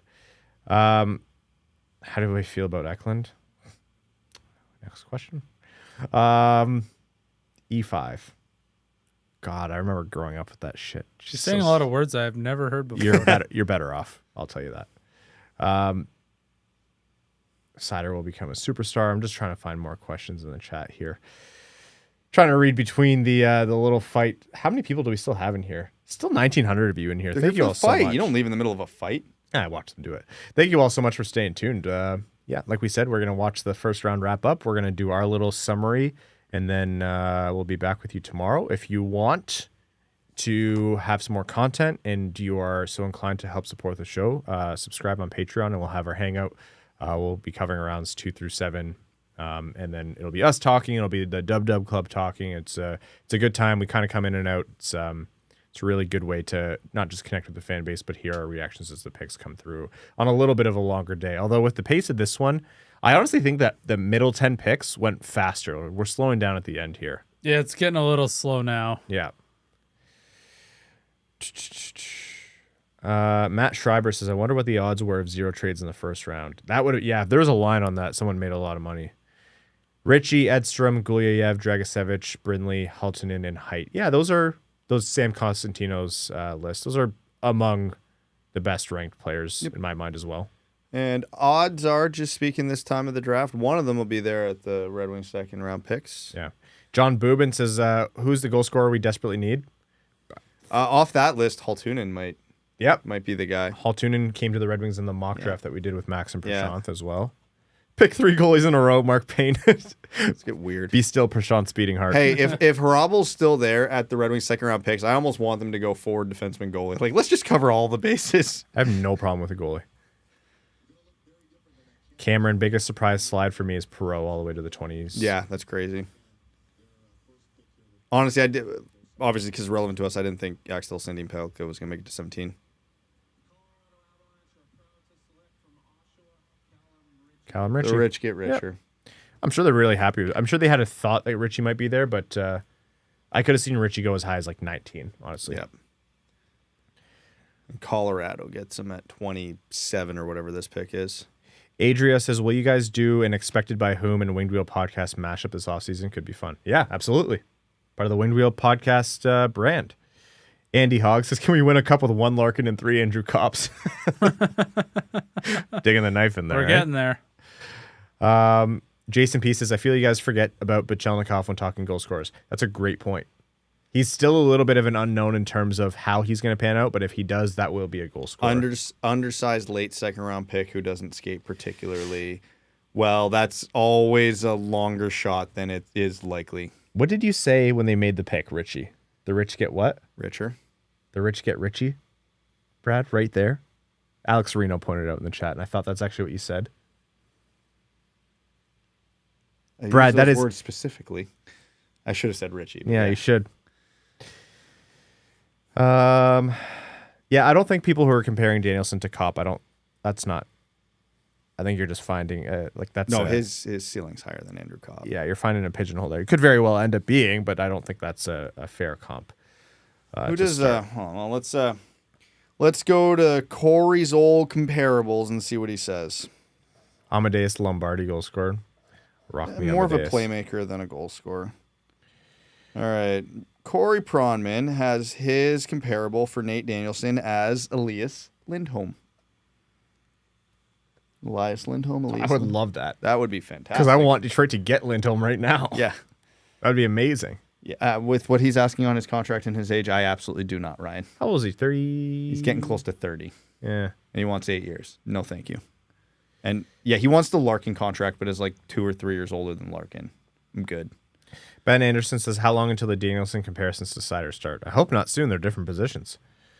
Stevie makes the unexpected pick, so he must know something we don't. It's not really that he knows something we don't. We talked about it is with Danielson is if it's if you believe in his offensive ceiling, then that's the range he's going to go in. We also said I think in predictions that Danielson would go top 10 because of the type of player he is. Ryan, do you see the Red Wings signing Compher? I've actually heard a lot of people talk about JT Compher as a potential I hope ad. not. You don't think? I looked at his contract projection. No, this has every red flag written all over it. Good player playing on a stacked team, has a big year, numbers get inflated. Like don't get me wrong, I like JT Compher. He's a good player, but I'd say this is a more extreme version of what happened with Andrew Copp in his UFA year. John Pumpkinhead, thank you for tuning in. Have a great night. Yeah, with Compher, shorter term. But he's not going to take. But he's not. If he's going to market, it means he wants more. 2-3 year term for Compher all day, 100%. Is he getting any less than 5 years? I'd be shocked if he does. Yeah. Brendan Curtis says if Gavin Brindley makes it out of the first round, Detroit should trade up to get him. I'd love it. Mm-hmm. I like Gavin Brindley. All right. Toronto got themselves a first round pick. Wait, is that? No. Yeah, that's the one from Boston. Forgot about that. They got from Washington? Yes, in the Sandin trade. Mm-hmm. That's what it was. Damn, Boston did all that. Lost in the first round. All right, let's see what Al Bundy's got up his sleeve. That contract today, 4 by 2.5. That's hey, what did we say? Don't give bottom 6 players term. Yeah. Whoops. Zachary, you can absolutely be critical of the pick. There's no problem with that. I think anyone who criticizes people who criticize the pick, it's just not. But no, you can absolutely criticize the pick. Just make sure you have your context laid out properly. Yep. Because Danielson sucks is not an accurate statement. No. There were many players I liked more than Danielson is a accurate statement. Brad Tree Living, what are you going to do? Holy shit. Could you guys all walk up together, please? Can you coordinate this? Oh, God. He's like, why the hell are you all coming up here? The hockey man mouth agape. Jeez. He looks confused He is and shocked. stunned to be right there. now. That's just his face all the time. Spent too much time at Boston Good Pizza God, beforehand. Toronto. What obnoxious bullshit is this? Hold on. I got to actually count this. There's still people walking up. They're bringing up one person for every year since they won the Stanley Cup. Hold on. They have you. 16 people on the stage right now. Is that Kyle Dubas in the background? That's him in the jersey right there. If you put a level over all of their heads, there is no... Is that Vic? Oh, they brought Vic up. That's awesome. All right. All right. Actually, I wonder if they brought him up because this is an OHL pick. Light's not getting any greener, brother. You hear that? Congratulated Bill Guerin for the open bar tab at Tootsie's all week.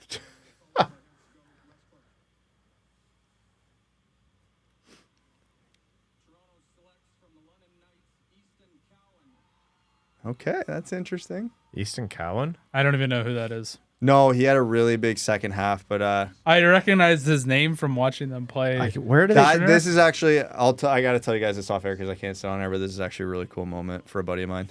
Oh, Is it Easton Cowan? No, it's not Easton Cowan. You think I'd have any positive interaction with the London Knights? Come on. and we know better than that. Where else does Toronto draft? Because they don't have second, third, or fourth round picks. So if they like a guy, that was your chance to get him. Yeah. Fine enough for them. Yeah, he's one of those players. If you isolate his second half of Holy the shit! season, This guy's got a Sherpa for where he was sitting. Yeah.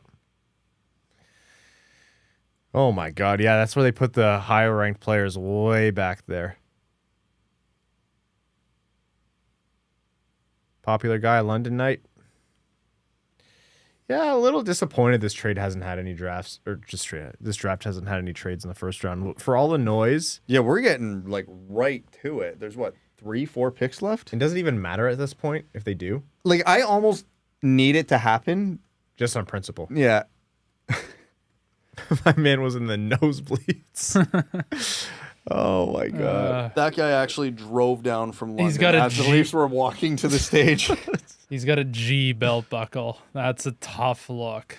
Well, hold on. Tough. It was great for 3 minutes in 2004, which I don't know that he was born. Tough. He was he was not born. Oh my God. That's Oh my God, he's going through the predates him. handshake line. My God. The world's longest draft pick. So he started this handshake line in Nashville, and it's going to finish in New York City, and he's going to meet up with Pellikka's family.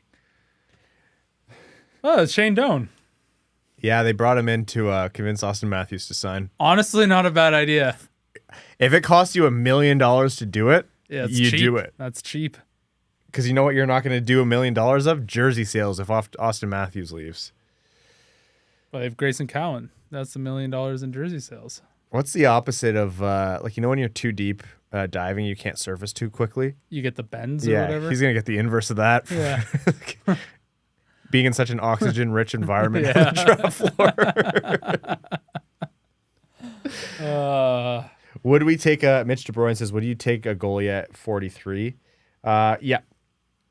I like Sebastian Cossa. I think he had the year you would want to see from him. I don't think he's a certainty, and I think it does not hurt to have more goalies in the pipeline. We have seen time and time again, goalies are voodoo, and unless you have a bona fide, number one starter of the future, the way Calgary has with, remind me of his name, Fox? No. Calgary goalie, Brad. Calgary goalie prospect. Dustin Wolf? Fox, Jesus. You're close. Yeah, my brain recall's gone. It's 10:20 at night. Or how Philly had Carter Hart. Unless you have one of those where you know they're coming, you can't have too many in the pipeline. Well, don't waste all your picks on them. It doesn't hurt to have insurance. No, 3 goalies, 41, everything 42, in the 43. Everything in the pantry has an expiry date. You got to keep filling her back up. And I just want to call out our good friend Prashant Iyer, host of Expected by Whom, alongside Sean Shapiro, and part of the Winged Wheel podcast kind of network here, and our analytics guru, and really, really a great mind for the draft. He just loves drafting goalies. I just want to say, while he's not here, he would love for me to say he loves to draft goalies. He's personally upset with every team in the NHL that there has not been a goalie taken yet. He's going to push me over at my own wedding for saying that. So there it is. St. Louis made all 3 picks. Good for them. I honestly think that's the better move. The trades aren't there. Speaking of which, Kevin Hayes half retained for a 6th. Am I crazy for saying I would have loved to have done that? Yeah, that's not bad. 50-point center? He's not an Yzerman type. I know we beat that point to death. Yeah, but you need a holdover. They're between Hayes, Johansson, and Taylor Hall. Those are 3 trades I would have been on board with. But, it is what it is. Break My Computer says, thanks for sticking through the entire round for us. Fun night in the early picks, starting to fade out now. Tomorrow is another new chapter. Thank you so much, Break My Computer. And then Prashant said, shut up, Ryan. So we have a few more picks here, 30, 31, 32, and then we'll do a wrap-up. And then We have 29 as well. 29 was just, the pick is in. We haven't actually heard it yet. That's right, 4 more picks. Yep. How many people do we still have in the chat? And then Mopac, thank you so much for the donation. The old Very, Doug very Armstrong's rolling out of Tootsie's. He forgot he had another pick to make. He's on his way back. generous. Calls in from Tootsie's. Yeah. You think they would let him do that? Like pick us in, call Gary, just announce for us? Probably nothing in the rules against that. They just pull some fan out of the stands. First person walks by in a Blues hat. You get to the stage. There's nothing in the rules to say a golden retriever can't make your draft pick. I would actually encourage it. Yeah. That's how you know the draft has. The fact that Gritty was not up there is disgusting to Have me. they already done Gritty doing the up on the draft? Well, they must have, right? Oh, there goes my phone. Don't need that. Attaboy. Okay. Adam Kerr says, would you trade one of the seconds for Pesci? Yeah, but Carolina wouldn't. No. Which one? Yes. Would I steal Evan's wallet? Yeah, absolutely. There's a lot of money in there right now. Why? No, there's not. I was going to say. It's also my car, so. Hey, is it normal for golf clubhouses to ask you to tip before the round? Tip who? You noticed there's a tip option on your round yesterday? Oh, I think it's because they serve you meat missiles and. No. When you're paying for your round. Yeah, but I think that's like part of their software. I'm not tipping to play any golf course. No, I didn't tip, but I just saw. I think that's where they give you all your concession food too. This guy doesn't look very tall. Is that Brindley? I don't know. Ryan didn't unmute it, so. I was asking you about tipping at golf courses. Yeah, ruining hockey content for golf. Very off-brand for you guys. Thank you. This is a golf podcast now. right. I don't know if you know that. Brad, yeah, it's past 10 p.m. It's officially golf hour. No, that's not true. Evan's awake. That is true. It's past my bedtime. Oh, Theo Lindstein. Oh, higher than I thought he would go. Yeah, he was one of the guys I was thinking about if they went defenseman in the 40s. So what did St. Louis walk away with? St. Louis. Dvorsky, Lindstein, and Stenberg. Oh, it's not a bad little haul. No, not bad at all. And they must have liked who they had if they kept it on their list. Yeah. Like if they didn't trade away those picks, sorry, I should say. Man, we are legit 3 picks away from a no-trade first round. That's got to be a first. I don't know. It's the NHL. Is it really a first? Henry Light says, Ryan, I need you to spam the soundboard for the rest of the stream so I don't fall asleep. God. What else do we have? Should have done this when, what's his name, was drafted. Nate Danielson? No. Simashev. Oh. Yeah. Or when Carey Price took the longest pause between Jeopardy David and theme song. Reinbacher. Hold on, I have one for that. Hold on. Oh, I had to get rid of it because it was auto-triggering, but it was the crickets. Yeah. Oh. That wasn't that, but I do feel that one. News Drifter. So did everyone want more over Danielson? I did. But more went so late. Now I'm second-guessing myself. I was that many teams to pass on him. I was more of like Dvorsky at that point, but yeah. Adam says, 4 a.m. in Sweden. Thank you so much for tuning in, Adam. Much appreciated. Who's talking about trading Mazur? No, don't do that. Don't do that. Okay. We got still almost 1,700 of you in here. Much appreciated. A few more picks. They need to hurry up. Like this late round drag is a little too long. So for those of you who want to see the draft coverage keep going, the parents is nice. For those of you who want to see the draft coverage keep going, we are doing like a live stream / hangout tomorrow on Patreon. So if you subscribe on patreon.com/wingedwheelpodcast, we all hang out. The rest of the Dub Club joins. Other people can speak. It's a really good time. And we'll cover the rounds 2 through 7, including 100 straight picks in the second round for Detroit. 41, 42, and 43.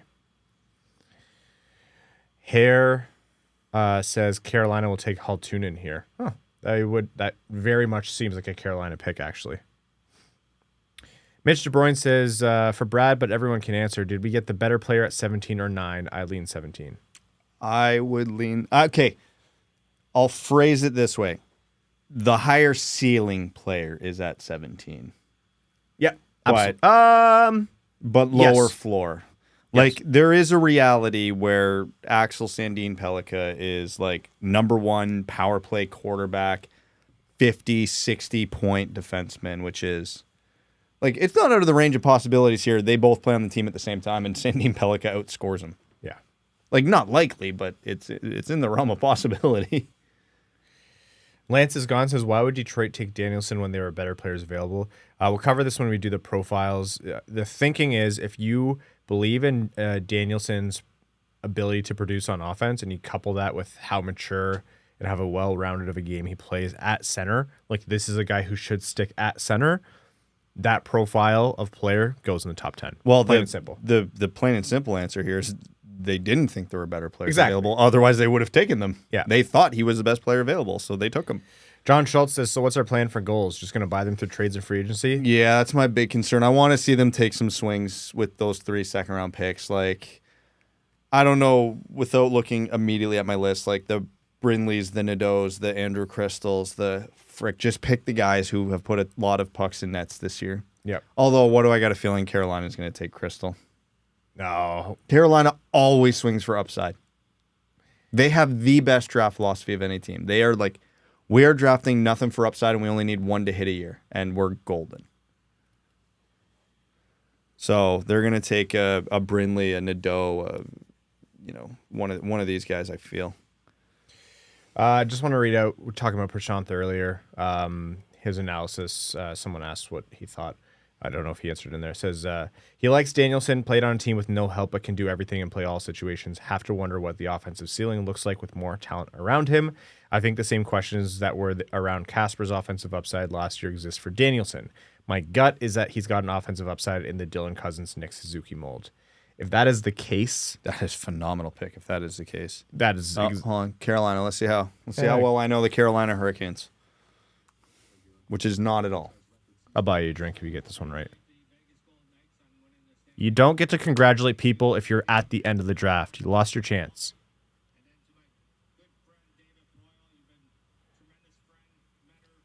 If you were that good friends with David Poile, you would have traded with him more.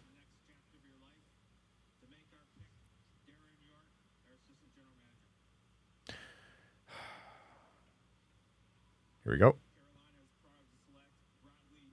Bradley Nadeau. Yeah, nice pick. You said Crystal. I named off 3 guys, and he was one of them. Oh, when you I didn't hear that. When you talk, I don't listen. I said they're going to pick a Crystal, a Brindley, a Nadeau, one of those types. You know I'm going to go into the YouTube stream after this and just edit that part out, Yeah, right? no, I believe it. Yeah. Yeah, if that Cousins or Suzuki offensive upside comes with the way he huge, plays center, huge, that is huge, a huge pick. phenomenal pick. Kara N says, how much better is Sandin-Pellikka than Molendyk? Substantially. Yep. Yeah. Molendyk's, I really like the Molendyk pick in general. Where they took him, I'm uncertain. Great project, good swing.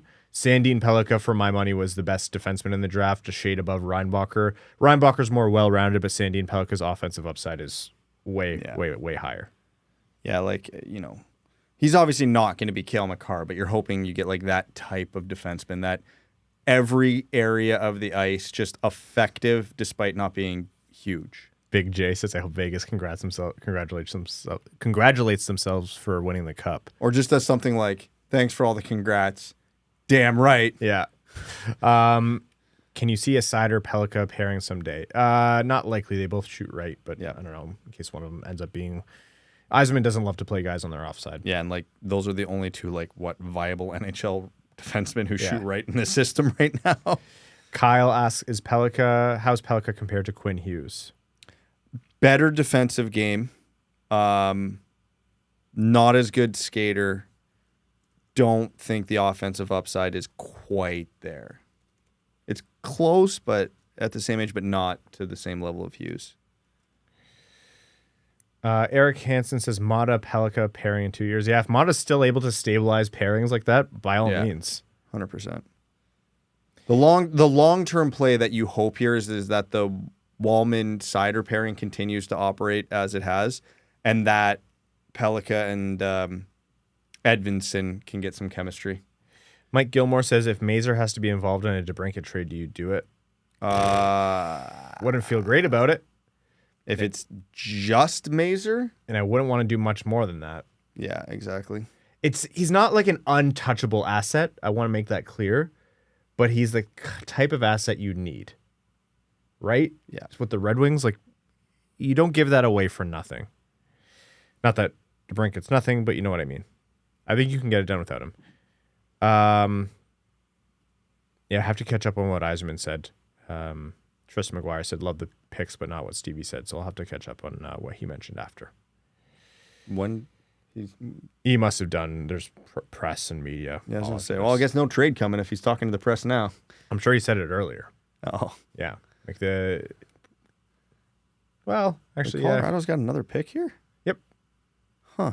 Yeah, I will tell you from who. This one would be the one from Montreal. Yep. No. Yes. Yeah. Florida. Florida's originally through Montreal. Yeah. So the other one must have been their own. Titleist guy says Danielson. Evan perked up when I said that. Danielson gives me Brad Richards vibes. I like the pick. Let's go Red Wings. Huh. I'm into that. Hopefully not the whole snow in a Vegas club. Yeah, which type of Brad Richards are we talking about? Early to mid-career Brad Richards? Yeah. Hopefully not Detroit Red Wings Brad Richards. Hey, there were moments there. Yeah, they weren't good. There were moments. What if Detroit trades Danielson in a second-round pick for DeBrincat? No. No. You don't make pick 9. You don't make these picks if you're immediately going to trade them. The trade would have happened before the picks. Yeah. Oh, it was Yzerman's interview with ESPN during the first pick. Is Brad Richards still being paid? Probably. I feel like he's been bought out like 3 times. Yeah, he's the buyout king. We were saying actually at the episode where you had to leave for the overtime, Evan and I were like, or Evan said, like being bought out is the best greatest thing in the world. Yeah, like isn't that the reason like Vinny LeCavalier is like one of the highest paid NHL players of all time? Yep. Did Shea Weber get bought out? Am I just making that up right now? LTI retired. Yeah, Brad Richards is making $1 million, just a shade over $1,055,000 for the next 3 years still. Oh my God. Who's paying him that? Rangers. Yeah, remember when everybody was putting cameras outside of Newport's office to see who he'd signed with, and everybody's like, "Oh yeah, that contract's going to age horribly the day it was signed." Yeah, and the hype was stupid. That's probably the biggest okay, this is why teams chill on free agency now. That in 2016, but we don't talk about 2016. D-Jack says, "What's Bertuzzi's next contract? Over under 6 years, $50 million." I don't think it'll be $50 million. No, it'll be like a 6x5, 5x6, somewhere in that range. Bert will. I think Bert gets Colorado a 7 is years. going with. 31st pick, the Colorado Avalanche are very proud to select from Mikhail Gulyayev. Yeah. Colorado swing. Well, when they trade Samuel Girard, there's the replacement. Yep. Yeah, that's actually a really good point. What is that dude's facial hair? Oh no. Is that only a neck beard? Oh no. What it? Oh, that's rough. Oh no. That's a rough look. Oh no. No, that's rough. I can't. I can't abide by that. No. Oh, it's man. a look because that's in his profile picture too. That's his look. He went too low though. No, that's bad. It's not the right sound, but I needed something. No, this is like a fail horn. Like this is. There it is. Oh, that's bad. That's rough. Like the upside pick for Colorado here. Oh, facial yeah. hair aside. I'm kind of happy Detroit didn't end up with him in the second round like I might have wanted, because I don't know that I could have. Like I know he's just a kid in this field, but like No, yeah. wow. You know what's going to take care of that beard? The first NHL dressing room he steps into. Yeah, that won't last long. No. Like that legit isn't like even like a shittily placed chin strap. That goes all the way to the Adam's apple. Like His interviews must have been interesting. he'd like, yeah, I start top down and razor dyed. Starting top down, you have to start with the neck for that exact reason. I've made that mistake once in my life. Yeah, it was rough. All right, one Should more I show pick. up on the live stream? I'll just all of it off and I'll leave that. That'll be the last day you're welcome in this house. Yeah, Bertuzzi will get. I think Bertuzzi's going to stand pat and get his 7 years. If you guys remember, the reason he left Detroit is because he wanted 7 years, and Yzerman just legitimately didn't even entertain the notion. They were so far apart the entire time. If Bertuzzi signs for less than 7 years, I'll genuinely be pissed off, because that was the Less than 7? Yeah. Oh, he's going to sign for 5 or 6. No, Brad. He took the hard line of 7 years, and that's why he left. And nobody's going to give it to him. I think Boston's going to. Boston just dumped Taylor Hall to make room. I think they're going to do it, man. I wouldn't be shocked. That's tough. Would you rather take Burt back at a reasonable contract or trade valuable assets for DeBrincat? From Eric. Well, that's a good question, actually. DeBrincat. I'd DeBrincat for the goal scoring. Yeah, and he's younger. But I would love to have Bertuzzi back. Oh, yeah, absolutely. Not at 7 years. I don't give him 7 years. No. I don't think the Red Wings were wrong for not wanting to give him 7 years. Maybe Boston gives him 6 years and big money, but they'll have to overpay.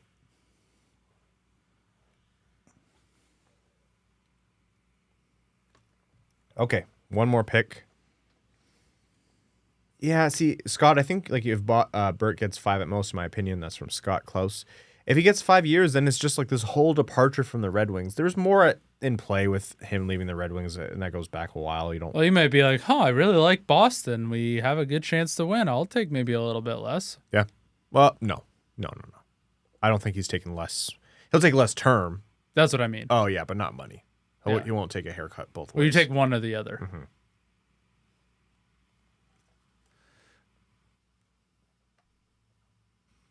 Tristan McGuire says Danielson gives me Taves light vibes. Will be a Selke candidate in 5 years. His skill is his vision and awareness. Love that.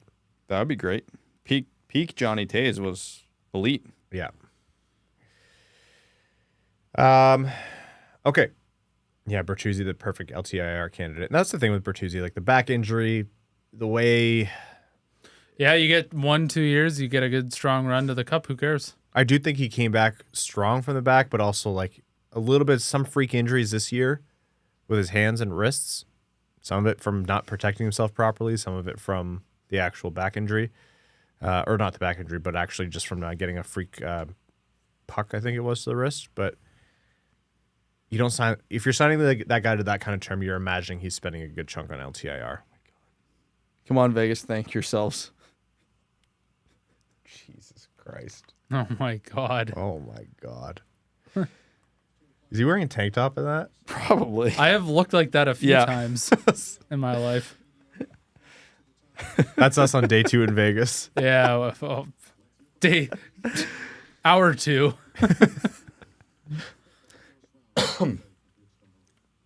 Here we go. Vegas. Last pick of the first round.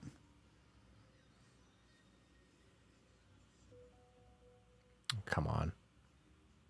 Look, hey, they only brought 5 people up there. Everyone else Elite. is That's asleep. why they won the cup. The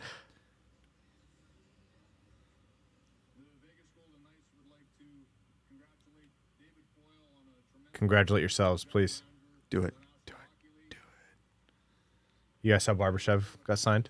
No, 5x5, I think. not terrible. Yeah, they dished out. They dealt Riley Smith for that. Yeah, so Golden Knights are pleased with the 32nd selection in the first round of the entry draft to select from Columbus, Sweden, David Edstrom. David Edstrom off the Edstrom. board. A little bit of a bummer for the Red Wings, I'm sure. Okay. That is the first round of the NHL draft has wrapped up. So I'm going to read through. clocking in at 3 hours and 38 minutes. I honestly think they could have been done 15 minutes ago. Oh, yeah. yeah. Connor Bedard, Leo Carlson, Adam Fantilli, Will Smith, David Reinbacher, Dmitry Simashev, Matvei Michkov, Ryan Leonard, Nate Danielson, Dalibor Dvorsky, Tom Willander, Daniil Boot, Zach Benson, Braden Yeager, Matthew Wood, Samuel Honzik, Axel Sandin-Pellikka, Colby Barlow, Oliver Moore, Edward Schala, Charlie Stramel, Oliver Bonk, Gabe Perreault, Tanner Molendyke, Otto Stenberg, Quentin Musty, Callum Ritchie, Easton Cowan, Theo Lindstein, Bradley Nadeau, Michael Gulyayev, and David Edstrom. So that is the first round. No trades in the first round after all of that. After every insider, oh, this is crazy. It's wide open. Every team's in this. This is good. Jesus. We better see like 4 superstars traded tomorrow. Okay, let's do it this way. Let's go Danielson. Let's go Axel Sandin-Pellikka. Let's go Danielson first. We'll do a little bit of a repeat of the profile, the player, how you felt about the pick, honestly, and where he fits into the lineup. He's a guy. Yeah. Nate Danielson's a guy. No, I had him 15th on my list, so like, not a terrible reach from what I liked, but obviously with him being there on my list, there were 5 or 6 players I would have preferred.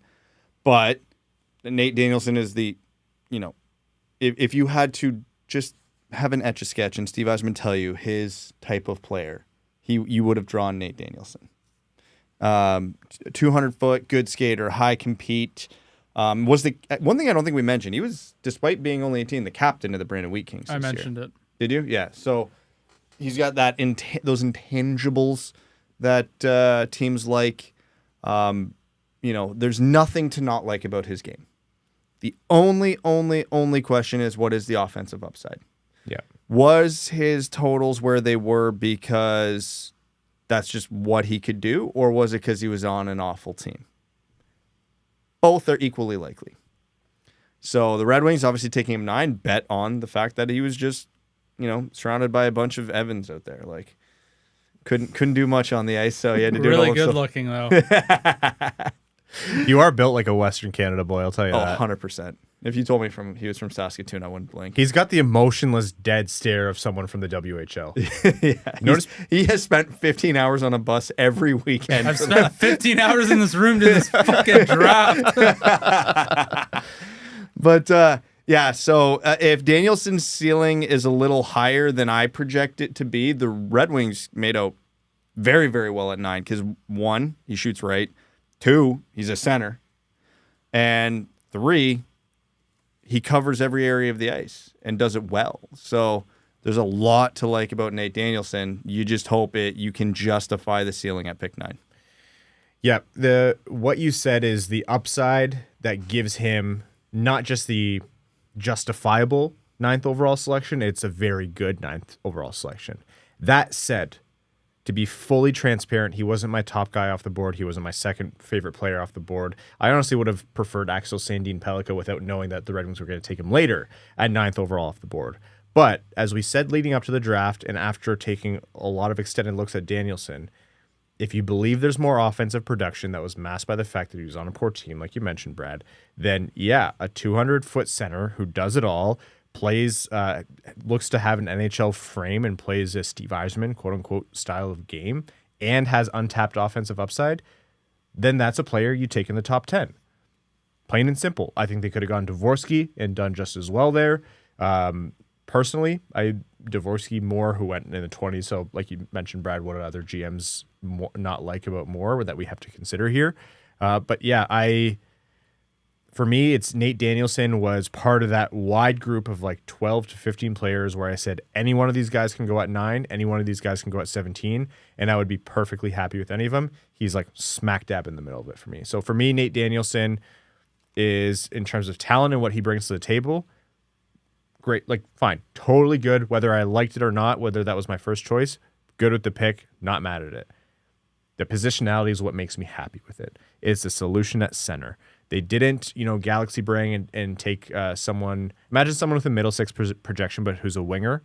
And it's not a knock on Sam Honzek, but if they took him at 9, I would have told you right away, I would have preferred Danielson. Danielson is another shot at center, and Larkin, Kasper, Danielson, you're going to have a first-line center, and you should have a second-line center between those 3. So for me, the Danielson pick, I understand why people aren't thrilled with it. It wasn't my first pick. I still like it. Yeah, I'm on the same board as you guys. Wasn't my first option either. Very similar options to what you guys had on your board. I had him, I think, do I still have mine open?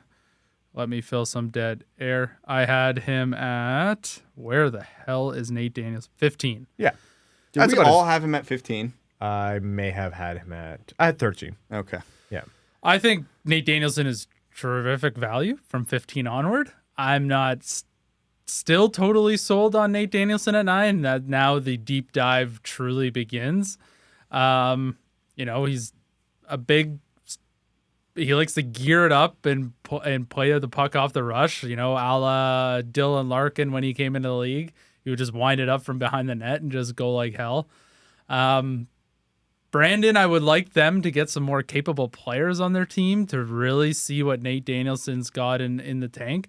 He's still over a point per game player on a very mediocre at best team. So I think there's still some things to be determined from Nate Danielson's game. You know what? It wasn't my favorite pick. You know, he screams middle six at type player to me right now, and maybe I'll change my opinion as I do the deep dive. But he's not a master manipulator. He doesn't have a whole lot of deception from what I see. He's got really good hands, but he's not really like deceptful with it. He can't really problem solve his ways with his stick handling. I don't know.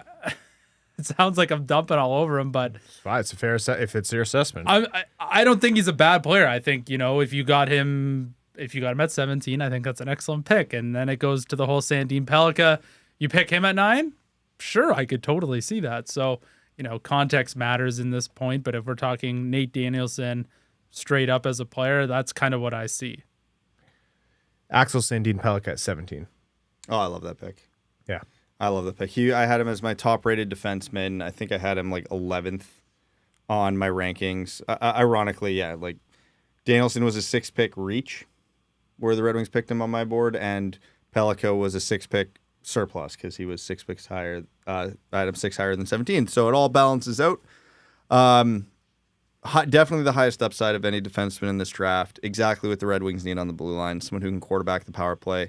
And bring some legit offense from the blue line. Like Seider has it, but beyond Seider, there's nobody's scoring on that blue line. Hopefully Wallander can bring some of it. But again, just as we've talked about, despite being a sub 6-foot defenseman, good defensively, tons of compete, not afraid to play physical, you know, battles in his own zone, so he's not a liability out there like a lot of smaller offensive defensemen tend to be. So, you know, very well-rounded defenseman. You know, not without the big hits, not a super dissimilar profile to Cronwall. Yeah. Like, because Cronwall wasn't huge, but he was good defensively. I think Sandin-Pellikka should have a bit more offense than Cronwall did, and obviously doesn't have quite the physical element, but... Just saying a lot. Yeah, so something along those lines. But yeah, no, I was really, really happy with the Sandin-Pellikka pick. Yeah, agree with you, Brad. You and I both had him just a shade over Reinbacher in our personal rankings, which makes me happy that the Red Wings ended up with him, and that's all offensive upside. Moves the puck extraordinarily well. That kind of potential to be the power play quarterback that the Red Wings lack, especially with Hronek being traded. Again, there's a little bit of poetry there for Sandin-Pellikka to be picked with a trade with a pick they got from the Hronek trade from with Vancouver that they got from the Islanders. And yeah, he doesn't play like a small player. Like I know he's not 6'5", 6'6", like the rest of the Redwoods on the Red Wings blue line. But he plays with a physical game. He doesn't play like a small player, so I don't think he's going to get pushed around. I don't think you have to worry about him being a useless defender because he shies away from board battles. That's not his profile at all. He plays with tenacity, and the offensive upside for me is exactly what you want to see, considering the whole left, not just by Hronek, but they needed that on their blue line anyways. Ideal, like high upside in my mind. This is a guy who could make a lot of noise, and I think a very reasonable outcome is that he's your bona fide everyday second pair right D if things go well for him, and then your first pair on the power play quarterback. So Seider needed support in terms of the ice time being played. The right side of the Red Wings defense needed help, and Sandin-Pellikka's offensive upside was too good to pass up. He could have gone at pick 9. I would have been happy. So yeah, at 17, thrilled. You reverse the picks. Yeah, it's not bad at all. Right? That's kind of how I'm trying to make myself feel right now on it. Yeah, I don't know really what else to say on Sandin-Pellikka. He's excellent in transition. He's an excellent skater. He's not a burner by any means, but he's certainly got that four-way mobility that you'd look for in a offensive type defenseman. And he's got a great shot. He can distribute the puck as well. So in terms of offense, nothing really to not like about it. We'll need to add some mass to deal with NHL players in the defensive end and not be bottled out physically. But he's good along the boards. In front of the net is a different animal, especially at the NHL level, and especially from coming over from overseas. But I mean, he's probably has 2 years to figure that out. So no real rush on that. I definitely like the pick. I had him as my second rated defenseman over with David Reinbacher at number 1, but for 2 totally different reasons. If you're going to go and swing for someone who has first pairing potential, like elite level talent, I think Sandin-Pellikka probably edges them out there. Overall thoughts on the first round for Detroit. Kept both picks, made picks 9 and 17. I was wrong in what I said that I thought they would trade one of them. Overall impressions, you want to give it a trade, a vibe, a few word answer, whatever you call it. I'll say B. I'm very very meh right now. Like I said, let the deep dive on Nate Danielson begin. Maybe that will change in the coming days. I am whelmed. Yeah. Yeah, I'm happy. I'm content. I'm not like doing backflips or jumping over the moon for what happened, but 2 direct areas of need got filled by players that should be very good. I don't think they're going to probably end up with a superstar out of either of these picks. Maybe not even a first pair defenseman or a first line forward, which you would have liked to have taken a swing. I mean, Sandin-Pellikka, if you're looking at offensive upside, should probably be the Red Wings' top producer at some point. With his projection, but yeah, I'm good with it. Again, I'm with Evan. If you flip the picks, I'd be like, oh yeah, that's great. I'd give it a B+ because, like you said, Brad, they addressed 2 areas of need with guys who have one with really high upside and one where I am very willing to have egg on my face on what his ultimate upside is. But even if it's what I think it is, still should have every shot of being that middle 6 center behind Dylan Larkin, and considering their organizational need. It answers a question that the organization was going too far without answering in my mind, even with drafting Casper last year. So for me, it's a B+. I know it's not sexy. They didn't get Michkov. They didn't get Leonard. I would have liked Dvorsky there. I would have liked more in general, but they walked away with Sandin-Pellikka and Nate Danielson. Like, that player isn't like that. There's no roster in this league that couldn't use that player archetype, provided that he pans out, and I think his floor is high. So I'm feeling optimistic about it. Not jumping, flipping tables or jumping over anything in excitement like you mentioned, but yeah, I feel good. Second round possibilities. Obviously, they could trade. We mentioned trading back. They could trade up to pick 33 if they really like a guy who's still on the board. But who is still there for you at pick 33 onwards that Detroit could take with either pick 41, 42, or 43? Guys who I had rated in my first round that are still there: Gavin Brindley, Jaden Perron, Fisker Molgard. Obviously, Brindley and Perron were always going to fall because of their size, and teams get scared off by that. I know I talked about the Kitchener guys, the right shot defenseman Brstevich, the Anthony Mantha type Raykop. Yeah, those are the ones I'm looking at right now. Maybe Robble if you're feeling frisky on a goalie there. Yep. But yeah, there's some options. Danny Nelson if you want to bet on athleticism. Felix Nielsen. Yeah. I actually do like the goalie pick. I think it's funny. There's still guys, and you could go Chris Stahl, you could go Riley Heidt. They're both I forgot about that. top 4 scoring. Both of them are in the top 4 scoring of the WHL. Ironically, Riley Heidt lacks just that. Yeah. And I have some severe compete issues with him, so he doesn't strike me as a Red Wings guy, but I'm looking at it right now. He had 97 points in 68 games, so not too bad. I really like Gavin Brindley. Mm-hmm. I almost want them to move up for him. They won't, right? They never do, dude. They never do. Second round, the board is just so wide open. It's going to be someone who is on your 4th round, or like, hey, this is after the 3rd round. That's how the second round goes. Well, if they take Brindley, DeBrincat's out too, because there's no way Yzerman's having 2 sub 5'9" forwards on the team. No. Dark and Wolf, thank you so much for the donations. It's a great show, guys. Thank you for a fun and entertaining live stream. All right, folks. Here's the thing. Tomorrow, we're going to have all-day coverage for our Patreon supporters. As you see at the top of the screen, patreon.com/wingedwheelpodcast. If you want to support the show, it'll be like a live room hangout where it'll be us covering. It'll be the rest of the Dub Club joining in. It'll be a fun chat throughout the day as the day drags on a little bit longer than, just a little bit longer than the first round goes. Yeah, I hope you guys have fun. Yeah, good joke. The rest of the draft does go quicker. And it's not going to be coverage this style, but it's our way of saying thank you. For those of you who are still in here, thank you all so much. Still 1,200 of you in here with us. It's nearly 11 God bless. p.m. If you haven't already, give the stream a thumbs up, subscribe to the channel. Thank you all so much for tuning in. Red Wings have picks 41, 42, 43. Obviously, other picks in the draft as well. Let me actually read out what they have. They have 1 pick in the 3rd round. They have Minnesota's pick in the 4th, a 5th round pick, a 6th round pick, and a 7th. So we'll see what they do with their 3, 4, 5, 6, 7, 8 remaining picks. I would imagine trade.